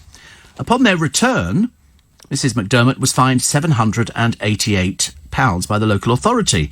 She's an NHS worker. She says the kids have been so good throughout everything. It was really difficult, but they kept going. They've always gone into school and done their work. Yes, but you have to wait till the rest of the school. You're not exempt from anything else that other people do. They say no school holidays during term time. It's as simple as that. The school said they were model students. They might have been. They might have had halos and perfect pearly white teeth. She says the way we've been treated is really upsetting. There's a rule. And obviously Mrs McDermott didn't understand the rule. They had no problem taking their 5-year-old daughter Ava out of primary and Ella was still at nursery. So the school took her to court. And the court upheld it. Mr McDermott, a plumber, says... I mean, blimey, a plumber who can't afford to take the kids on holidays, they have to have a fundraising for it. Sounds a bit odd. He says, we've never taken the kids out of school before. It's not the fine I'm bothered about. It's about how we've been portrayed as not really caring. No, it's not the case of really caring, but they can't have different rules for different people. You know, I might have sort of stubbed my toe coming into work. Does that mean that, you know, they have to lift me up and down the stair? No, of course not. Of course not. And so £800, you know, seems quite reasonable. I mean, you know, it's interesting, though, isn't it? He said, it's not the fine I'm bothered about. And yet they have to have a fundraiser to raise, but other people had to fund their holiday, which wasn't approved by the school. And the school have said, you know, in accordance with government regulations, the school has a policy not to authorise term-time family holidays. We hope all parents understand the limitations in granting leave. But she just basically walked all over them. She thought, you know, that was the way to do it. And the school went, no. Unfortunately not. £800, so perhaps less Christmas presents this year. Because if you've got rules in place, you expect them to be upheld. And there'd be loads of other parents at that school who would equally like to take their children out to go on holiday because it's cheaper in term time, but they're not doing it. They're following the rules. This woman, not following the rules. Now she's paid the price. Steve, I went to see Gloria Estefan at the Colosseum. Is that it's a show about her, isn't it? I seem to remember something on the Underground the other day. Oh, we got Christy Prades, the star of the show. Oh, I know, she's coming in to see me. Big fan of the show. And I can fill up, Steve, my sweet little Eco Smart car for £25. I pay no car tax. It does 60 miles a gallon, and £10 a year for my Isle of Dogs parking permit, says Winnie. There you go. The trouble is, you see, I can't get in something like that. That's not for me. It's not that I'm flash with cars, because as anybody will tell you, and you'll probably realise on the programme, I don't know anything about cars at all. I just buy something because I like the look of it, and if it's comfy and it's a nice ride, and that's very important, then that's it. Michael in the Wickford said to fill a Vauxhall Corsa petrol tank, £75. That's a lot for a peasant like me. Well, double your family income, isn't it? Tesco's diesel, 127, M25 service station diesel, 158, says Ron. I would never fill up on a motorway. It's way too expensive. And they go, we are open 24 hours. So? Oh, dear, honestly. Another one. A lot of people talking about how much they actually spend on petrol in their cars. And, I'm trying to find another one here, actually. Our local garage, says Tony, has attendants who fill the car for you. Sadly, it would take you half a tank if fuel to get there to experience the privilege. Right. I mean, I don't mind putting petrol in. I mean, I've got quite a thing about sniffing petrol, you know, as you sort of sniff petrol and the fumes of it. Very nice indeed. I still remember that poor woman. Well, not a poor woman, a rather stupid woman, who decided to stockpile petrol in the kitchen without realising that petrol fumes don't rise, they float. They float quite low, just literally over the top of it, and she lit the stove. When she woke up, the house had gone, and she had no idea where it had gone to. The answer, it had blown up. Poor soul. Somebody says, yeah, so anybody else get local attendants in your garage? They used to have somebody came out to my car at one of the Shell garages in Twickenham, I think the only Shell garage in Twickenham, which used to be a cinema. And, doesn't look like a cinema now, just looks like a Shell garage. And they had a bloke who sort of comes out and he goes, do you need anything? And I don't know, was he talking to me? I was slightly disturbed by this. And I said, no, I'm fine, I can fill up the car, I'm good with things like that. But I suppose if I'd asked him, he probably would have cleaned the windscreen. But luckily we don't see those horrible people at the traffic lights cleaning your windscreen, and I always go, touch the car, you'll be eating hospital food. Okay. Who needs Chablis when there's Chateau Sheffield? And if you thought France was the perfect I tell you who we're going for. You know that Return to the Chateau, the couple who have literally rebuilt this chateau, which they paid, I forget, £280,000 for. And I happened to catch it the other day again, where they got married and their friends went over there and they had lovely food. I didn't like any of the food, though. All the food was a little bit sort of French gastronomie. Not my kind of thing. I don't like anything that's got... I mean, the French. Snails. Hello? Excuse me? What's that all about? You know, frogs. Legs. Not the main frog. You've never heard anybody eating the main frog. Just the legs. I mean, what, pray ask, is the frog supposed to do after that? Go round the kitchen on casters? You know, take away somebody... I did try them once. Ooh. Never again. Anyway, this Mr. Atkinson, Kieran Atkinson, and he says that with this mild weather, we've had a rapid expansion of the English wine industry with a better quality in product. I mean, I'm told it's really nice. English wines are lovely. He produces up to 10,000 bottles a year from a small vineyard in North Derbyshire, Renishaw Hall. And he planted his vineyard in 1972. He was once the most northerly in Britain. So he does very well, actually. And, you know, lots of other people produce their own wine. We should drink more British wine, shouldn't we? It's supposed to be quite nice. I don't know why, we just sort of think British wine. Is that okay? Yeah, and then Scottish whiskey. It's not as popular as English wine, is it? But I suppose, you know. And then some got pinched a short while ago. Somebody broke into a place and stole this Scottish whiskey. I've never taken to whiskey. I have had whiskey. I have had it. But it just doesn't kind of float my boat. I've been in bars where people say whiskey and water, no ice. Because if you put ice in a drink, you've basically ruined it. You never put ice in a whiskey. If you appreciate whiskies and things like that, you never put ice in. Of course, I used to want ice in because I used to put a Canada Dry in. Woo, how fun was that? That was really great. That was pushing the boat out years ago. Now, I don't think I've drunk whiskey in years. Years and years and years. There's certain drinks I don't drink. One of them is Pimm's because it's so pretentious, it's embarrassing. I don't do whiskey and I don't do gin either. And there's probably actually loads of other things. I keep seeing these giant bottles that they have in Costco, and I've often wanted to go in and buy a giant bottle of whiskey, but I mean, I'd never drink the blooming thing. You know, you'd have to put a tap into it to actually get, because you'd never lift it. I haven't got the strength. Listen, I struggle with Kentucky Fried Chicken. Steve, I've got nothing of any interest to say, but good morning, says Ricky. Good morning is enough. It's Friday. Listen, we love Friday. We like pushing the boat out on Friday. I've got an interview to do for In Conversation today. In fact, my life is in conversations, I've suddenly discovered. But how many have we got next week? Do we know how many next week? Just one next week. Oh, see, it's almost a treat for me when they say, because he'll send me a text reversing the charges, and he always sort of says, "Oh, you've only got one interview this week." And I go, "Oh, that's great," because all of a sudden you get home really, really early. And it's really quite exciting. I love it, actually. Chance to go and get a bacon thing. Mark says, Steve, I know why people use motorway filling stations sometimes to put petrol in the car, but you shouldn't. It's way too... You must have more money than sense. Have you taken the 5:30 news? I think so, yes. At 5:30. I don't know. Did you miss it? Good Lord, above honours, we did do the 5:30 news, didn't we? We always do we have to. Otherwise, we'd have Simon Conway on the talkback within about 2 seconds. I'm still here, he'd say. I'm still here. What's the best thing about Twickenham, says Adam. There's a sign going, you're now leaving Twickenham. That's a fairly popular one. No, Twickenham's all right. We've got our usual bunch of rough sleepers, mainly affected by drink or drugs. They don't seem to want to go into any accommodation that's been offered, so what can you do about it? Nothing. Every time, says Dan in Pinner, I know Pinner, you say the S-I-R-I word, you go off and my tablet gives me the weather.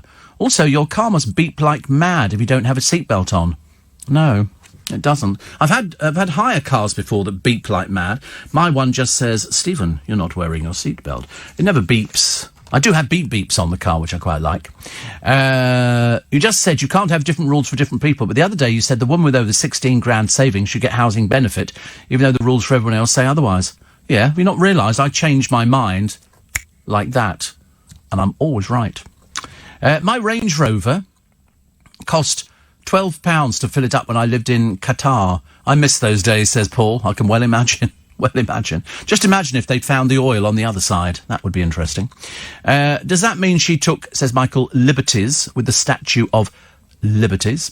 Schools, Steve, still expect you to accommodate them and take time off work for the week of inset days each year, so it's double standards. But this is laid down by government. They've said not out of school, and she, because she hadn't heard from them, decided she'd take, and so she just went ahead. But she knew exactly what she was doing. She's not a stupid person. Not a stupid person at all.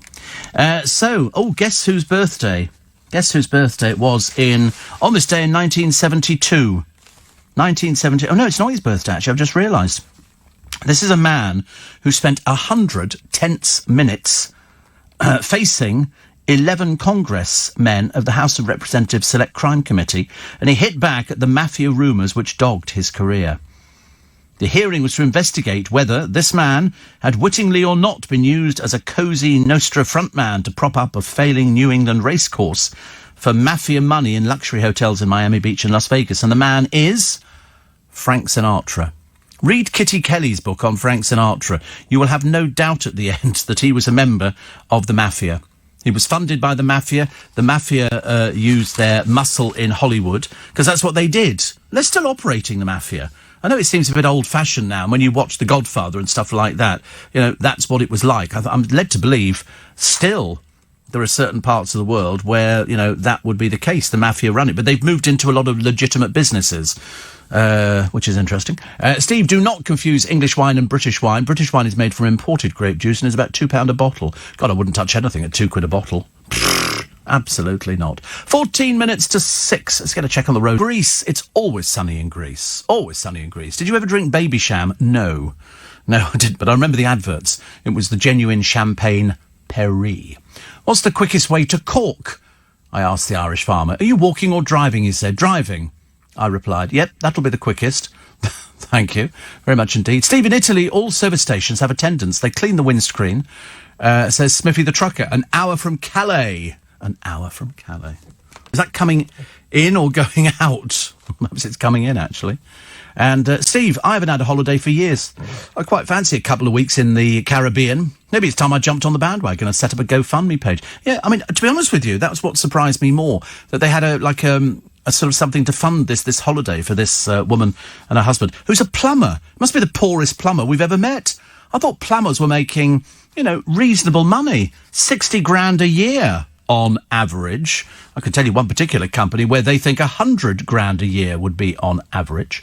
I've been to Renishaw Hall, Steve, the former family home of the Sitwell family. Ah, the wine is lovely, says Pat. See, she knows. She knows. Happy birthday, Nicola Sturgeon, 49, Scotland's First Minister. Sit down. Sit down. Hopeless, honestly. Also, Brian May, 72. 72 now, Brian May. We had a very good interview with Brian May, actually. He's still on the podcast list. A really good interview. In fact, he even said at the end, he said, that was a really, really nice interview, which I get a lot of the time. Born on this day, Archibald Joseph Cronin. Mean anything to anybody? Might not do, actually. He's the Scottish physician who made his name as A.J. Cronin. He wrote The Citadel.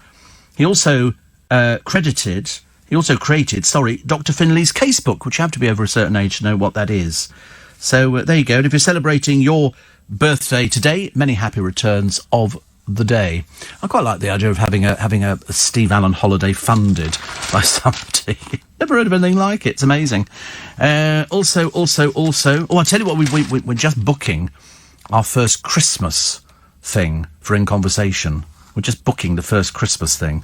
It's a Christmas cookbook, but I think you're going to like it because it's quite unusual.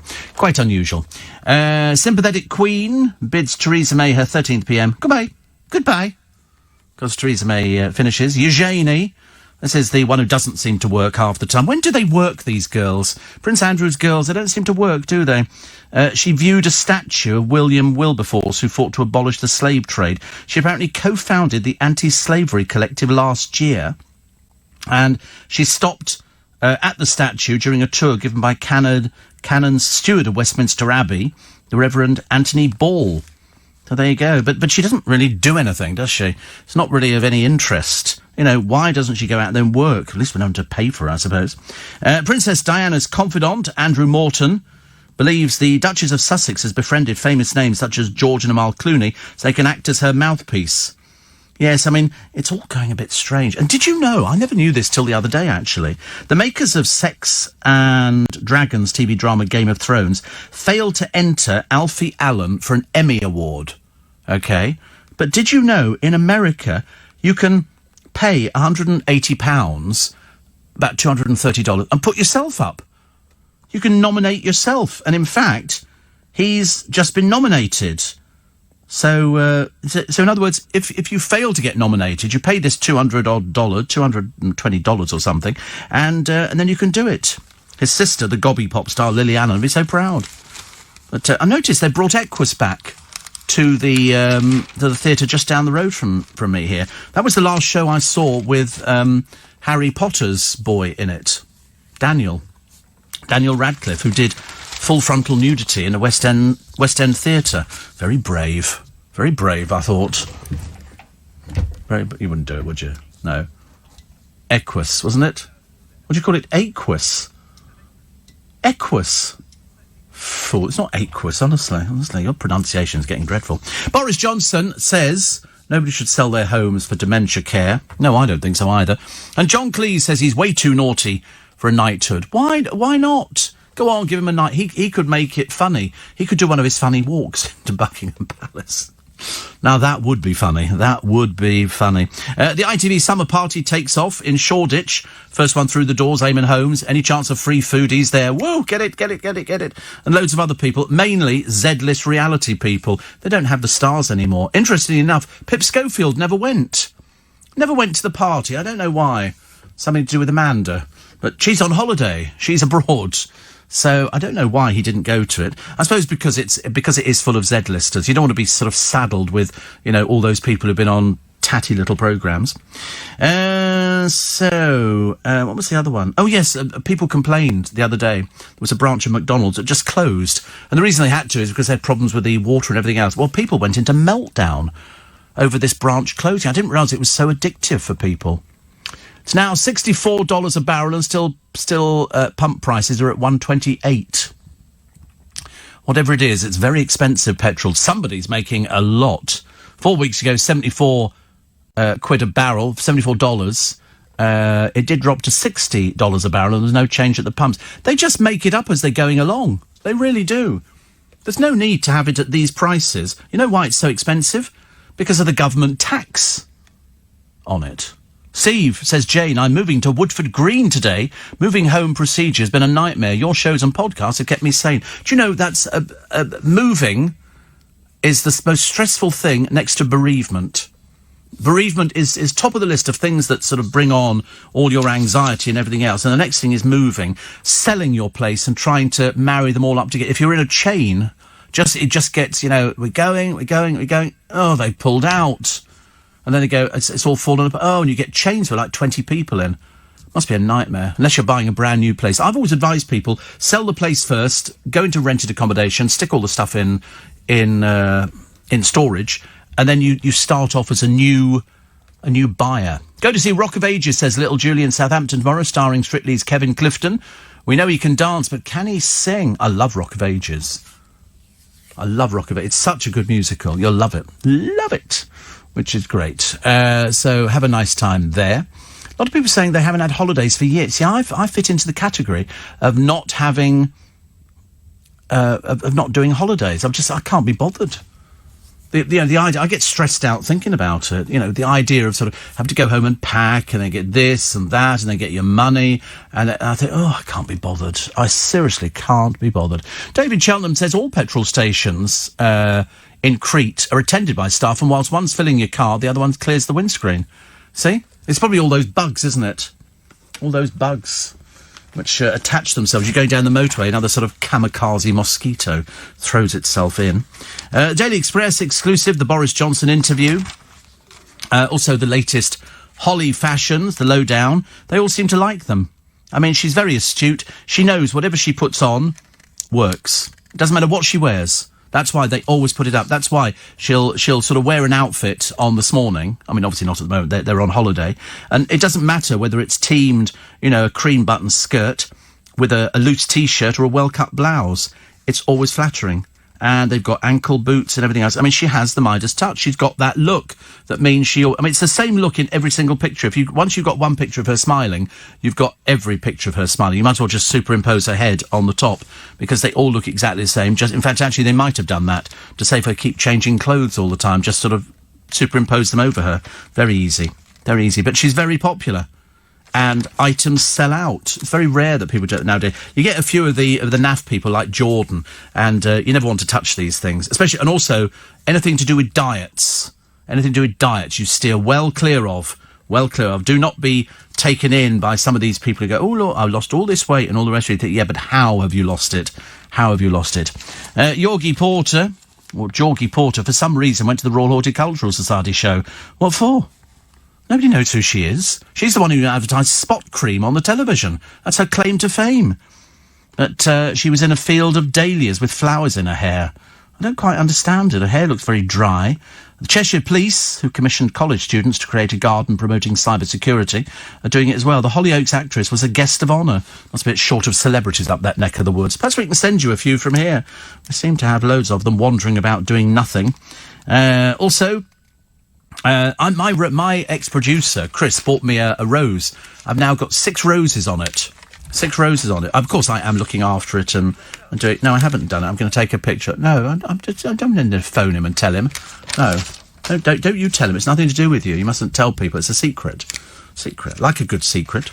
There's a boy on a school trip who collapsed and died on a mud assault course. Even thinking about it makes me feel physically ill. Plus, what else they have? Oh, these butterflies, which could be coming over here very, very shortly. And Roger Daltrey thought Pete Townshend's on-stage guitar smashing was wasteful and hurt me emotionally. because they didn't talk, did they? I think Pete Townsend, Keith Moon, they all sort of fell out and it became a little bit difficult, but still great, still love them. Also, look what I've kept in my drawer, an Apollo 11 exclusive. They've still got images of there for all those people who go, oh, it was filmed in an aircraft hangar, which it wasn't. An astronaut, Buzz Aldrin, snubbed a reunion with Apollo 11 crewmate Michael Collins to promote a private jet company. Wow, that's quite interesting. GMB's Laura left a little under the weather. We don't know who the Laura is, though. Oh, it could be Laura Tobin.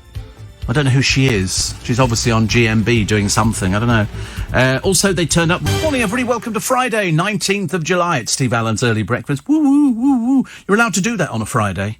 Not if you're driving a bus or a train or anything else at the moment. I forgot to check, actually. Waterloo Station was fine yesterday. But I wish they'd moved our trains a bit nearer to the number 1 platform. I think there should be places like Fareham, which you shove at 24, and the rest of us can sort of just get off the escalator and get straight onto a train, which is much easier. Sorry? What? Yeah, 20. I mean, to be honest with you, it's far too far for me to walk. If anybody's got walking difficulties, Waterloo Station, not the favourite place. Steve, my husband's favourite job was as a forecourt attendant when he was a 20-year-old student at Cambridge Uni. Got 50p commission when he sold a can of oil, says Val. Do you know, when we were looking for property down in Berkshire, my parents had a little touring caravan, which was what the Brits did. We went, I don't think we ever went, we did actually, we did do a couple of holidays where we flew in an aircraft, but most of the time the cheap British holiday was caravans. And so we had a caravan. They'd moved into the area in Berkshire they wanted to live, and so as opposed to renting a place, we lived in the caravan, a little touring caravan, 4 of us, on a filling station, and we sought permission of the owner. They said, yeah, of course you can, because they were building it next door bigger and bigger. So there was the old filling station, they were building the new one, still there, and there was our little caravan. And we lived in it while we were looking for property in the area, and I went to school. We did all the usual sort of things. But the one thing I loved was serving petrol. Oh, boy, was that my favourite thing. Now, bearing in mind, I was only 14. I was not supposed to be serving petrol, totally illegal. But we'd go out there, if it was a misty evening, and we used to get mists years ago. London used to get the fog, didn't it? But the mists were out of town. And you'd go there, and then a car would come in, and you'd rush over there to fill it up with petrol. I used to love doing it. Until one time I made a complete mistake. I filled the tank up, and the bloke apparently, he said, I only asked for £10 worth. Or £5 worth, whatever it was. And I thought afterwards, you've lied, because I didn't make mistakes. Very bright child. Carolyn in Hull says hello to all fellow teachers. Last day of school, then 6 weeks off. Hurrah! Yippee! Yes. Oh, no, well, actually, it's not so great for teachers, is it? Don't you have to sort of get, marking and all this? Oh, dear, dreadful. But anyway, if you are on holiday, Carolyn, well, then you enjoy yourself. Ian on the M20 says, I've given up on the lottery. The Set for Life draw last night had no winners again. In 36 draws, there's only been one jackpot winner. Well, there's no chance of winning on the lottery at all, is there? Occasionally somebody does, and they make a big brouhaha about it. Somebody better win tonight. They're going to create 20 millionaires. And it's also 96 million, so that's nice. Chris says, morning, Steve. Off to Egypt, Tuesday, 40 degrees. Oh, what sort of exercise do lazy people do? Diddly squats. Thank you. Da-da-da-da-da-da-da. Rob says, how on earth can I get into the property market when I spend 60% of my wages on the rent and the rest of the money on the bills, and I work 55 hours a week? The future does not look bright. I agree with you. Future doesn't look bright. I mean, especially in London. I don't know how on earth people afford to buy anywhere at all, because it is so expensive. I mean, we actually just take it for granted now. Somebody says, oh, there's a 2-bedroom flat and it costs 800,000. You go, well, that's what they cost. I mean, you can find some cheaper in different areas, but it might not be the sort of place that you want to buy. And yet you see them on the television. And I look at these properties, and I've started guessing. I'm very good at guessing the prices. And they go, how much do you think this is? And you look at this place, it had a little stream running through it the other day, and it was under 400,000. And they were sort of umming and ahhing over it. I thought, blimey, I'd have wrenched your arm off to get hold of it. It looked lovely. It really did. In Liverpool, Steve, most petrol stations are attended. While one cleans the windscreen, the other empties the boot and removes the wheels. I was going to do that joke ages ago. Thank you, Mr. Phil. Very nice indeed. More people at ITV's party. I mean, I'm assuming it's people who don't have anything to do in their life, because I say there were lots of Z-listers there, and then there were other people, but you didn't get Ant and Dec or Pip and Holly. And that would be 4 of the biggest stars, I would think. Robbie Williams turned up. It's a bit embarrassing. Poor old Robbie Williams, honestly. He's still living, in this peculiar world where he thinks he's a rock star or something. Whereas, in fact, most of his stuff is swing, isn't it? Also, Susanna Reid looked very nice, actually. And there's a picture of... Who the dickens is that? Oh, it's somebody who's won the lottery. They say veteran ITV star Eamon Holmes. He attended without his wife. Yeah, I'm sure he found somebody to talk to. He's always fairly good at things like that. Also, regrets. You know when they say regrets? I've had a few, but then again, too few to mention. Apparently, 4 in 10 Brits confess they've had a few regrets. Failing to spend enough time with the family made the list, not paying attention to health. Also, feelings that you could have been a better parent. So, the study of 2,000 adults found that it's never too late to achieve your life goals. I don't think I've got any regrets at all, actually. I don't think so. I'm trying to think, actually. Even when you go back over your life, do you think, have I got any regrets about anything? No, the only thing would be, I wish I'd saved more money when I was younger. If somebody had said to me, when you were young and you start earning money, save it, because there will come a time you want to buy a property and you need some help and that kind of thing. So do it. But nobody has said, because when you're earning money, I reckon half of the Love Island, if not 90%, haven't saved a penny piece. Not one penny piece. Why would they? Oh, we're young with this and that, and they think it's going to last forever. Believe you me, even for Bros, it didn't last forever. People all of a sudden go skint. And once you've gone skint, there's nowhere for you to go. If you don't have any talent, what are you supposed to do then? Then the taxman comes a-hounding you, like Jordan. She thinks she's being really, really clever. There's going to come that time. She thinks she's resurrecting a career in show business. She never had a career in show business. That was the trouble. She was a page 3 girl. She got her boobs out. Then she sort of met a few naff boyfriends who some turned into husbands. Then she decided to start having the cosmetic surgery, to which she became addicted to. And then people paid her to endorse various things. She's never been a businesswoman in her life. Not a clue.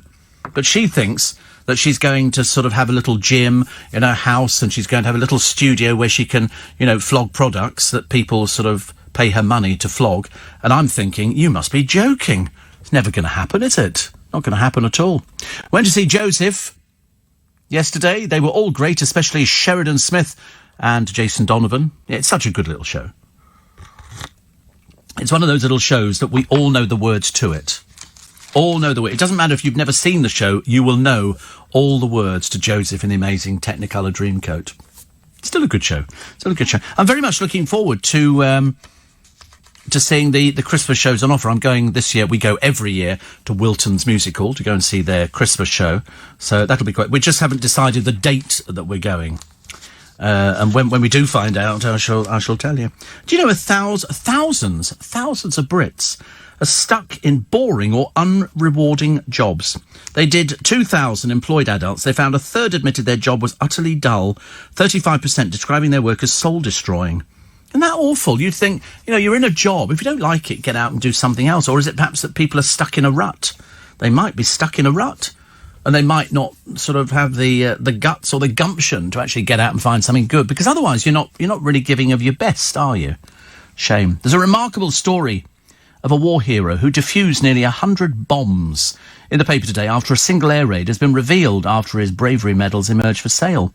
This is Captain Tommy Blackshaw, who carried out the heroic feat after a German bombing attack on Essex in 1943. He made safe about 95 butterfly bombs, all fitted with anti-handling devices designed to detonate at the slightest vibration. Knowing one false move would result in certain death, he somehow kept his nerve, earning a George Medal. They're being sold in London. Hit by a train, he was. He was killed just before the end of the war in a freak accident. He was umpiring military exercises and hit by a train. So his medals are being sold. I don't know who would sell them. A lot of people now, when they get these medals, the families don't want to keep them. I think they should always give them 2 sets. One lot that you can sell and the other lot that you keep at home. Just to show people, say, look, he did actually get these medals. Because most people need them. If you get, a George Cross or a VC... people want to sell them because they say, listen, it's sitting in a drawer. What are we supposed to do with it? And you go, well, you're supposed to be proud. It's like you have something that's part of your family. But people don't want that. They would rather have the money. So this set of medals that he's got are probably worth about £3,000. It would be nice to think that somebody in the family could perhaps buy them, give them the money, and they could hang on to them. Disney pushing the boundaries because Lion King opens this weekend. And, I mean, you seriously, when they first open their mouths and start talking, because that's such a clever thing to teach them, they managed to get them on. I think they all did the same class. And I think Simba was there. But you do expect David Attenborough to join in a version of The Circle of Life. That would be quite funny. But thankfully, the actor turned director mostly sticks to the original script. It's brilliant. Donald Glover voices Simba, an adorable ball of fluff for now, but when his Lion King father, Mufasa, played by James Earl Jones, reprises his role from last time, pops his paws, he'll be the main man, M-A-N-E, in Pride Rock. I mean, it's worth watching, actually. Simba escapes. I don't want to tell you the story because but go see it this weekend. People keep asking me, they say, what's it like? What's it like? I said, you'll never believe they're not real. You will never believe in a million years. You will believe that these things are absolutely real. They say it's another roaring success for the remarkably obsessed Disney. Where they do something, they do it well. And this has been done very, very well. It's well worth it. Just for Seth Rogen and Billy Eichner. Oh, just remembered. They're going to be joining me this weekend for In Conversation. So tomorrow morning, we talk Lion King with Seth Rogen and Billy Eichner. That's Pumbaa and Timon. And they are the comedy they're the comedy bit in it. Very, very funny. And my third guest, is the award-winning actress who was in the Harry Potter and Bridget Jones movie series. She's going to be in to talk about Gentleman Jack, which is out on DVD. But are we going to be talking to them now? We've got some little clips as well.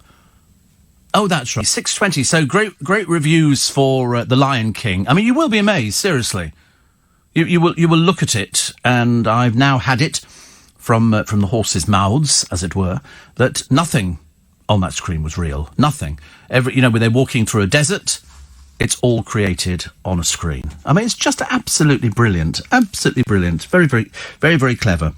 Still getting good reviews. In fact, it's got a 4-star review. Joseph in the Amazing Technicolor Dreamcoat. There's also The Night of the Iguana at the Noel Coward Theatre. This is Clive Owen. If you get a chance, get to see Clive Owen. Well worth it. I was trying to find out the name of this. Can you find out what the name of the production is at the Phoenix Theatre in London? Because a friend of mine went to see it the other day, and she got there by the skin of her teeth because there was a hold-up, shall we say, in London. And she did literally, she sat down in the seat just as the lights went down. That's right. This is Come From Away. It's a new musical that brings to life, and there's nobody in it that you've ever heard of, but it's an award-winning musical.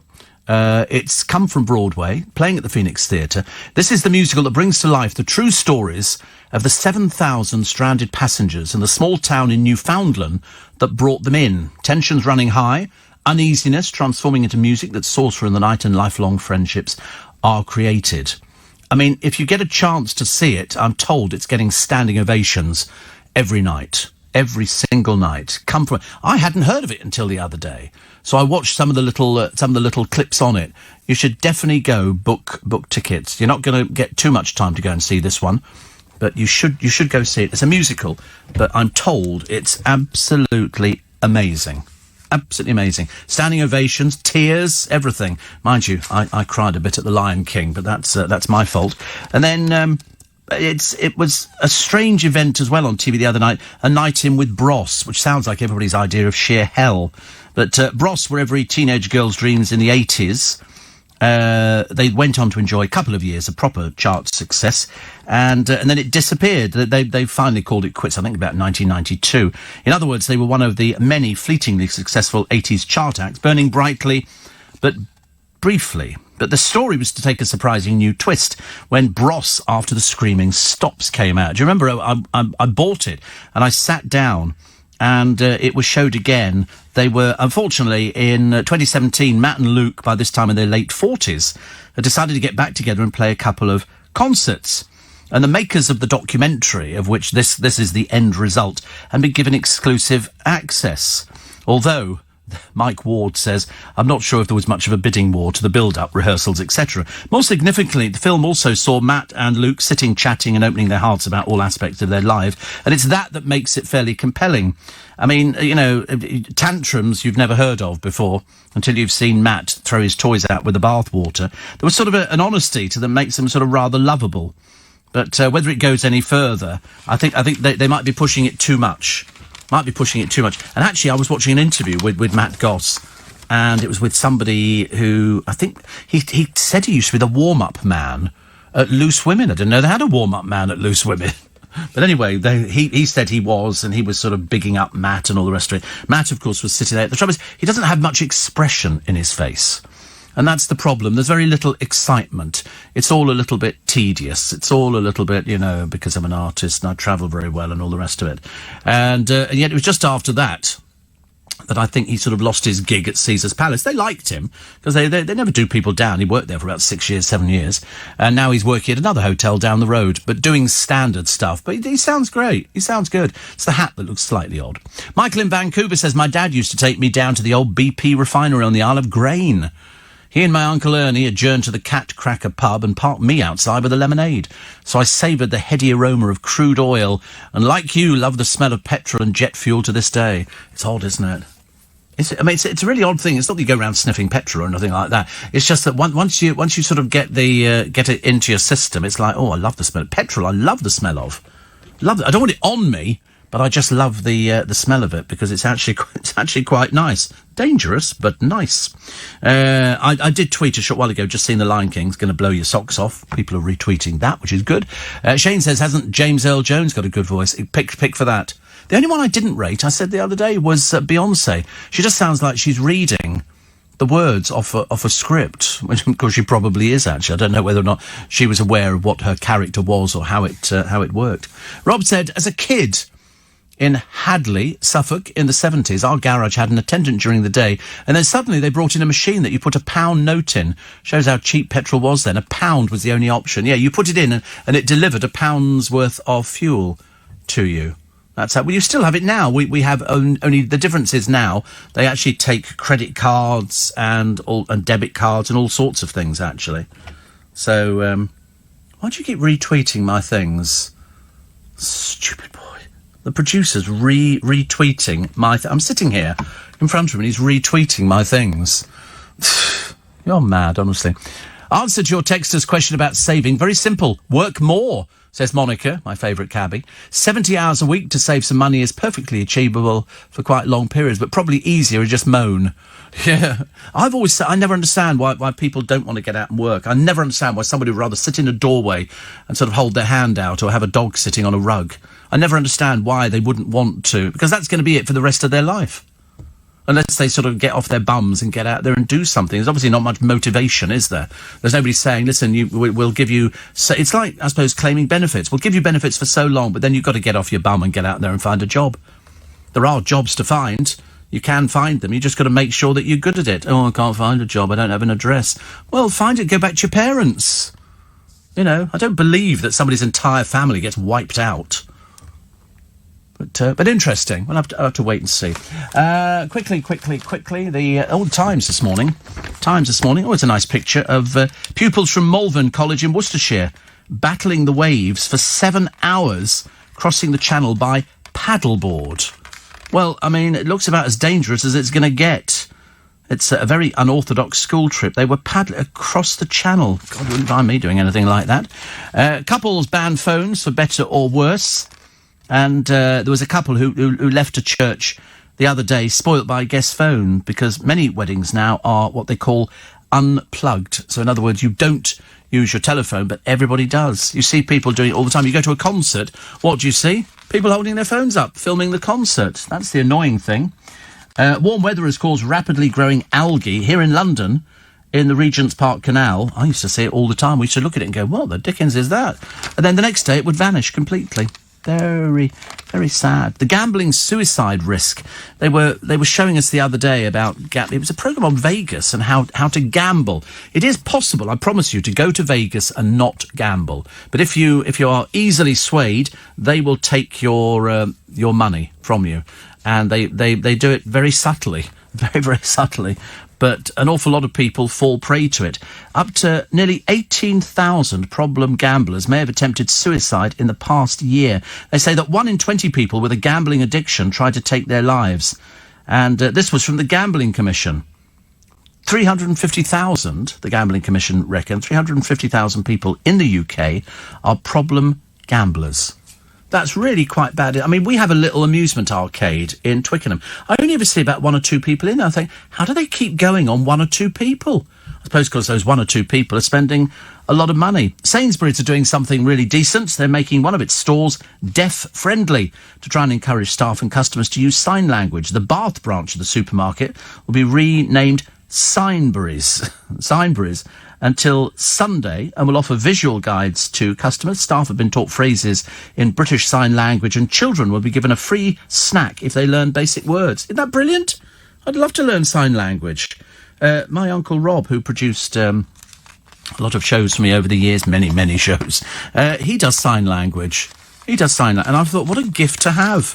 You very rarely see people doing it, but it's such a skill to have, and it can make it, so useful for people when it's like all of a sudden they have a voice. Somebody understands what they're saying, and you can talk back to them. I've often wanted to do it.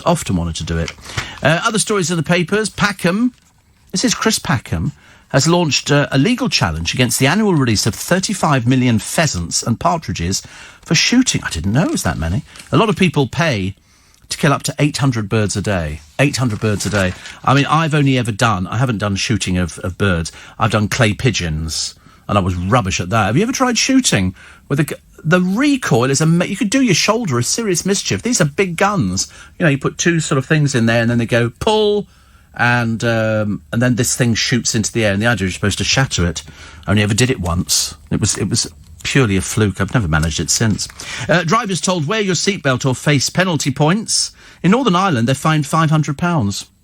£500. Road experts say the offence should carry a 3-point penalty like speeding. Drivers who accumulate 12 or more points would face being banned. Doesn't seem to stop people. The amount of people who they stop on these television programmes are people who don't even appear to have a licence. Do you have a licence? No. Do you have a provisional? No. Got any insurance? No. Of course they haven't. Why would you think they would have, the insurance? And they don't. And therein lies the problem. 5,000 people turned up the other day to the annual Dîner en Blanc in Manhattan. 5,000 people paid $53 each to share a picnic. You can't beat... I thought it was only the Brits that did it. But apparently, loads of us do picnics and love it. It's just those bloomin' pesky wasps, isn't it? Not very nice. As I listen to you every morning, I love you.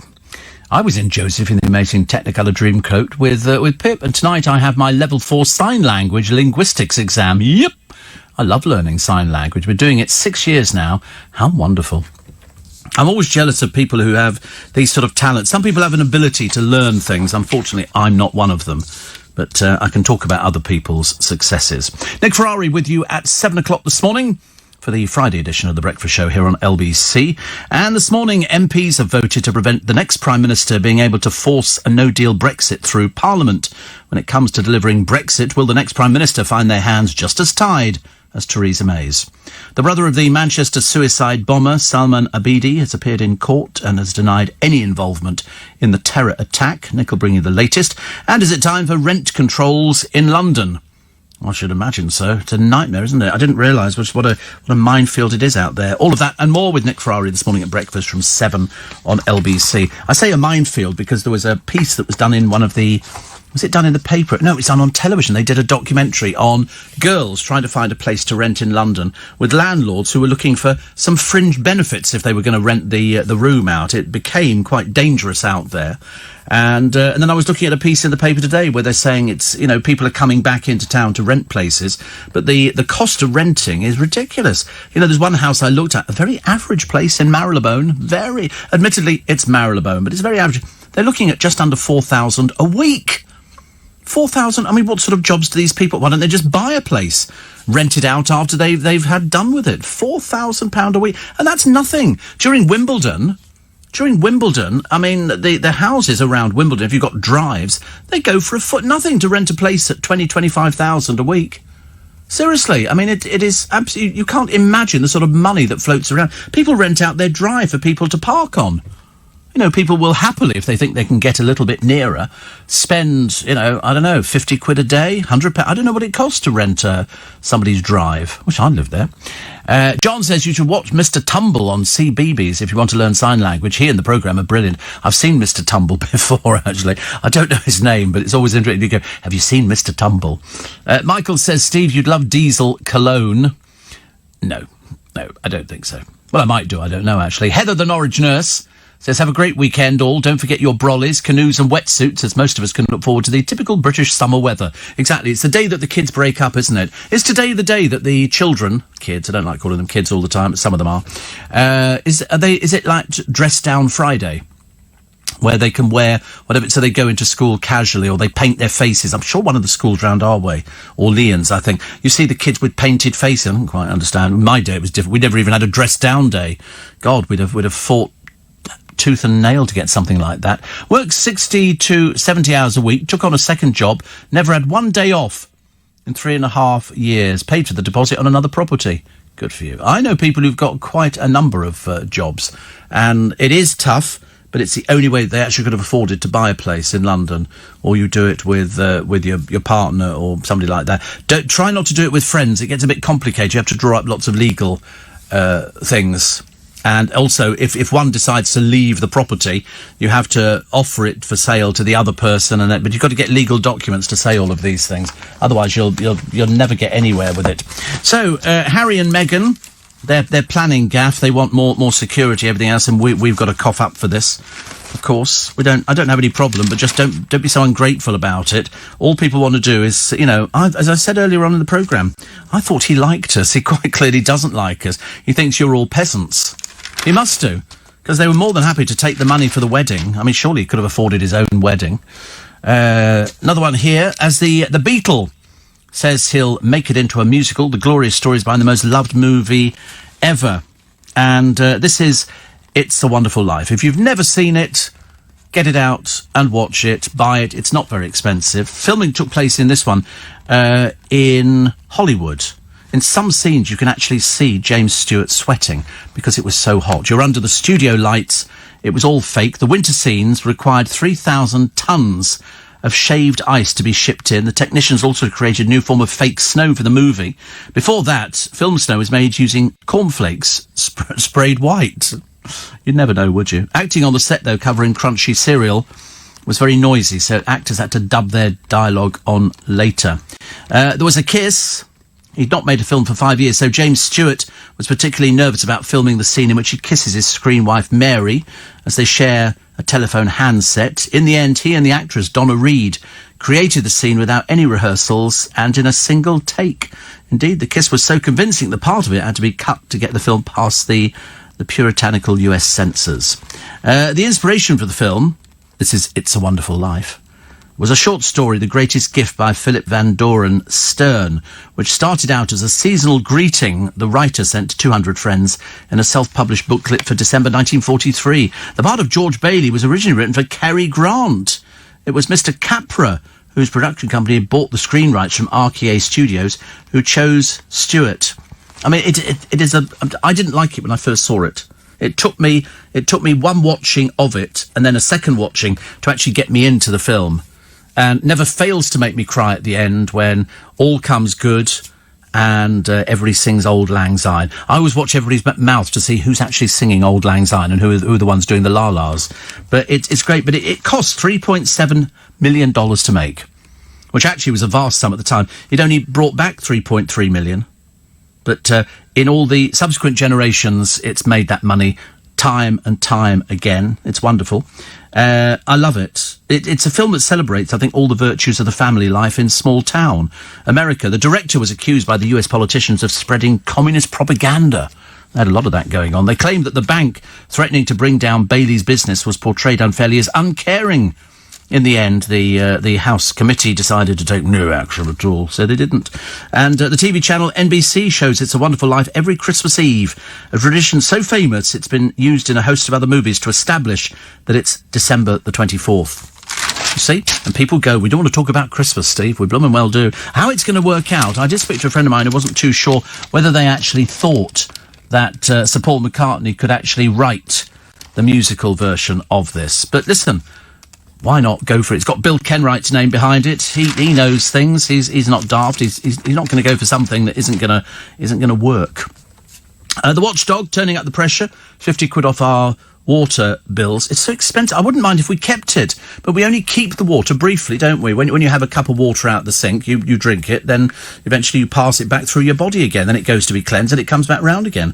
I mean, I should imagine each glass of water must have been passed about 20 times. Only guessing, of course. Only guessing. Piers threatened Corbyn with confidence vote in the anti-Semitism backlash. Because remember the other day he said, oh, look, he's actually found somebody Jewish. Then it turned out that he was homophobic, which didn't really help matters at all. He lurches from one disaster to another. Also, the diabetes, heart failure risk up to 47% higher for women. For women, I've seen people on the television. I can't complain about it because I'm terrible. But an awful lot of people on the television, they had these people who sort of just went out drinking. And one of them was a diabetic. And they said, should you be drinking this much if you're diabetic? She said, oh, well, what does it matter? And it matters quite a lot, actually. A £450,000 electric bike hire scheme's been abandoned after more than two-thirds was stolen or vandalised. These 200 e-bikes, which cost 3p a minute to hire, were placed across the city in Derby last June. Mike Caswell, the owner of Our Bike, responsible for the day-to-day running of the venture, said, after the recent spate of intensive and aggressive vandalism targeting our e-bikes, we cannot financially afford to sustain the scheme going forward. 4 teenagers have been charged in connection. I saw a homeless person the other day pulling up on a bike. He'd quite clearly thieved. And what he'd done is, it's one of those Boris bikes, he'd managed to break off the thing at the back, which secures them until somebody releases it.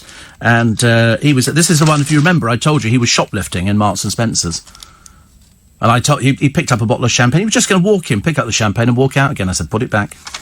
He obviously thought I was somebody important because he put it straight back again. But you think, no, it's ridiculous. No what? No class, I know, it's dreadful. People thieve nowadays. I told you, there's one person in Twickenham, he thieves a lot. The police have arrested him more times. He's got a bank card, he took money out of the bank machine the other day, and I'm thinking, but he's a thief. Well, I don't know, perhaps he's sick, I don't know. Steve, I spent years learning flower pot men language, only to realise I could learn it easier in the Houses of Parliament. I know, it didn't go anywhere, that one, did it? You make very good Clarence the Angel in my remake, Steve. Best film ever, says JL. If you had Paul McCartney on In Conversation, would it be an hour long, says Neil? Well, if you could persuade him to do an hour, yes. Of course. You're going to listen. I mean, it's Paul McCartney. How's the blood sugar level now? I did it a minute ago, actually. It was actually a lot better than I thought. I think we had gone down. Wait a minute. There you go. 15.4. We seem to be heading in the right direction. So that's good, isn't it? At the beginning of the programme, we were 20 and a half. I mean, seriously. Even I started thinking I must be on the way out. Hilarious. I was watching some birds yesterday evening, Steve, and it's something I've seen many times over the years. Unless you're a trucker, you may have done that. You may not have. I have some lorry parks where you have a hedge or a fence, and you see lots of little birds like sparrows who've learnt that the trucks have spent all day travelling hundreds of miles. When you turn off the engine, they start flying onto the engine grill and then go inside and pick off all the insects. Isn't that clever? Good Lord. I wouldn't have thought of that. Wouldn't have thought about that at all. But you see, that's the things you find out when you're a trucker. When you're a trucker. 6:45 is the time. The 7 is the time. Mr. Tumble is Justin Fletcher. So now we know. I mean, I should have known that, actually. The trouble is, there's so many of these different characters. I've seen him being interviewed, I'm sure. Chris in Cardiff is off work at home, looking after Mum Lois, who's off colour. Off colour. I love that when people say that. Community resource team nurse is a real help in our current circumstances, and a wonderful GP. So that's it for all those... But I think they're marvellous. I never hear a word said against things like that. I know exactly how brilliant they can be. 6:50, front page. Daily Mail, they're doing Harry and Meghan's planning gaffe, but shh, they're not saying it because it's security and everything else. But we obviously haven't spent enough money on them, so we need to spend some more so they can be petulant. 1 in 3 dementia victims forced to sell their homes. The Shock Mail poll reveals the true toll of the care costing. I mean, it's embarrassing, really. You look inside there, and you've got people who are having to sell their house to fund their medical care. Why? I've got no idea. Front page of the Times. 3 cabinet ministers prepare resignation letters for Johnson. and they are as follows, I think. David Gauke, the Justice Secretary, set to resign soon after Theresa May completes her final Prime Minister's questions on Wednesday. Philip Hammond, the Chancellor, and Rory Stewart, the International Development Secretary, are also considering departing before Mr Johnson arrives, according to allies. Oh dear, so it goes on. Gets better and better, doesn't it? Daily Express, Boris on the front page. Nobody should sell their home for dementia care costs. Unfortunately, they're having to. They don't have any choice in it. They don't have any choice. The Daily Star, Stacey, my baby agony. We've had this. They've tortuously dragged this story out for about 3 days now. She's had anxiety, but, if you didn't talk about it so much, perhaps you wouldn't have the anxiety. Also, thousands of British families' holiday plans could be thrown into chaos because today's the last day. The kids are on holiday for 6 weeks. Ryanair pilots have threatened strike action. Oh, dear. Staff at the budget airline have said not to be happy with the situation. And so we'll have to wait and see. You imagine you get to the airport and they go, your flight's delayed. Well, how long for? Tomorrow? Next week? I don't know. We don't know at the moment. From Love Island, another Z-list person claiming the villa is haunted. No, it isn't. It's just a few bricks, and that's it. And what was this one here? Robert Plant attended a degree ceremony for a music agent who finally paid him £8 he owed him for a gig 40 years ago. He offered him a tenner. And he took it, I think, which is great. So, scuppering the flights at the height of the school holidays. If it goes ahead, millions could see their main summer trips affected. I mean, the Tory MP, Charlie Elphick, says it's disgraceful of this heartless union to hold families to ransom. Brian Strutton, of the pilots' union BALPA, said, as usual with Ryanair, it's their way or the highway, and we're not prepared to put up with that. But the trouble is, they don't suffer. The person who suffers is you. The union don't seem to care about that at all, do they? Also, the tragic teen who dies in the mud hell on the trip with a school. And 12 teens are in the paper today accused of gang raping a 19-year-old British holidaymaker in Ayia Napa, claim they were beaten up after rumours of the attacks spread. They're aged between 15 and 18. And they're in the papers. They've gone into court with their faces covered, as you can well imagine. Plus, the invasion of flying bugs is so big it can be seen from satellites in space, which means we're going to have more of those blooming things all over the blooming place, which are horrible. Blue Peter, supposed to be the squeaky clean telly shows that kept the kids entertained, but after we were told that Rainbow was a hotbed of boozing and X-rated backstage pranks. This is in a new book by puppeteer Ronnie Lee Drew, who operated Zippy. Now, some of the other scandals. And they've got all sorts of people. I didn't realise there were so many scandals in television. See, they actually call it scandals. I just thought it was sort of... I mean, some of them are actually quite funny. Quite funny. I love the way they say here, very Blue Peter, as in blue, the colour, because presenter Christopher Trace quit after cheating on his wife. Peter Duncan was exposed for having appeared nude in a saucy film, The Life Taker. Peter Duncan appeared stark naked on stage with Linda Lusardi years later. Years later after that. The film, I can't remember if it ever saw the light of day. And then they've got, apparently, the original actor to play Tinky Winky in the Teletubbies. Somebody called Dave Thompson left the show when makers told him his interpretation of the role was not acceptable.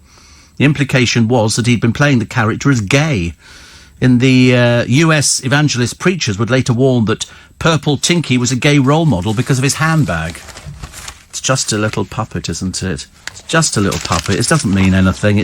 But people read something into it. Also, Magic Roundabout, despite denials, the Magic Roundabout was dogged by rumours. It was peppered with drug references. Dylan the Rabbit was believed to be high on cannabis. I remember lying back. Do you remember? He was lying, yeah, man, cool, and all the rest of it. But apparently, and it was supposed to be LSD because of his fondness for sugar lumps. He observed it starts with some sweets and then you run 2 bags a day. It was all freaky. And over in Captain Pugwash, I don't propose to go through any of those ones because I don't believe those names ever existed on there. I thought that was just something that was sort of about. Also, in 2017, parents watching Netflix's Mayor the Bee, which I don't know actually. Oh, thank you. Sorry, the phone's talking to me. Complained after noticing a penis drawing on a tree trunk in the background. I mean, honestly.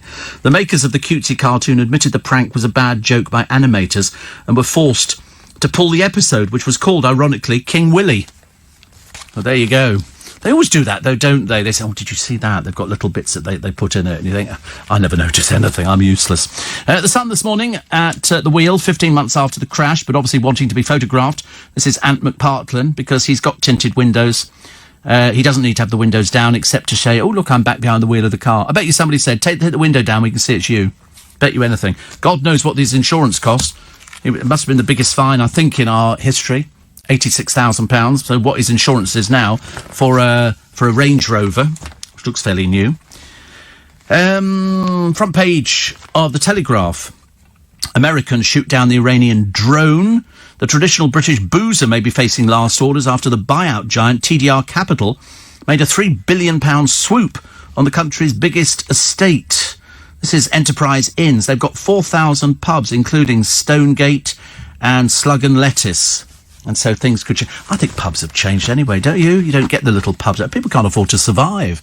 They all have to serve food and things like that. And then you get the hotel inspector coming in to say, this is why it's not working, because your food's rubbish. And if you can't get your food right, losing. What have we got here? This is Tory rebels and The Guardian sending a stark warning to Johnson over the no-deal Brexit, and the reviews on The Lion King.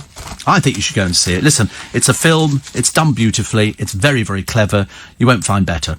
Daily Mirror, mind you might not like animated things, but it doesn't look animated, that's it. It just looks so believable. Inside today, The Mirror, Man on the Moon, the 50th anniversary souvenir pullout, goes for pages. Zippy, I had the hots for George. And free TV acts to cost £1.6 billion.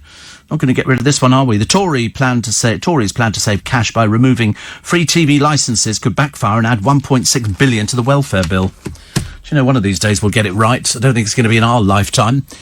Trevor in Brentwood says, my dad worked on a farm and drove a Fordson tractor back in the 50s. It always leaked fuel. I still love the smell of the diesel. I even drove the tractor at the age of 8. Great memories. Teletubbies, Steve, are larger-than-life human people in costume. No kidding. And quickly, I've been on a health and safety course. They told me in the film A Wonderful Light a lot of the snow effects were achieved by using asbestos, says Kevin. Well, I think they brought in ice. I should imagine there's lots of apocryphal stories which are doing the rounds. And another one here. Oh, it's somebody else saying about how they love the Teletubbies. Gotta go, because it's Friday. And we've got an interview to do for In Conversation, and then we're off for the weekend. Yeah, which is fantastic. What is the point? She looks ridiculous. Anyway, she nearly died from sepsis. So if anybody else is thinking about getting their bum lifted, let me just tell you now, don't. It's very dangerous. And especially you fly to another country. You know, if you were worth your salt, you'd have it done in this country, although I'm not even sure they do it over here. Do we do Brazilian bum lifts or something? It's a very odd thing to have done, isn't it? But it mainly seems for women. I think it was after Kim Kardashian set a bit of a trend, and she had her bottom lifted. And I remember thinking, what's the point of it? What is the point of it? You know, it doesn't look very attractive. It looks horrible. It disfigures people, and some people get very sick at what they're doing because they're taking fat out of one part of your body and shoving it somewhere else. What would be the point of that? Why would you want a bigger bottom? I thought the whole idea was if you see somebody with a big arse walking down the road, you'd be sort of going to yourself, that needs reducing, deed, or to add to it. I don't see what it's done for aesthetic reasons. What aesthetic reason? I've got no idea. Anyway, so I'm in a foul mood this morning. Better enjoy it. It's only 2 hours. I might as well be miserable for 2 hours because I did check last week. They went, next week, the 21st, there's going to be a bike ride in London. I thought, whoopee-doo. Why don't they do it Monday to Tuesday? You know, disrupt people then, see how much people enjoy it. No, the mayor decides that we're going to do it on the Sunday, because apparently nobody works in London. There's no disruption to anybody at all, and we're more than happy to stand there and cheer on cyclists, aren't we? Whoopee! Off you go to Cambridge. Blooming well stay there. It's dreadful. There's a lovely story of an old age pensioner. He's dying. He has terminal cancer, and his wife has got dementia, and they're both in separate care homes, which, as far as I'm concerned, is a big no-no. But he said, the one thing I'd like to do, he said, is have a last kiss with my wife. I think he was about 90 and she's about 86. Anyway, the staff arranged it, and they brought one of them to the other one. I think it was the wife they brought to the husband's care home, but she doesn't know she's got dementia. But they sat down and watched a film together. That's sweet. I think that's quite nice. I think that's very touching. It's nice when they do something like that. Because I, of course, am going for, I'd like 2 racks of spare ribs and lots of fries. You know, that'll be my only appeal at the end of my life. According to one of the papers, an old age pensioner has beaten up Tommy Robinson, not his real name, in prison. Shame. Also, a model called India Reynolds. I think she's from Love Island. She's got a secret past. She's done porn. Oh, dear. What a shame, isn't it, really? Well, that's killed your career stone dead. The sick people sending get-well cards to the Yorkshire Ripper who's dying. I mean, what sort of people are they who would send a get-well card to the Yorkshire Ripper? Sad, lonely people. You know, you hear them all the time, don't you? You read them in the newspapers. You know, we had that woman the other week. Do you remember? She's going to marry her chandelier. She's had an affair, apparently, with the Statue of Liberty. I mean, she's quite clearly balmy bonkers, isn't she? She doesn't own 12 cats, but she's got a bit of a thing going for the vacuum cleaner. What can I tell you? Just a bit on the side, I suspect. But no, she likes the chandelier so much that they're going to get married. It's like people who marry their dogs, isn't it, to other dogs? Sad, stupid people. You know, the dogs are getting married, so they dress one up with a little veil and all the rest of it. She'd never dress dogs up. I would happily go round and confiscate animals from people who dress them up. It's ridiculous. I've heard of people married to the Eiffel Tower. I mean, to be honest with you, it's a lot of tower. I mean, that's taking on something. She's only got the vacuum cleaner and a chandelier. The Eiffel Tower, I think, takes it to a new dimension, which I don't even want to go down the road on. Can you imagine? I've seen the Eiffel. I've never been up the Eiffel Tower. There was a joke actually about that, but I won't bore you with it at the moment. But I have seen the Eiffel Tower because we went over there for a trip to Paris. We did everything in Paris in one day. We did the Louvre, we did Montmartre, and got plagued by people trying to flog us bracelets and everything else. It's ghastly, all the tourist attractions. And we went to a church. We went to Notre Dame, actually, full of beggars. Ghastly. And what did I discover the other day? Can't remember what it was. The Spice Girls are planning to work Vegas. Well, I mean, I don't know if this is a story put out. Do you think Vegas wants to see the Spice Girls? I'm not sure. They might be able to manage it. It could earn them £4 million each.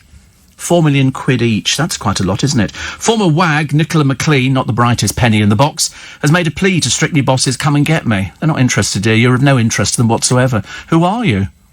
They only put people... You've obviously missed the point, dear. Celebrity Strictly Come Dancing. It's not for you, dear. Also, there are other things that people have married, including a ghost and a roller coaster. There's Noorul Mujahideen Hassan... and a Tetris... I'm sorry. Married... Okay, oh, shut up. Shut up. Sorry, the phone's got a mind of it. The phone's having a bit of a mare of a day as well. This person, this is Noorul Mujahideen Hassan, identifies as objectum sexual, which means she's attracted to objects. She's currently in a relationship with a calculator that she called Pierre, and admits she's also felt attracted to monorails, iPods and a GPS system. The 20-year-old, who likes to be known as Fractal Tetris Huracan, surrounds herself with Tetris-shaped objects. She now plans to marry the game when she graduates from the University of Florida.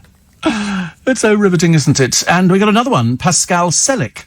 Pascal Selick is organising a lavish ceremony when she marries her duvet. She's decided... I mean, I can understand people getting excited about a duvet. I've got lots of duvets. But this is with the help of a wedding planner as well. She describes herself as rude, crude, spectacular exhibitionist. No, you're just mad, dear. She says, my duvet is the strongest, longest, most intimate and reliable relationship I've ever had. That's why it's always been there for me. Ooh. It's not normal, is it? Amanda Sparrow, large... she's married the ghost of a pirate. Anyway, she's split from her 300-year-old husband and has issued a warning. Irish Jack Sparrow impersonator Amanda Sparrow, large, 46, made headlines when she was legally married to the Haitian pirate by a shaman priest. She said she found her soulmate in the pirate in the 1700s. Again, another mad one as a broomstick, I'm afraid. They tied the knot in a boat off the Irish coast in international waters. And she says people should be very careful when dabbling in spirituality. I quite like Laura Messi herself. when I say that, you know, when people say, "Oh, you love you," if you were a lollipop, you'd lick yourself to death, wouldn't you? And she's a bit. It's like watching Ben Shepherd on the television. You know that every time he walks past a mirror, he goes, "I love you." That's what he does. Actually, there's a few on the Loose Women panel. Apparently, the Loose Women are going on tour. Further the better, as far as I'm concerned. Anyway, Miss Messie's ceremony was the full white frock, big cake, and bridesmaid affair, and so she's married herself. Her marriage to herself holds no legal weight, which means if she does want to start dating again, she won't have to sue herself for divorce. But she's so much in love with us. Oh, dear. Don't need those sort of pictures, do we? Amanda Liberty. Oh, she's the chandelier woman.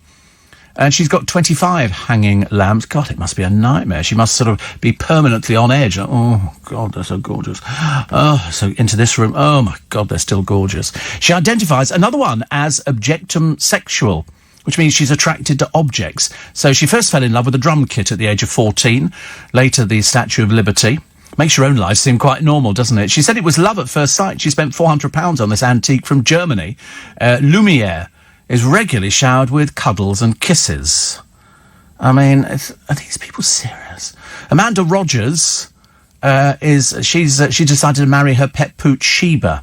She comes from South London. She married a human husband 20 years ago, but that union was short-lived. So this time, she's decided to go for a walkie down the aisle in Croatia in front of 200 guests. They must be there for the laugh, I should imagine. It was like watching... What did I watch the other day? They had 8 out of 10 cats. I think it was that one. And they put Gemma Collins on there, and you suddenly realise she's thick as a brick. I mean, it's almost embarrassing. By the way, the British Association of Aesthetic Plastic Surgeons... have talked about the Brazilian buttock lift. Now, there will be some people that you probably work with, you could be one of them, who has a rather large bottom. If you've only got a little bottom, you might want it to be a bit bigger. You might want to fill out your jeans a bit more. Nothing worse is that when you put a pair of jeans on, they don't really emphasise your bum.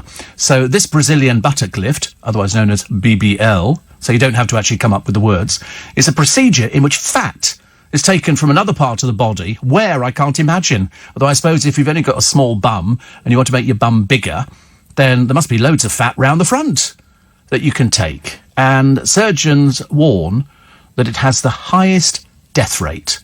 The highest death rate, 1 in 3,000 operations. I mean, of all cosmetic surgery procedures, due to the risk of injecting fat into large veins that can travel to the heart or brain and cause severe illness and death. So what they do is they suck fat out of someone with sort of a needle, and then they stick it in your bum. And I'm sort of thinking, you know, I'd rather not bother. If people seriously only like me for my bottom, then, you know, I don't think I want to know them. There's more to me than that, let me tell you. It does tend to be mainly women who want it done. I don't know why. Perhaps if you've got a little... I mean, sometimes you look at some people's bums and you think, good God in heaven, you need to diet. Can't be good for you, can you? But they do it.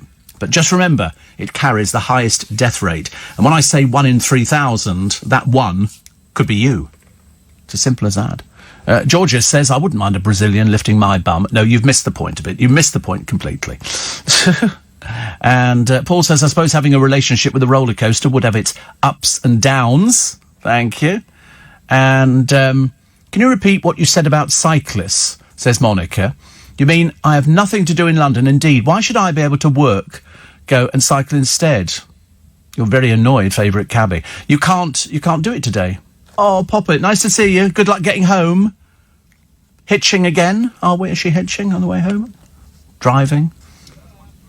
Oh, she's rushing off. Bye. She's got to get out, because in about an hour and a quarter, or three quarters, they're going to be closing all these blooming roads off. So in other words, if you're a taxi driver, and how are you supposed to earn a living? Do you think the mayor will cough up for your money today? Shouldn't think so. Shouldn't think so. Why do we have to put up with this rubbish? I'm sick to death of it. I live and work in London. I pay my taxes. You know, I have to sort of, you know, put road fund licence on the car and put petrol and all the rest of it, only for somebody to say, oh, the bicycles are taking over today. Not as far as I'm concerned. Seriously, fair game, fair game. So there's going to be loads of people. The mayor, of course, will be basking in the fact that somebody will take his photograph, whereas the rest of us are spitting blood and feathers. Probably not at the same time. It's just so annoying. We work in London over the weekend. How are we supposed to get around? How are you supposed to park? You can't go anywhere. I bet you anything, there'll hardly be anybody, just in a few little places, standing there going, hello, waving at cyclists who are going to Cambridge. Cambridge, look out, they're on their way. There will be this morning. There'll be a lot of people in Lycra. Be a lot of really badly dressed people. I don't know what he's thinking of. I don't know what he's thinking of. Every time we have anything like this, either a run or a cycle race or a hop, skip and a jump or whatever else it happens to be, scooters or something ridiculous, you know, people who make their living on the streets of London, either trying to get around to deliver things, can't do it.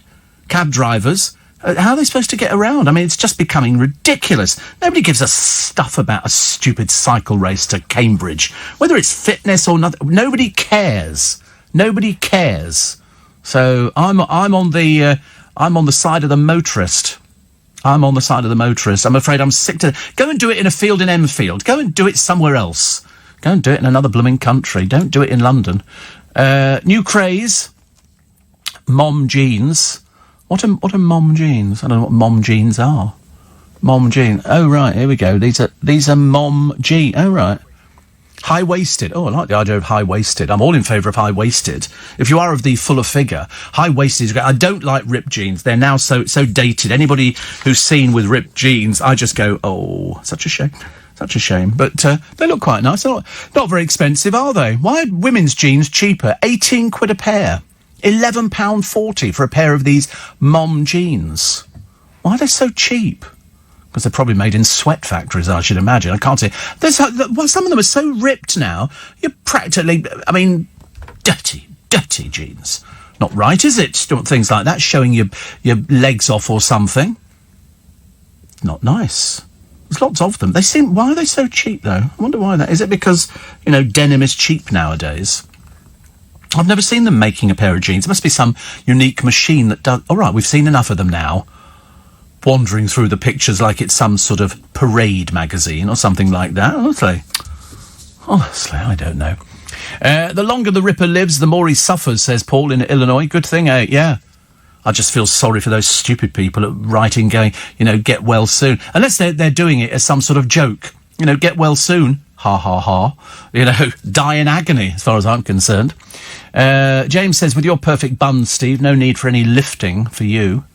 Well, I've never thought... I mean, how many times do you walk out walk out your house in the morning and you think, my hair looks good, my shirt looks good, undo an extra button. Oh, God, I hope my bottom looks all right. I don't want people to sort of be watching me walking down the aisle on the bus, sashaying down on the top floor, you know, going, la, la, la, la, la, and people go, look at his bum, look at his bum. Yeah, they did have that, didn't they? I'm sure some years ago, didn't somebody... There's an award called Rear of the Year. I mean, it just seems every year they have Rear of the Year and people go, oh, I think, no, you've just been named Arse of the Year. What are you, mad or something? Why would you want that? I mean, unless you are one of those people who has a peachy bottom. But, you know, you don't know, do you, really? So, I don't have peachy bottom or anything like that. Ridiculous, says Holly, to close down the centre of London for cycling events. They could at least start in the east of London or stage more of these events in the Highlands of Scotland. Where it would be a real challenge. Steep hills, horizontal rain, desperately itchy midges, and absolutely no public attention at all. Brilliant idea. We all have to suffer. Rear of the Year, I must tell you, actually. It was first done in 1976. Guess who won it? Barbara Windsor. There you go, Scott. Barbara won it in 76. She got Rear of the Year. Then it was Felicity Kendall. They had a bit of a gap till 1981. Susie Quattro, Lulu, Elaine Page... Lindsay DePaul, 1986, Annika Rice, because she spent most of her time looking at her bottom because she was running around in that treasure hunt programme, and the cameraman spent most of his time concentrating on her bum. She won it jointly with Michael Barrymore, then Anita Dobson. I think he was the first man to win it. No competition in 89 or in 90, then Marina Ogilvy in 91. I know you'll be going, who? Ulrika Johnson got it in 92. Sarah right, the Honourable Lady Ogilvy, a member of the British Royal Family. How can you name her in 91? Rear of the Year, she's a member of the Royal Family. It's like saying, oh, look, the Queen's got a nice bottom, hasn't she? Mandy Smith and Richard Fairbrass in 94. No competition in 95. Tracy Shaw, 96. Then Melinda Messenger and Gary Barlow. Gary Barlow.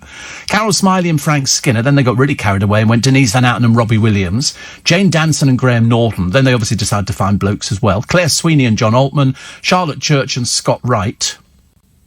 Who's Scott Wright? Who's Scott Wright? Who is he? He's a British actor, singer and musician. He was nominated for a National Television Award as a popular newcomer playing Sam Kingston in Coronation Street.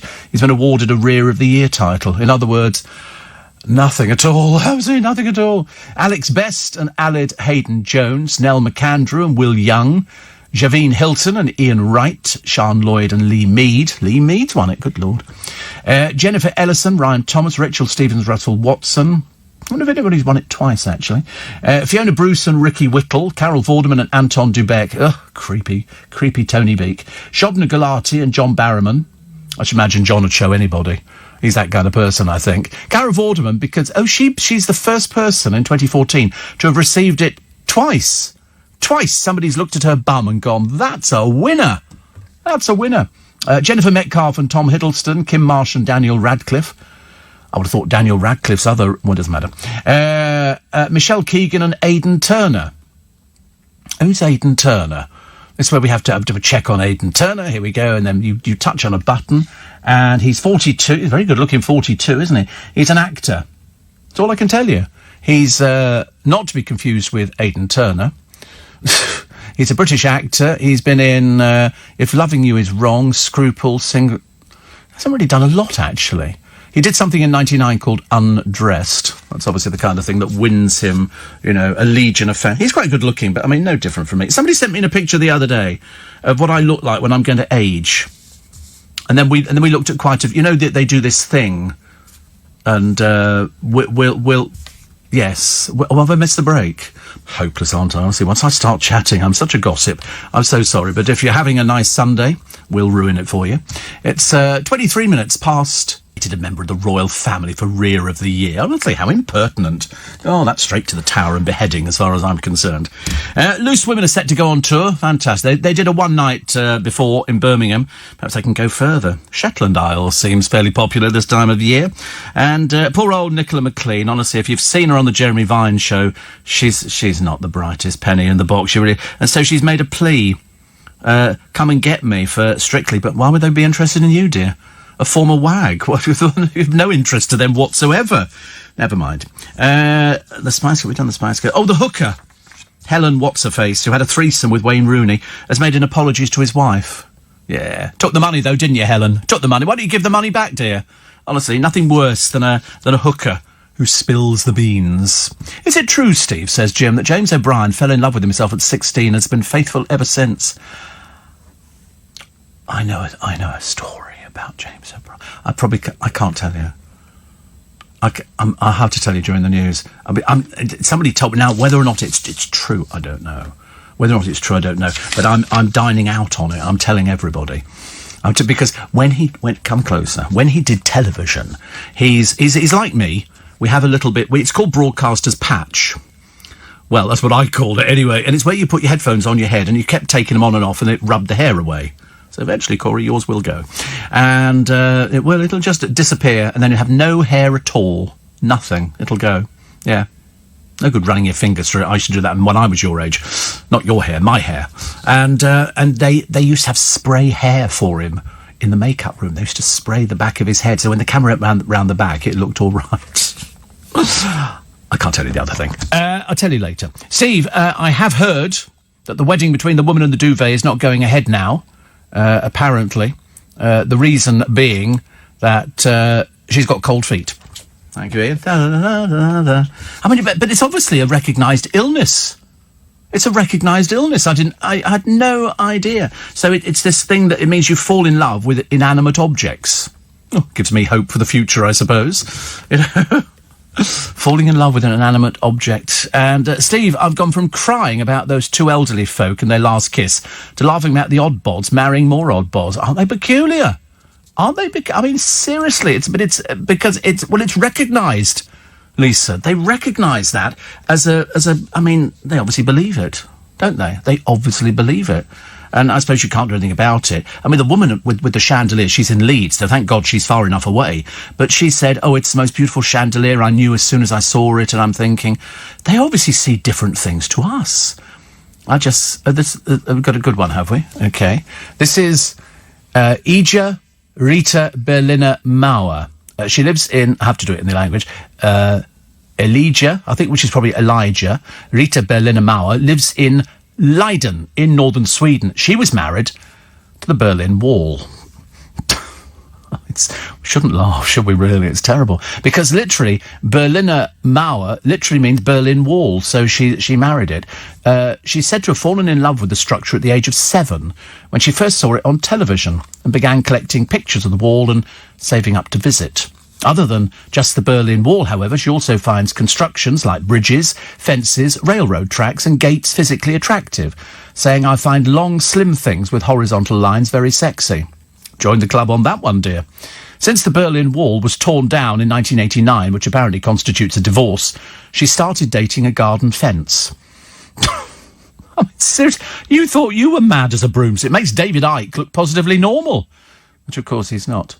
You're born that way. It's not a choice. I mean, yeah, because if she says that she fell in love with the structure at the age of 7, at 7, how can you? I didn't even know what love was at 7, 8 maybe, but not 7. Can you imagine falling in love at 7? I mean, that's sort of like. I mean, we all fall in love with things, don't we? But I mean, I can't remember the earliest that I fell in love. I just know it was very depressing. It always is, isn't it? It's always very... People say, oh, isn't it great? You know, when you fall in love with somebody, you go, no, it's the most miserable time of your blooming life. It really is. It used to make me quite ill. I used to go out and sort of blink at myself. Don't look at anybody. Don't look at anybody. You'll only fall in love, and then somebody looks at you and smiles. You know, well, all of a sudden it's lollipops and pink ice cream and flowers and rainbows and sheep gambling about in the field before they're taken to the abattoir. And so there's all of those things to worry about. But we do worry about it, don't we? But as far as I know, I've never fallen in love with a duvet. I used to fall in love with a packet of cigarettes on a fairly regular basis, but I don't do that anymore. So, obviously not destined. Perhaps I need to look around a bit more.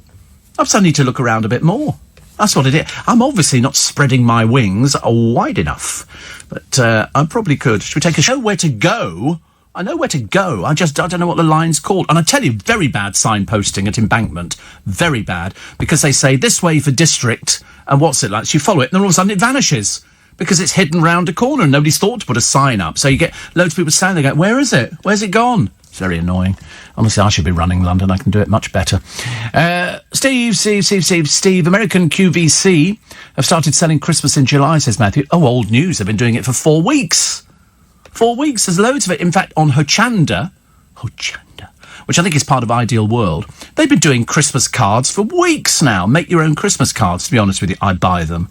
I always buy Christmas cards every year because I just like the pretty pictures. I don't want to make anything. I know a lot of people do, but it's not for me. Your sister's doing what? Oh, Christmas in... Oh, right. How lovely. In New Zealand. Do they get snow in New Zealand? Do they get... Probably the mountains, yeah. Very nice. I like the idea. So you don't have hot Christmas. Oh, right. You know, in Australia, I could never understand why you'd want to go and do a barbecue on Christmas morning. Who the hell wants to do a barbecue on Christmas morning when it's baking down with sunshine? We're all standing around in our swimming shorts with our huge bums hanging out. You know, who's interested in that, eh? You just want to... Toblerone. You eat Toblerone on Christmas morning. We don't do that. We always have a tin of Quality Street, though. That's actually written down. I think it's in the Bible. I'm sure it says, and lo, the Lord gifted a tin of Quality Street to as many families as could afford it. Because it was always there, wasn't it? And we'd always pick our favourites out. And then you couldn't just pick one. You just could not pick one out. You would have to pick at least 2 or 3, if not 4. And a bowl of Satsumas. Got to have Satsumas at Christmas. All the things that you've got to have is like little sausages. That's not a reference, thank you. I'm just telling you, that's what we have. We have little sausages at Christmas. I don't know why we do. Why can't we have socking great big ones? Do you remember they brought out a short while ago the heart-shaped sausage for Valentine's Day? And I scoured everywhere. Eventually I found one. And the box was designed to make it look like it was a heart. And I thought, that's good. When I opened the box, it's 2 sausages. They're not even joined, just bent in. They've sort of turned the top, so it makes it look as though it was a heart shape. I was really disappointed. It was rubbish sausage as well. Didn't even taste nice. I thought it was quite expensive, but I'm still banging on about this mashed potato from Iceland, £1 a bag, and it looks like lots of bullets in there, frozen. So if you're making a casserole, you just put half a dozen in there, and it just swirls into it. It's delicious. Seriously, it's the best mashed potato you'll ever have. And it's £1 a bag. Seriously, I should have brought some in, actually. It's really, really nice. Yeah, he's eating peaches as well. We've got all healthy in the well, I haven't, because I'm still having trouble getting my blood sugars down. They're not doing at all well. So this morning, we're doing. I think we did a 14 a minute ago. I mean, it's ridiculous. I don't know. Wait a minute. There you go. 14.9. 14.9 is. I've gone up. I'm going up. I haven't done anything. Ridiculous, isn't it? Honestly, I think what we're going to have to do is sort of either change the insulin or up the dosage. But I'm fairly high dosage at the moment. Steve, you want to live around Weybridge and Byfleet area of Surrey. Whole villages are cut off for 2 days due to the roads having been shut. I know, because we've had it in Twickenham. But if it's something big like the Tour de France or Tour de whatever it is, then I think it's worth it, because they only whiz through quickly and then they start opening all the roads up. But this thing in London, this is the mayor basically telling us all to do one. You know, so he can run his little bicycle race down to Cambridge. What's Cambridge got, for God's sake? Ridiculous. Can you get non-work-related items from eBay, Amazon, delivered to LBC?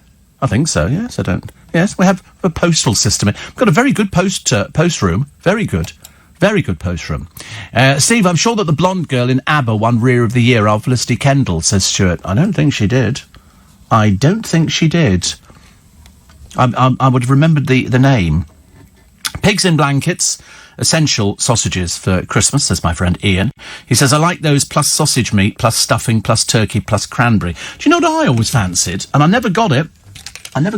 It was one of those, was it a 5 roast bird? You had a turkey, and inside that was something else and something else. And I imagine that they were all in that. Wait a minute. So you think after Felicity Kendall 3 times? No, is the answer. Absolutely not. No. Sorry about that. No. And nobody's won 3 times. The only person who's won twice is Carol Vorderman. John in Birmingham, yes, thank you. I only got it this morning, actually, the London Town Book. Thank you very much indeed. That's what they call a weighty book. But thank you very much indeed. I love stuff like that. You know me. I'm very keen on things. And strange, Mr. Allen, says Dave in Sutton, who's obviously got, let's just call them issues, shall we? You didn't get upset about London shutting down over gay pride. I don't think you were listening to the programme then, darling, were you? You should have been listening carefully. Get new batteries.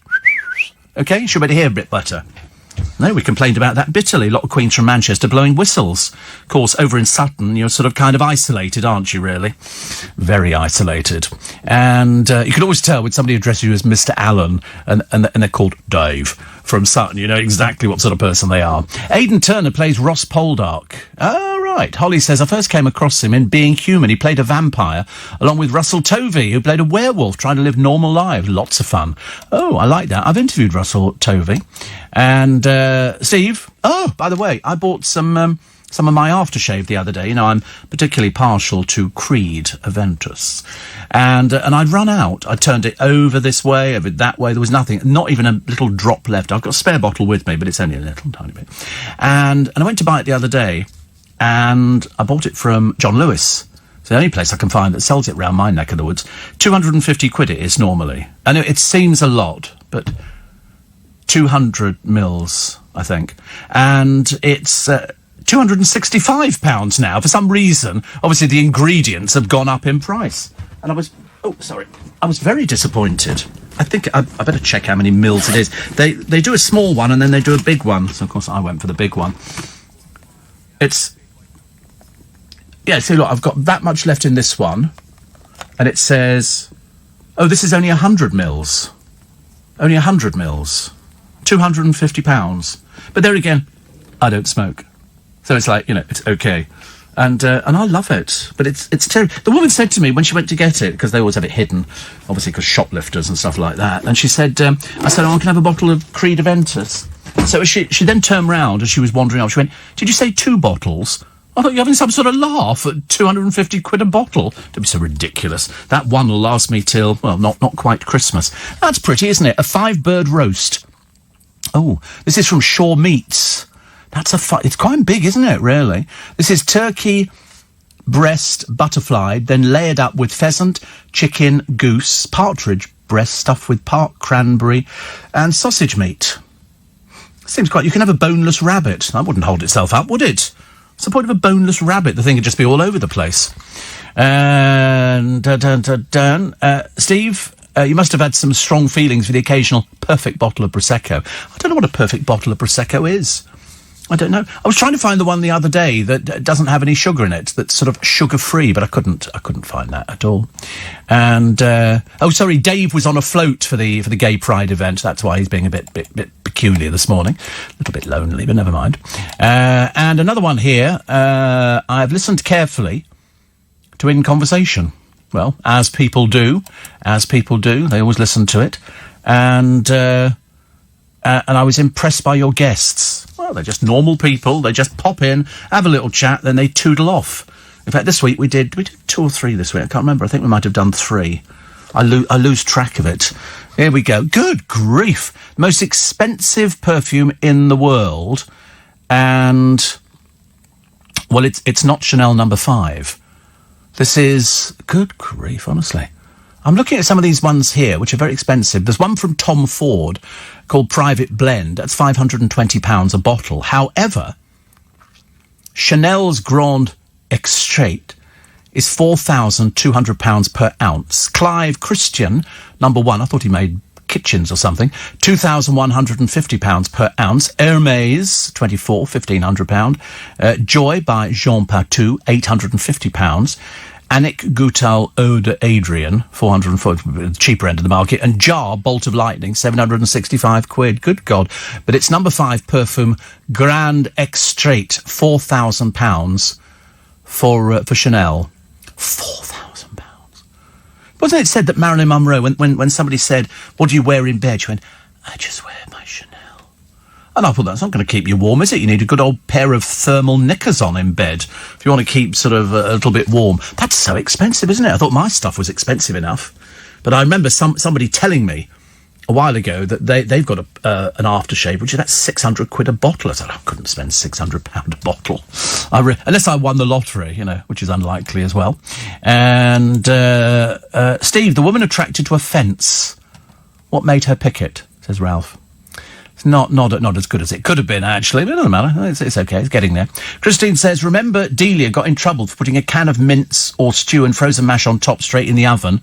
Gorgeous. The other chefs poo-pooed it, but it was delicious. Well, I'm telling you, this mashed potato, for a quid, you could literally put it into a bowl and then mix it with sort of cheese or something like that, or do some ham, cut ham up and then put some salad cream or mayonnaise over the top. Steve, I'm going to be in Melbourne for Christmas this year. Don't know who's going to be the hottest, me or the turkey on the barbecue. Well, you mustn't put yourself on the barbecue. That would be silly. You get burnt. Only I'm allowed to get burnt, as you know. Iceman says, your blood sugar levels, have you been drinking milk? No. Everybody's got an answer for this. When I worked for Country Life, says Hannah, we used to be invited to the Christmas in July event at the Burlington Arcade, an opportunity for the retailers to exhibit their Christmas products. And it was an excuse for the ad team to go along and quaff copious champagne and munch on the canapes, says Hannah. I buy Country Life every week. I'm also partial to the Lady, which is very glossy and very nice. And in fact, when I read it, I pass it on to one of my neighbours. She's very excited. Very excited. So The Lady is a magazine which has improved 5 million %. It's writ glossy, it's lovely. But if I was having a choice, I'd have a subscription to that, because it's got so many different features and recipes and all sorts. It's got everything. And Country Life. And the reason I look at Country Life is to see how many people are selling their beautiful houses. You know, the main ingredient in Creed is whale vomit. Couldn't care less where it comes from. Don't bother me. Why would I worry about that? I mean, put it this way, I don't think John Lewis are going to have a whale in the parfum department going, like, it's not going to happen, is it, really? They're just going to have to take it. It's worth an awful lot of money. But as I say, if you're worried about everything, Duncan, you wouldn't go out at all. You really wouldn't. But I've heard about it. It's somebody, you find a big ball of this whale stuff, don't you? And then people pay thousands of pounds for it because it's the added ingredient. Well, I suppose it's useful, isn't it? You don't have to do anything to the whale to actually get it. It sort of vomits it up by itself. Does anybody really need a £300 toothbrush? Would you need a £300 toothbrush? One costing £6 does exactly the same job. I've got an electric toothbrush, £20, but it's black and gold. Sounds very flash, doesn't it? And it holds its charge for ages. I mean, seriously, months and months and months. Also, the good news is that the paedophile nursery worker, remember Vanessa George, people were saying she's going to be freed from prison. Well, they've now said she's going to remain behind bars until she discloses information on which children she abused. And I think they apply that as well to murderers and everything else. They want to know exactly what's gone on. There is one story in the paper today. It's so funny because you can see the damage limitation being done immediately. And this is dirty boy Danny Dyer, who sent sex texts to a blonde woman weeks before his wedding. He's obviously not the brightest penny in the box. He's obviously as thick as a ship because he took a picture of himself in the mirror in his pants. Now, to be honest with you, you've either got to be really dumb, as indeed he is. Somebody speaking for him or about him said, you can tell by the look on his face this is just a bit of a joke and a wind-up. No, it isn't. It's a dirty boy who's taking a picture and then saying, send me some filth. Girl says, I'm walking the pooch treacle. What filth you after? He then writes back, feeling naughty.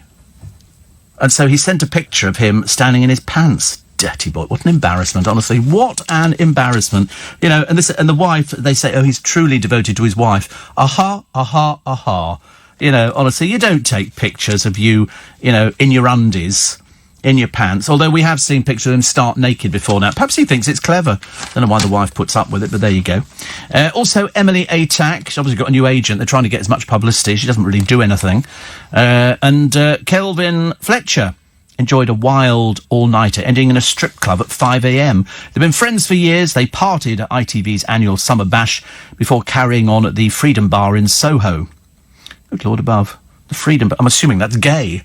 The Freedom Bar. I'm assuming so. Both are known for liking party. I don't know why, actually. I've never heard of Kelvin Fletcher partying.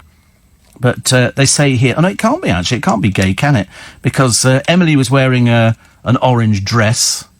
Doesn't look very expensive. And it's not known whether the pair were at the venue alone or with friends. One onlooker said they were having a great time. Well, they're just watching people taking their clothes off, aren't they? That's, I mean, you know, if you don't want to watch something like that, don't watch it. You always get these people, oh, they looked at it, they were having a great time. Who cares? Who gives a stuff? Also, I've got to take another break. These breaks are recurring at amazing regularity. They seem to be every 15 minutes. Is that normal? Is this how it's working at the moment?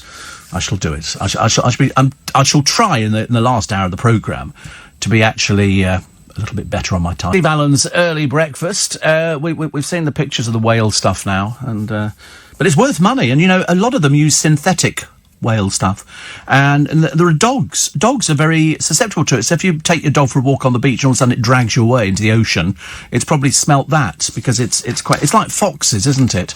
It's called ambergris. Ambergris. Latin, ambergrissi. They were so good, weren't they? I love Latin. Old French, ambergris. It's a solid, waxy, flammable... Blimey. It's it's found in the digestive system of sperm whales. So there you go. Very highly valued by perfumiers, as a fixative that allows the scent to last much longer. I mean, how did they discover this? How did they discover that by using this stuff, which is quite rare, it prolongs the scent of the aftershave or the parfum? It's very clever, but yeah, there's a man showing off a collection here from the North Sea. I mean, it's worth thousands. Each one of these would be worth quite a lot of money. I mean, perhaps I should really go down to the beach today and go and see if I can find some. Does it bob around on the sea or something? I don't know. I seriously don't know, actually. A spectacular rerun of the first manned mission to the moon has lit up the Washington night sky. It still makes me laugh that there are still those people out there, you know, the thick ones, who believe that we didn't ever go to the moon. And as I pointed out about a week ago, of course we went to the moon. How would you keep something like that secret with thousands of people involved? It's just ridiculous, isn't it?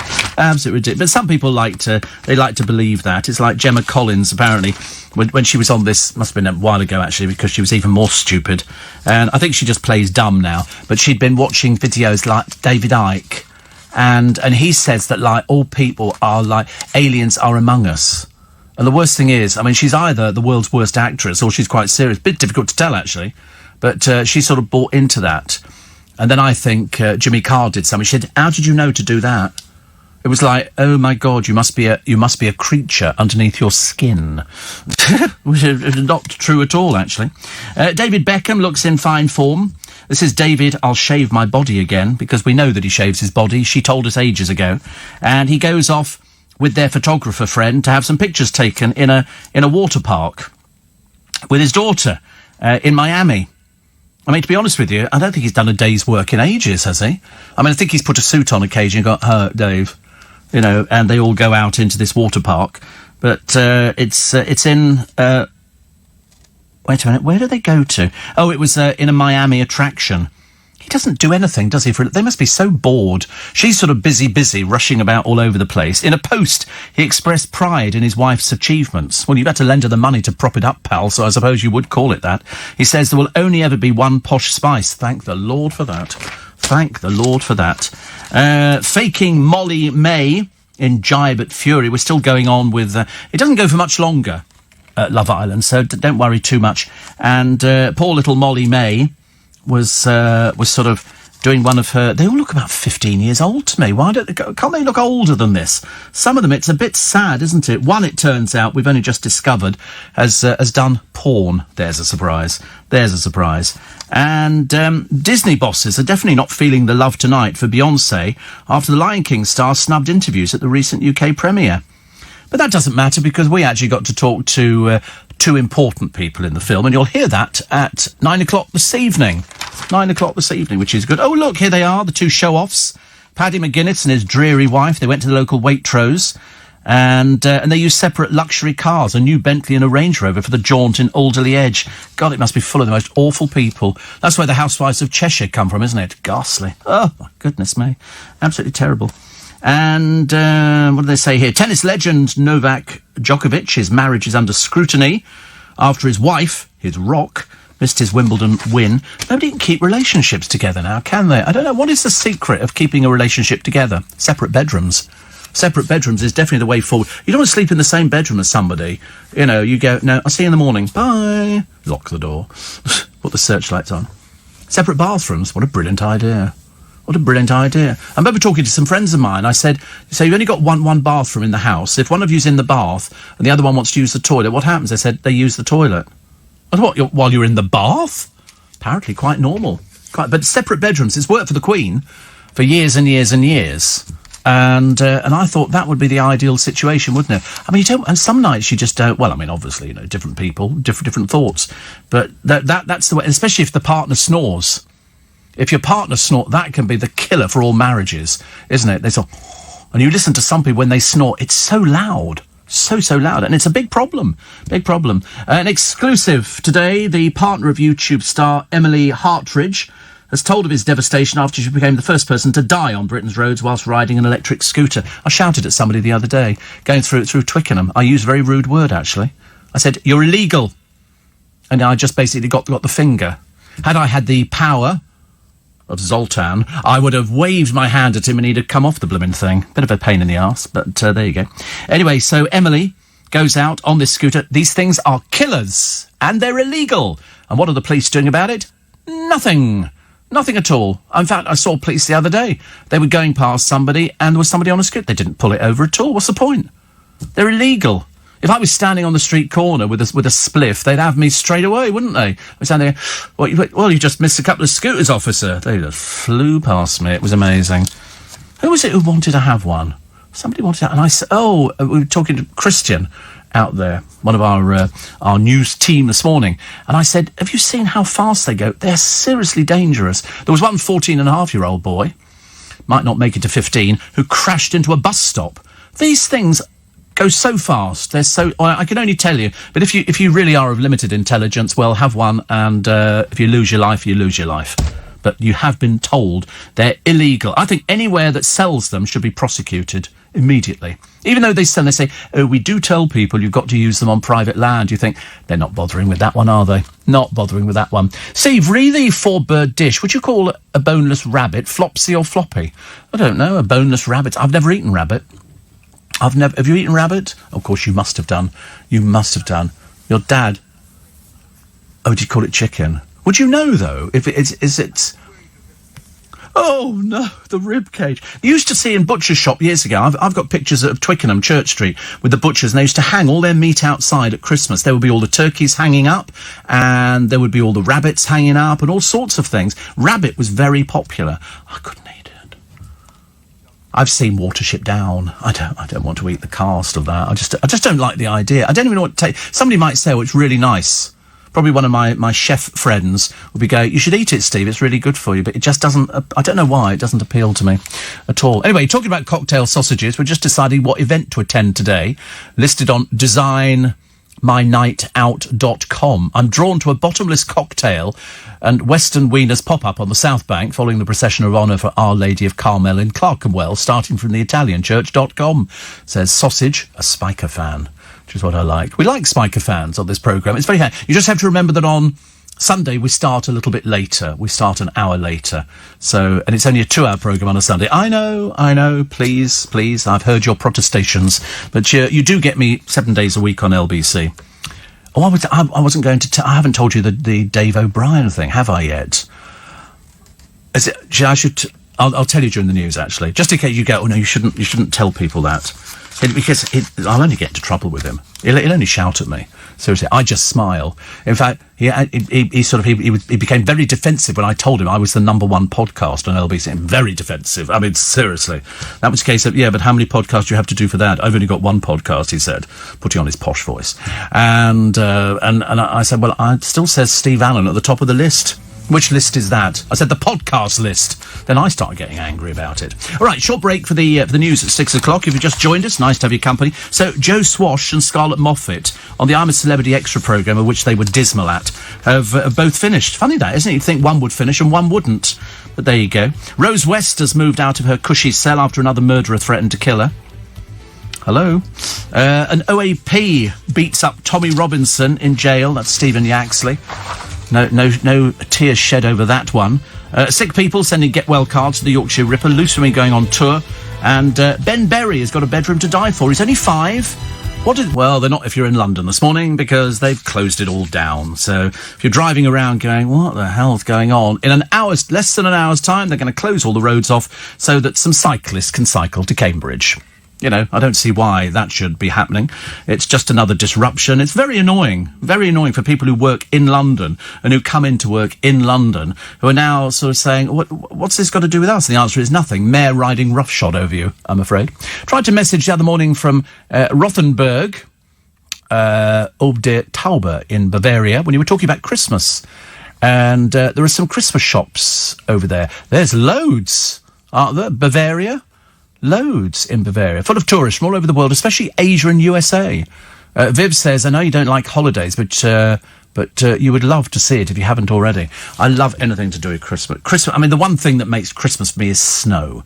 I know it's not nice when you're out having to drive in it and it's really bad. But if you see it in Bavaria or you see it in Upper Austria and in Salzburg, it's pretty.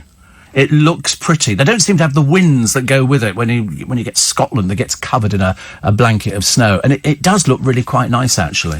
Very, very pretty. So I'm very taken by stuff like that. In the same way, you know, I remember only probably twice as a child, it snowed on Christmas Day. I can remember looking out the bedroom window and going, it's snowing! It's snowing! And then you go rushing downstairs, you know, to tell your parents, it's snowing. They'd be in bed. You have to go rushing upstairs again to go, it's snowing. My mother would go, yes, I know it's snowing. You say, where's my toboggan? Because we had toboggans. Me and my brother had toboggans. And so you'd sort of go, but it was lovely. It was so pretty. And for some reason, it then changed. Snow. It didn't become so pretty after a while. It sort of became quite dangerous. Mark says, have you seen the new Keith Lemon show, Shopping with Keith? Biggest pile of rubbish I've ever seen. Biggest pile of rubbish. They don't know what to do with him. He can't rate. On this is the they had the orange face bloke from the Antiques Morning Show. Yes, that's David Dickinson. David Dickinson. Like that. How much worse can British TV get? I don't know, Mark. I don't know. I thought, actually, the other programme Keith Lemon does... Well, he does 3 programmes, doesn't he? He has Through the Keyhole. Again, another pile of rubbish. Just dreadful presenting. Just dreadful. And apparently, it's supposed to be a character. If only it were funny. If only... He started wearing these ridiculous hats. Boy George looks good in hats. Keith Lemon looks ridiculous. But there again, when your head's dropping out at the rate his is, what can you do about it? Steve, they cannot possibly barbecue a whole turkey for Christmas. How do they cook their Christmas turkey in Australia, says Grace? Well, you can barbecue a whole turkey. It is possible. I think you'd have to... They put it in upside down. That's what the producer's given to this conversation. Upside down. It's the best you're going to get. Seriously. He's thinking about jumping barriers this morning. Well, there's no chance of him getting his legs up that high. We're going to be calling an ambulance out, I can tell. He'll be leaking the thing, jumping the barrier straight onto his face the other side. Freedom, apparently, is a polysexual 2-floor bar that caters to the well-heeled, gayer and their hetero acquaintances. Polysexual? What's that? Polysexual. Is that something to do with parrots? I mean, I've never heard of it. I've heard of Freedom, but I didn't know it was a polysexual 2-floor bar that caters to the well-heeled gayer. The well-heeled... What, you mean somebody who's got more money? Polysexual. Generally attracted to more than one gender. Oh, it's bisexual. You know, because it can either be a man or a woman. You can't do it to anybody else. So, and then people also ask, what's the difference between polysexual and pansexual? So, in other words, the prefix pan means all, as in pansexuals are attracted to all genders. How many are there, for God's sake? Pretty simple. The prefix poly means multiple or many, as in polysexuals are attracted to multiple genders. Although, again, not necessarily all. That's to say both pansexuality and polysexuality are under the bisexual umbrella. Oh, for goodness sake, I can't be bothered with it. Who cares? Sleep with who you like. It doesn't make any difference to me. As long as it doesn't frighten the horses, we should be okay. But thank you in Warwick for telling us all about that. So obviously only a well-heeled homosexual can go to Freedom. And Steve, there must be preservatives in the packet mashed potato you buy plus sugar. That may be the cause of your sugar increase. Oh, I haven't had it for ages. I notice that I check every 15 minutes with this thing. Seriously, I'm the only person who actually checks. I mean, by the time they actually get this thing back again, they're going to be very excited. Wait a minute. There we go. 13.5. It's on the way down again. So hope it stays that way. Oh, look, another posed picture in the paper. Didn't think it'd be too long. Paul Hollywood's girlfriend. Her name's Summer Montes Fulham. I mean, to be honest with you, they now started doing her... They've got her in a pair of Ugg boots. I'm sorry, dear, it's summer. Where are you from? And here she is. She bared her midriff in a top emblazoned with the slogan, "Kill it," seen heading home with some shopping, and her photographer friend. Because otherwise, dear, you'd be going, don't take a photograph of me. I'm just his girlfriend. And what else have we got? A man here died after taking 15 times a lethal cocaine dose. This was somebody called Tyrone Wilkie, not a regular user of the drug, who had heart failure after the huge hit. His body was found surrounded by wraps of cocaine at his flat on the Isle of Wight. A post-mortem found he had 29.3 milligrams of cocaine per litre of blood. A toxic dose is 2 milligrams or more. Did you know that? I had no idea what it's supposed to be. No idea. Ridiculous. And you know, a quarter of families would go into £1,000 worth of debt for a holiday. For a holiday. We had a woman the other day, and she took her children on holiday against the school's wishes. She came back to a bill of £700. Basically, I'm not doing that. She did write to the school, and they then wrote back, but unfortunately, she obviously missed the letter. She assumed because she hadn't heard from them, it meant that she could take the kids out of school and on holiday, whereas she knows what the law is. The law comes from the government, and the government decree that you cannot take the kids out of school. If you do, there's a fine. So the local council fined her. And because she didn't cough up, they took her to court, and the court said, you'll pay it. So that was that. It made no difference the fact she was recovering from cancer. Nothing at all to do with that. She said she wanted to take the kids out of school so they could have a holiday together. You think, well, do it at the end of school. You'll have to. And the worst thing was, her husband, who's a plumber, they then had people raising money for them to go on holiday. In other words, making it even worse. Even worse. All right now, this is Jerry. to wear the Union Jack dress. I mean, she didn't wear it out on the streets. She wore it as part of the concert thing. They sort of make it sound as though it's something that she wore all the time, which of course she didn't. Here's a picture. 6-year-old Prince George. Would you like to go to school? No, I won't. Bit like Anne Widdecombe, I realise. And I will kill Rose West. Serial killer moved jail after threats from triple murderer. Obviously it isn't solving the problem, is it really? They put them in prison, and so you still like to kill her, but you're supposed to be in here on... OK, whatever. So anyway, so you've got that. I couldn't care less what happens to them. Seriously. Really. Rose West, a thieving, lying murderer. My goodness me, darling, you can rot in prison, and people would be more than happy for you to die in there as well. Baking sales are going stale. Now, I don't bake, but I bet the producer does. The sort of thing he'd do, actually. He cooks. OK, constantly he cooks. You could teach Paul Hollywood. He said, I could teach Paul Hollywood a thing or two. You probably could, actually. Probably in a number of departments. But anyway, it's health fears about sugar. Data from somebody shows shoppers bought home baking items 13 times on average in the last year. £12 million was knocked off the market. Who bakes anymore? Do people bake? My mother used to bake, but not. We never did bread. Bread, I think you can buy a bread maker now, can't you? Do you have a gelato machine?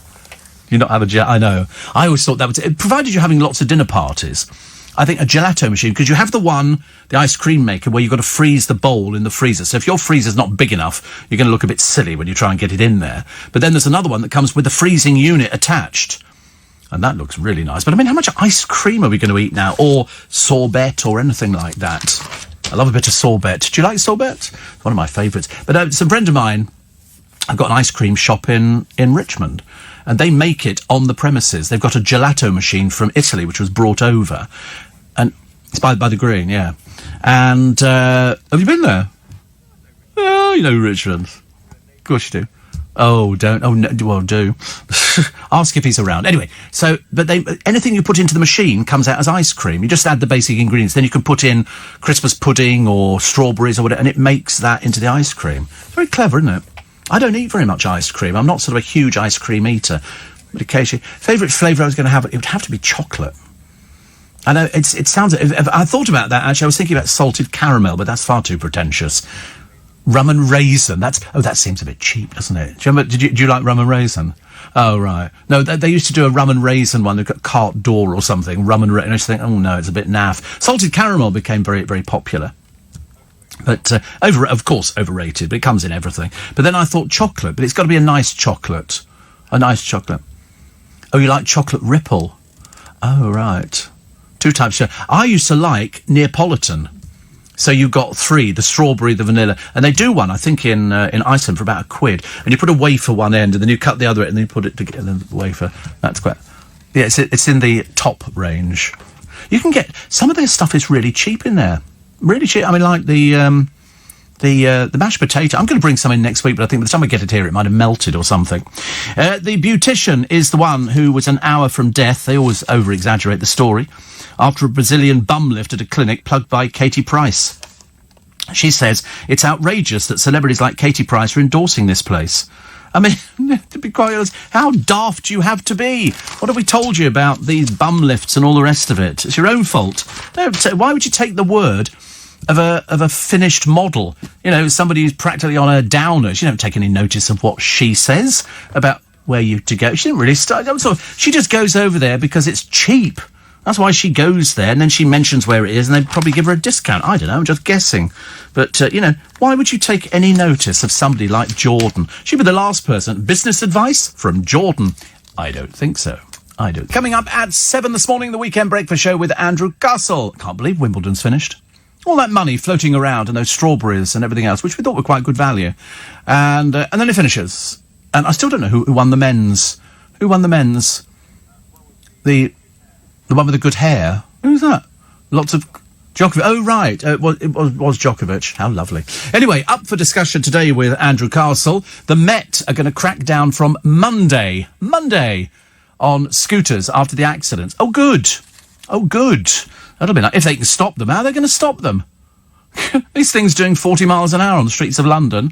No number plates, no identification. And you know the reason that they're banning them is because they've got a motor in them. And if it's powered on the road, you need an identification.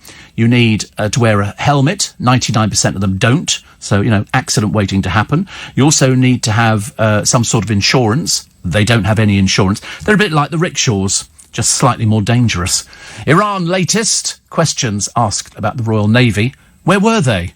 What do the Royal Navy do? Do they just sort of pootle about? Poop, poop on deck, and that's it. They sing sea shanties. Today we're off to, a hunting we will go, a hunting we will go. E-I-I-D-O, a hunting we will go. British Airways cancel all flights to Cairo for 7 days. And we'll keep you up to date with that one. So all of that and more. Weekend Breakfast with Andrew Castle at 7. I like the idea of the Meta cracking down from Monday. Wish it was today, but of course they can't because we've got this blooming bike thing going on. Oh, so annoying. So annoying. So here are a couple of coffee fans. And they decide they're German backpackers, and they're on the streets of Venice. And what do? They decide, they're 32 and 35, fairly old for backpackers, I would have thought, but nevertheless, they were ordered to leave the city. It was so serious. They decided to use a travel cooker to brew up a coffee on the Rialto Bridge. I mean, more stupid you'd be hard-pushed to find. Venice has introduced strict laws against antisocial behaviour, including a ban on picnicking and not wearing a shirt in public. The very idea. Put your shirt on. Walking about like that, honestly. The mayor, Luigi Brugnaro, says Venice must be respected and those impolite people who come here and do what they want must understand it. So they got fined £853. I mean, you'd have to be pretty stupid to start brewing up on the Rialto Bridge, wouldn't you? I would have thought so.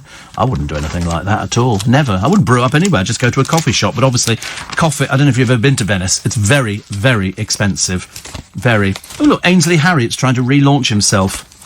I used to get a bit bored with Ainsley Harriott, I'm afraid. It was all those constant jokes about his giant pepper mill and all the rest of it. We knew what he was talking about. We weren't stupid. Ross Kemp says Barbara's battle has inspired me. And I agree. I think she's inspired an awful lot of people. Plus, comics help for Brit with Broken Neck. This seems to be the latest thing for Jason Manford to sort of help with fundraising for various people. This is about the second one I've read about. Plus, Phil packs his bags as Bojo set to oust May from number 10. Also, the boss of Telford Council has quit, meaning he can avoid giving evidence at the town's sex abuse inquiry. Fantastic, isn't it? Honestly, why should that make a difference? I don't understand why it should do. And Corrie's Sam Aston on meeting his love again by chance. They went out years and years ago, and now they're back together, and now they're married. Joe Swash and Scarlett Moffat, two of the most inane presenters you're ever going to see on the television, and we've really scraped some barrels, have dealt I'm a Celebrity Extra camper double whammies. They both quit. I wonder why. They were expected to return. I was hoping not, but there you go. Joe said he wanted to spend more time with his family after Stacey Solomon gave birth to their son. They're still not married, of course. And she's obviously going to be the main breadwinner. He says, I have to leave my jungle family and stay home with my wonderful real family. It doesn't sound to me like somebody who's quit it. Why would you want to quit a programme? And it takes up a few weeks. Not exactly difficult. Scarlett says, the jungle absolutely changed my life. Massive thank you to all the team, but I have a project I've been working on. I'm very excited about. Oh, God, how boring. What will it be? Another fitness DVD? I do hope not. We don't want to get fooled a second time, do we? It's obviously quite easy to do in this day and age. Rose West booted out of her cushy prison cell after more than a decade because serial killer Joanna Dennehy threatened to murder her. How lovely. They're such charming people, aren't they, really? You can only hope they beat the living daylights out of each other. Plus, shame Tory Andrew Griffiths has found God as he rebuilds his reputation following the Sunday Mirror's sex text expose. He's been inducted into the Pentecostal Church. I don't know anything about the Pentecostal Church. Are they sort of a normal church, or are they? I don't know what they are. But anyway, he says, I am a Christian who's newly found faith. He wasn't before, though, was he? And I'm not saying that Christians don't sell sexy texts. TfL, road closures in place in all directions of the Westminster area to facilitate the event route. Closures begin at 05:30, reopening at 3 o'clock. There you go. And that's all on there. Because Alex says there's nothing on the TfL website. You must be blind or stupid or a combination of both. We found it very quickly. In fact, we found it almost immediately. Pentecostalism is a form of Christianity that emphasises the work of the Holy Spirit and the direct experience of the presence of God by the believer. Pentecostals believe that faith must be powerfully experimental and not something found merely through ritual or thinking. I'm none the wiser. So it's yes. I mean, I'm not sure. I'm not sure about that actually. So is the Pentecostal and Catholic the same? I shouldn't think so. I don't know how many people are sort of texting rude things, and they go, "Oh, by the way, I've discovered God." That seems to be the answer for everything nowadays, and it's an odd one, isn't it? Really, it's increasingly gained acceptance since the 1960s, so it's fairly new. From the other Christian traditions, and Pentecostal beliefs concerning spirit, baptism and spiritual gifts have been embraced by non-Pentecostal Christians in Protestant and Catholic churches throughout the charismatic movement. Does that mean they're Christian? I don't know whether I'm none the wiser at the end of that. I mean, how many are there? How many of these gods are there out there? We're just doing the one? Because I want to make sure I'm aligned with the right one before I die. I don't want to sort of miss out on something. If I'm going to get up to heaven, it's going to be somebody different. So it's a renewal movement within Protestant Christianity. Oh, right. It's apparently, the event commemorates the descent of the Holy Spirit. There are 279 million Pentecostals worldwide. The movement's growing in many parts of the world, especially the global south. God, do they all have people who've been texting rude stuff? I mean, did you go there and you get forgiveness? I'm looking at it now. I mean, there's quite a lot of people here, but nobody I've ever heard of. Nobody I've ever heard of. But some Pentecostals use the term apostolic or full gospel to describe their movement. 279 million. That's quite big, isn't it? I would have thought that's quite a little movement going on there. Imagine it's always good if you've done something naughty and then you go, discovered Christianity. More on the newspapers. Daily Star today, the dying rippers get well cards. Can't happen quick enough. OAP beats up Tommy Robinson. This is the ex-English Defence League leader was hit for throwing his weight around. Trouble is, I never know whether this is true. I mean, how would this story get out? Well, phones, I suppose. But it's an interesting one, isn't it? I mean, nobody really cares. Nobody really cares at all. And model India Reynolds. Oh, poor India. Never mind, love. I told you. You get found out. She has a secret porn past. Oh, dear. Oh, dear. Not so good. Not so good. And then did you hear that Amy... You know, the one who walked out of the house because apparently she was in a bad place, desperate to be something, but as I say, not really anything. And she bumped into Robbie Williams at the ITV party. And Robbie said he was a big fan of her, so she went into raptures about it. I mean, he probably said that to about loads and loads of other people. Hollywood superstar Tom Cruise is so famous, people don't believe it's him when he's out in public. You know why? He's short. Tom Cruise. He's short. He's quite noticeably short. And so if people see him out, you're expecting him to be a 6-footer, but he's not. He's small. Nice like Angus Dayton. I saw Angus Dayton out once. He was short as well. Yeah, I know. You do, don't you? I mean, mind you, I thought I was 6 foot. Apparently nowhere near it. 5'10". How disappointing. How disappointing. More than 250 army war horses have been destroyed in the past 16 years. Medical conditions, they say. Doesn't sound very likely, does it? Not that many. It seems an awful lot. And also, what am I going to do here? Oh, yes, apparently the moon has got a rubbish problem. Quite literally. There is an estimated 181,000 kilograms of man-made material lying on the surface of the satellite, quite a lot of which is trash. Containers... Fly tipping on the moon. Containers of human poo were even left by the Apollo Voyagers 50 years ago. Well, I don't think that's very nice, is it? Well, that's why I thought they'd take it with them. I don't realise you have to... Oh, can we just stop off on the moon? We just need to offload some stuff. A little bit worrying. Nick Ferrari doing the column in the Daily Star today, telling it like it is, talking about the mother of all conundrums. This is the woman who is transing into a man, but had a child. Because, you know, and wants to be on the birth certificate as the father. But they're not doing it. They're not doing that because he's not the father, but he is the mother. And Nick says, the child is only here because he gave birth as a woman. I don't understand why people don't understand this. Men cannot give birth. Physically, she might have wanted a change and can take hormones to grow a beard and other things like this, but it's a woman. That's why she's had a child. How do we get to the position, writes Nick Ferrari, where someone who is legally seen as a man can give birth? Whilst wishing him every success as a parent, being a mother is a fact, not a choice. I know, we've had this before, haven't we? Loose Women set to go on tour. Fantastic. Further away Colleen Nolan goes, the better. And they're sort of confirming plans for Andrew McLean, Nadia Sawalha and Colleen Nolan to go off on tour. I don't know why. What's the point of it? I mean, it's a bit drippy, isn't it, the programme? They don't sort of deal with as many things. I don't know what sort of venues they will go for. It doesn't say, actually. The one-off show in May was a surprise success, and that was 2,000 fans. I don't think they're going to get that again. I think that's just a one-off. I think so. And then one of them said, when we're doing a live stage show, we can talk about things that people don't get to hear normally. Well, we talk about things normally in the real world, dear. You might not want to, but there again. Nicola McLean's sort of an ex-wag or something. She's the oddest person you've ever seen. I remember a very old story. They say a Page 3 model, that was some years ago, wasn't it, dear, is desperate to be a contestant on Dancing on Ice. She says, I really want to do Dancing on Ice. I was called to audition years ago, but it didn't happen. And I haven't been asked to do it since. They don't want you, dear. That's why they've not asked you. If they wanted you, they'd ask for you. She said, I'm a very determined person. I put in plenty of effort at the training set. Well, you're not getting it through your thick head, are you? They don't want you, okay? She says this year's series pulled in 7 million viewers thanks to the contestants. Gemma Collins didn't do anything at all. She didn't do any training or anything. But Nicola's already been on a host of reality shows and has contributed 0. Absolute 0. She says, I've done all the big reality shows. Oh, God, nothing worse than somebody stenching of desperation.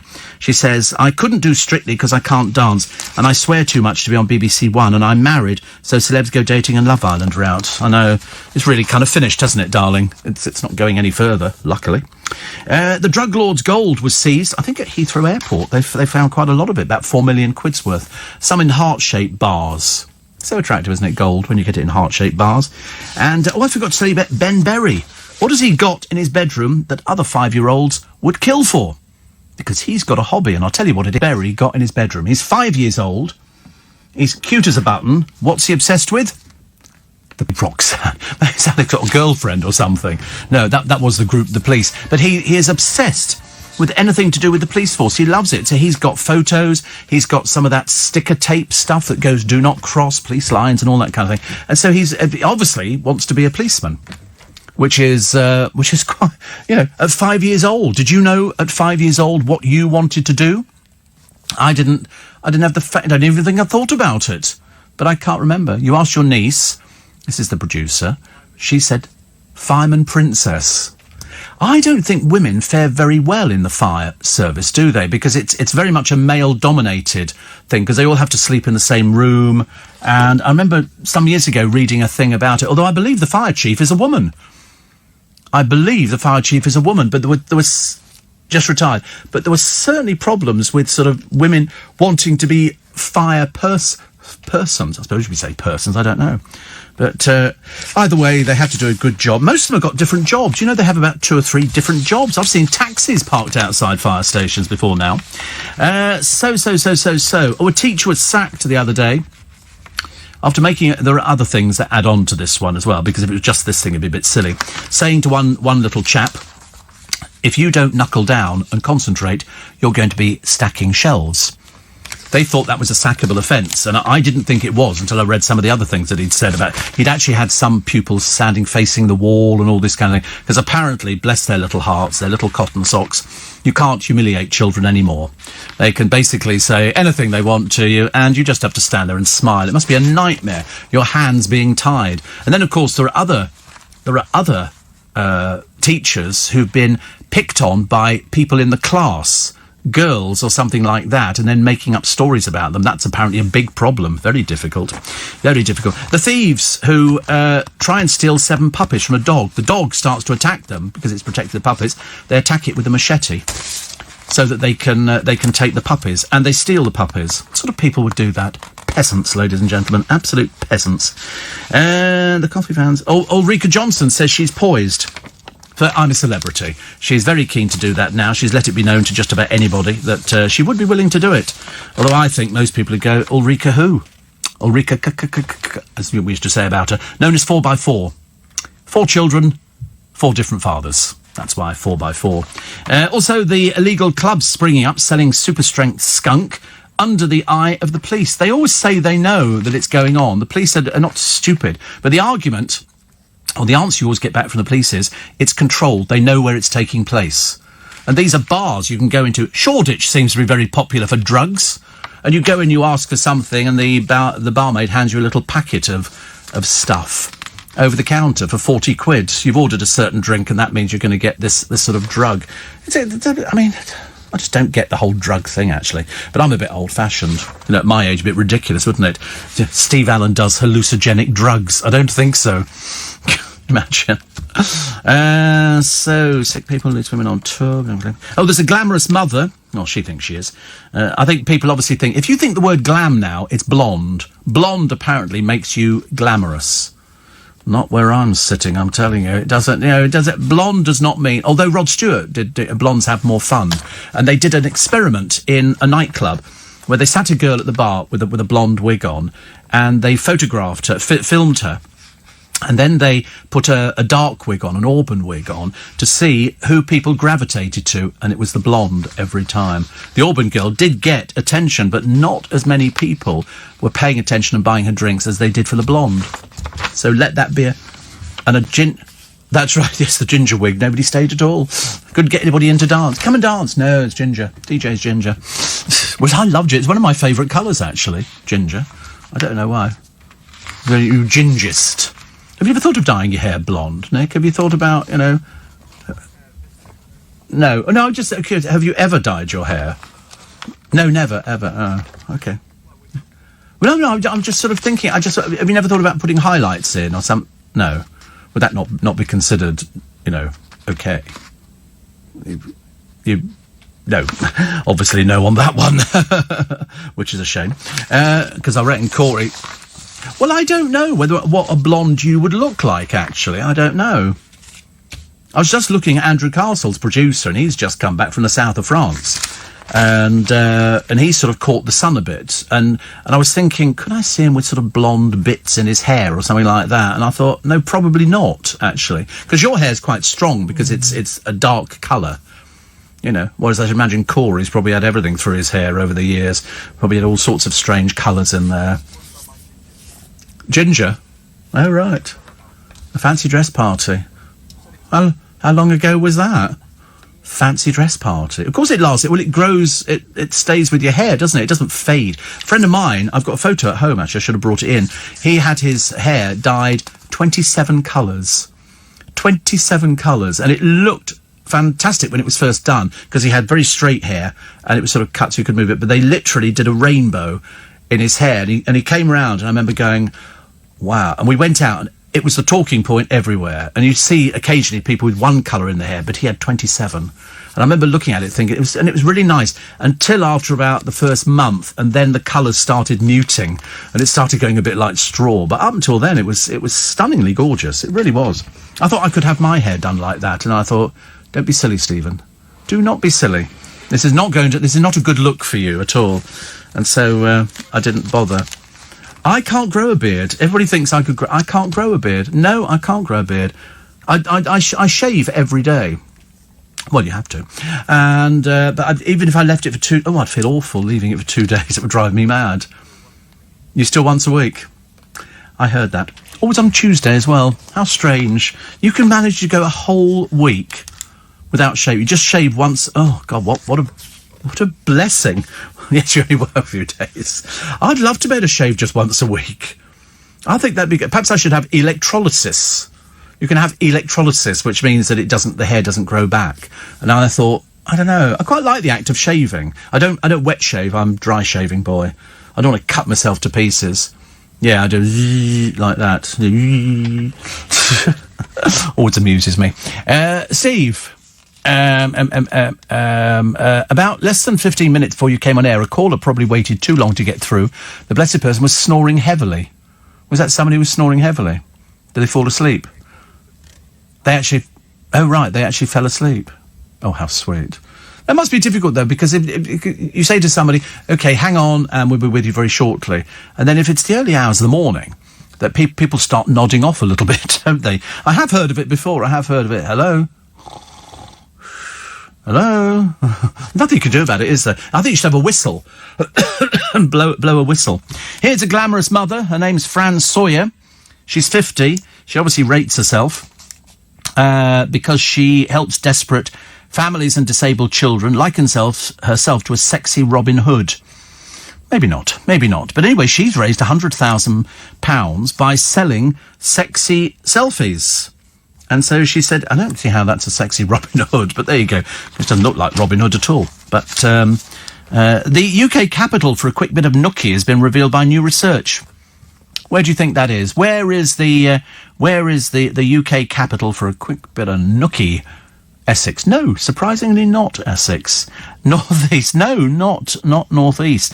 A staggering 81% of folks from this particular place say they have sex lasting 15 minutes or less once a day. Pfft, show-offs. Nothing worse, is there? Where do you think it is? You never believe it. Battersea. Portsmouth. Have you been to Portsmouth? It's probably the same. It's actually, Portsmouth has gone up, and it used to be quite ropey and rough, and now down by the sea bit, it's very nice. Got lots of trendy restaurants. Yeah, you can get the ferry from the Isle of Wight there. But we went down there for lunch ages ago, and it was really good actually, very nice. There is of course a rough side to it. Cardiff and Milton Keynes came 6th. I mean, to be honest, if you live in Milton Keynes, anything I suppose would be good. Brighton came 2nd in the quick nookie table. Most people saying they had a 15-minute session once a day. Good Lord, you can make it last 15 minutes. How amazing. Cardiff and Milton Keynes. 8th place came Sunderland and Norwich, Manchester and Luton. And then Leeds, London, if you please. We're that far away.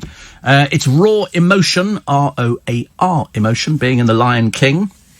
And if you listen to LBC this evening at 9 o'clock, you'll be hearing Billy Eichner, who plays Timon, and Seth Rogen, who plays Pumbaa in The Lion King. It's a great interview, and it's a great film. It really is. It's worth... If you haven't seen it, go see it, because you will... even as one of the TV critics said on the television the other day, he said, you will marvel at the fact that the whole thing has been created on a screen. Nothing is real. Nothing exists, no plant. Everything you see was digitally put on there. And you will marvel at it. Seriously, I mean, I thought it was so clever. Not sure about the new Cats movie. That one looks slightly scary. And I'm not sure about that one. But Lion King, definitely well worth going for. Okay. Time, look at this. I've hit the right out time twice of argument both ways. Steve, Met gets on the electric scooters. What about the electric mobility chairs? No, they don't. They come under a separate thing, actually, because they don't have an engine in them. They're battery powered. Whereas these scooters have an electric motor, and that takes it into a different category. So expect to see less and less of them, which is good news. The absolute best ice cream, says Paul in Illinois, is coffee. Not always easy to find, but worth the search. Far better than it sounds. No, coffee sounds quite nice to me. We used to have peppermint years ago. When we were in Hong Kong, I always remember the first flavoured ice cream, because we didn't really get ice cream very often, was down on South Beach. And there was a place there, an ice cream shop, and they sold peppermint ice cream. And it was a lovely peppermint, it really was. But coffee sounds very good as well. Pentecostal, Steve, says, Peter, is Happy Clappy. Oh, right, OK, now I know. Asda do a lemon sorbet, which is almost like ice cream. Often lots of money off, so you can get... Oh, look. Oh, what was that? Strange but real ice cream flavours.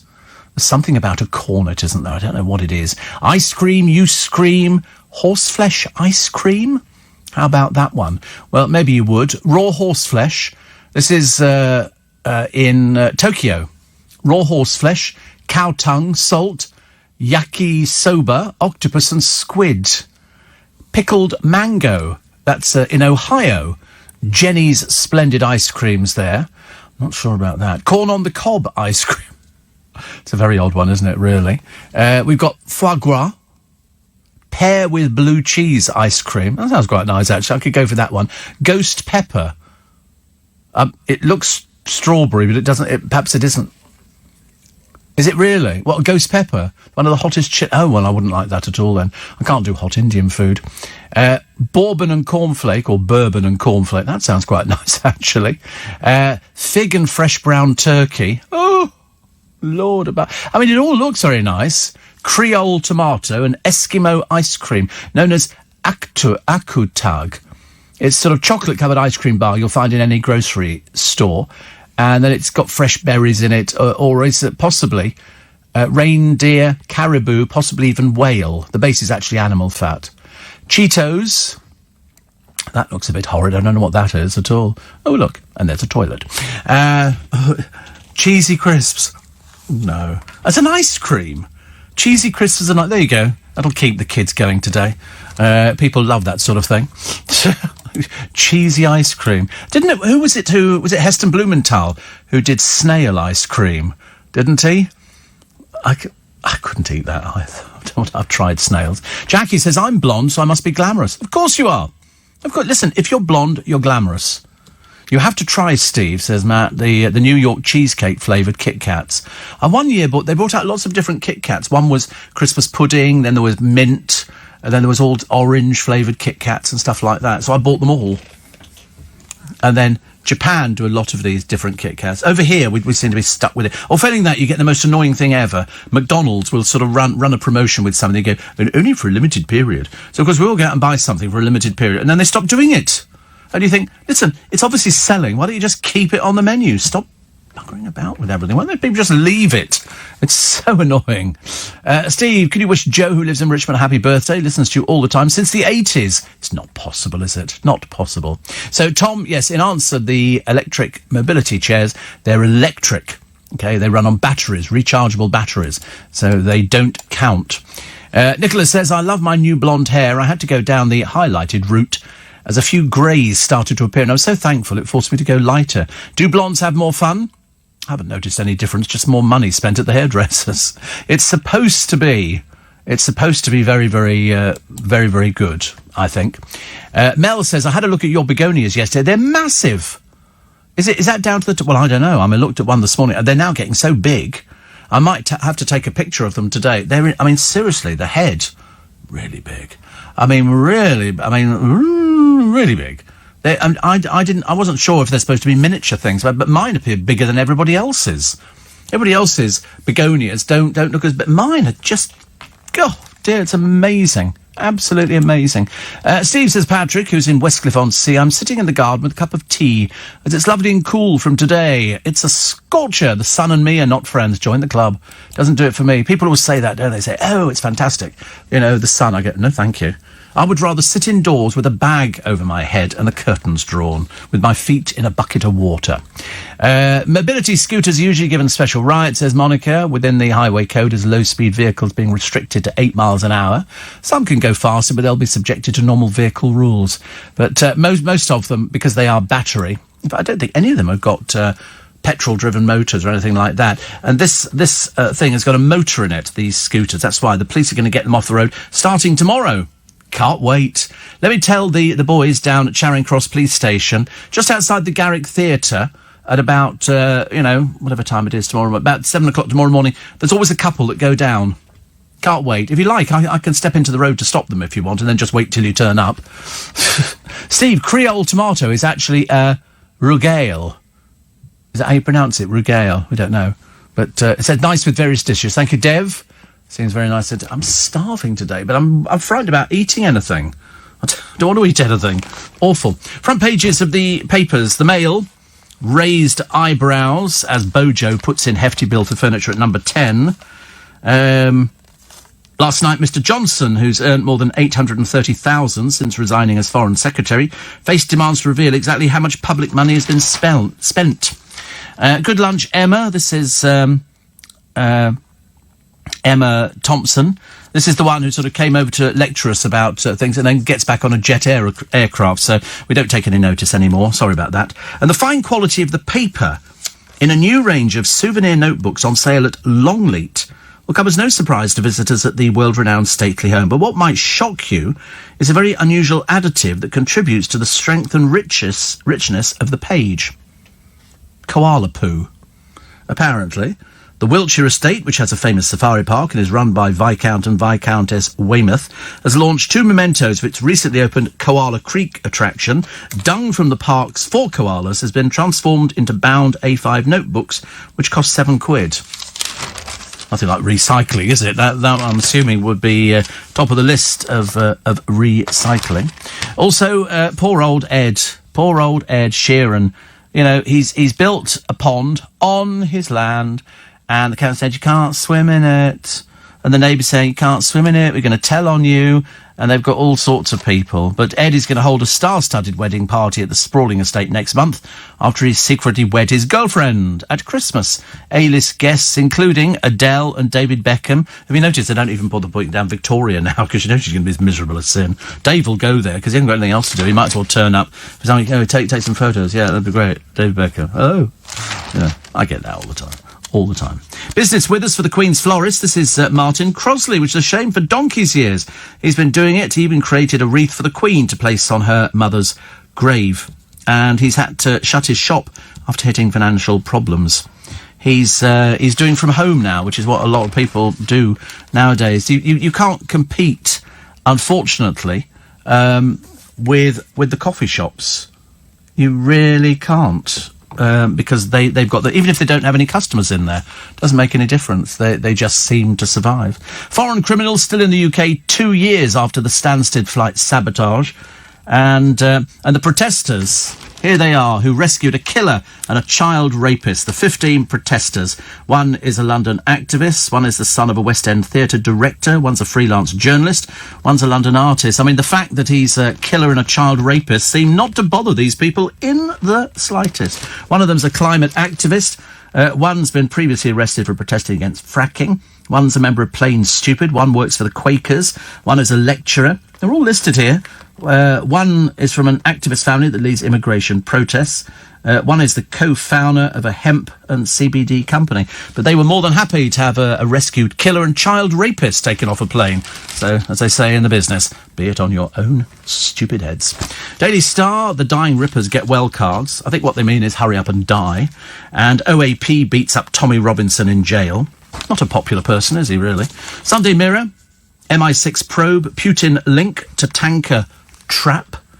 The Mirror, Gemma, she's had a baby. Apparently 9 doctors saved her life. Marvellous. And I will kill Rose West. This is another stupid person in prison. You know, one of the terminally sick people who we don't really bother about. Sunday Times revealed Home Office in cash for passport scandal. Also, the moment Iran struck Britain. And this is Iranian Revolutionary Guard seizing control of the British-flagged Stena Impero tanker in film from an Iranian news agency. Is this a retaliation for us arresting one of their ships as well? Probably. Sunday Telegraph, Britain's best campsites with a pub on the doorstep. Do people still go camping? Do people still camp now? I suppose some of them will. Sam was having dreadful trouble earlier on getting in here. He said the bus was a no-show. So taxi to work. I've got Steve Allen in one ear and something in the background. A very stressful morning, made relaxing, entertaining and much improved. He wants the fizz now. He wants the fizz. But he said the driver knows about some road closures from 7, so we're racing to beat them. Unfortunately, we don't know where they are. TfL website, useless. Neither of us could find anything, and he's a professional taxi driver. Ridiculous. My friend Rich shaves every day. Every single day. Which actually, it seems quite normal.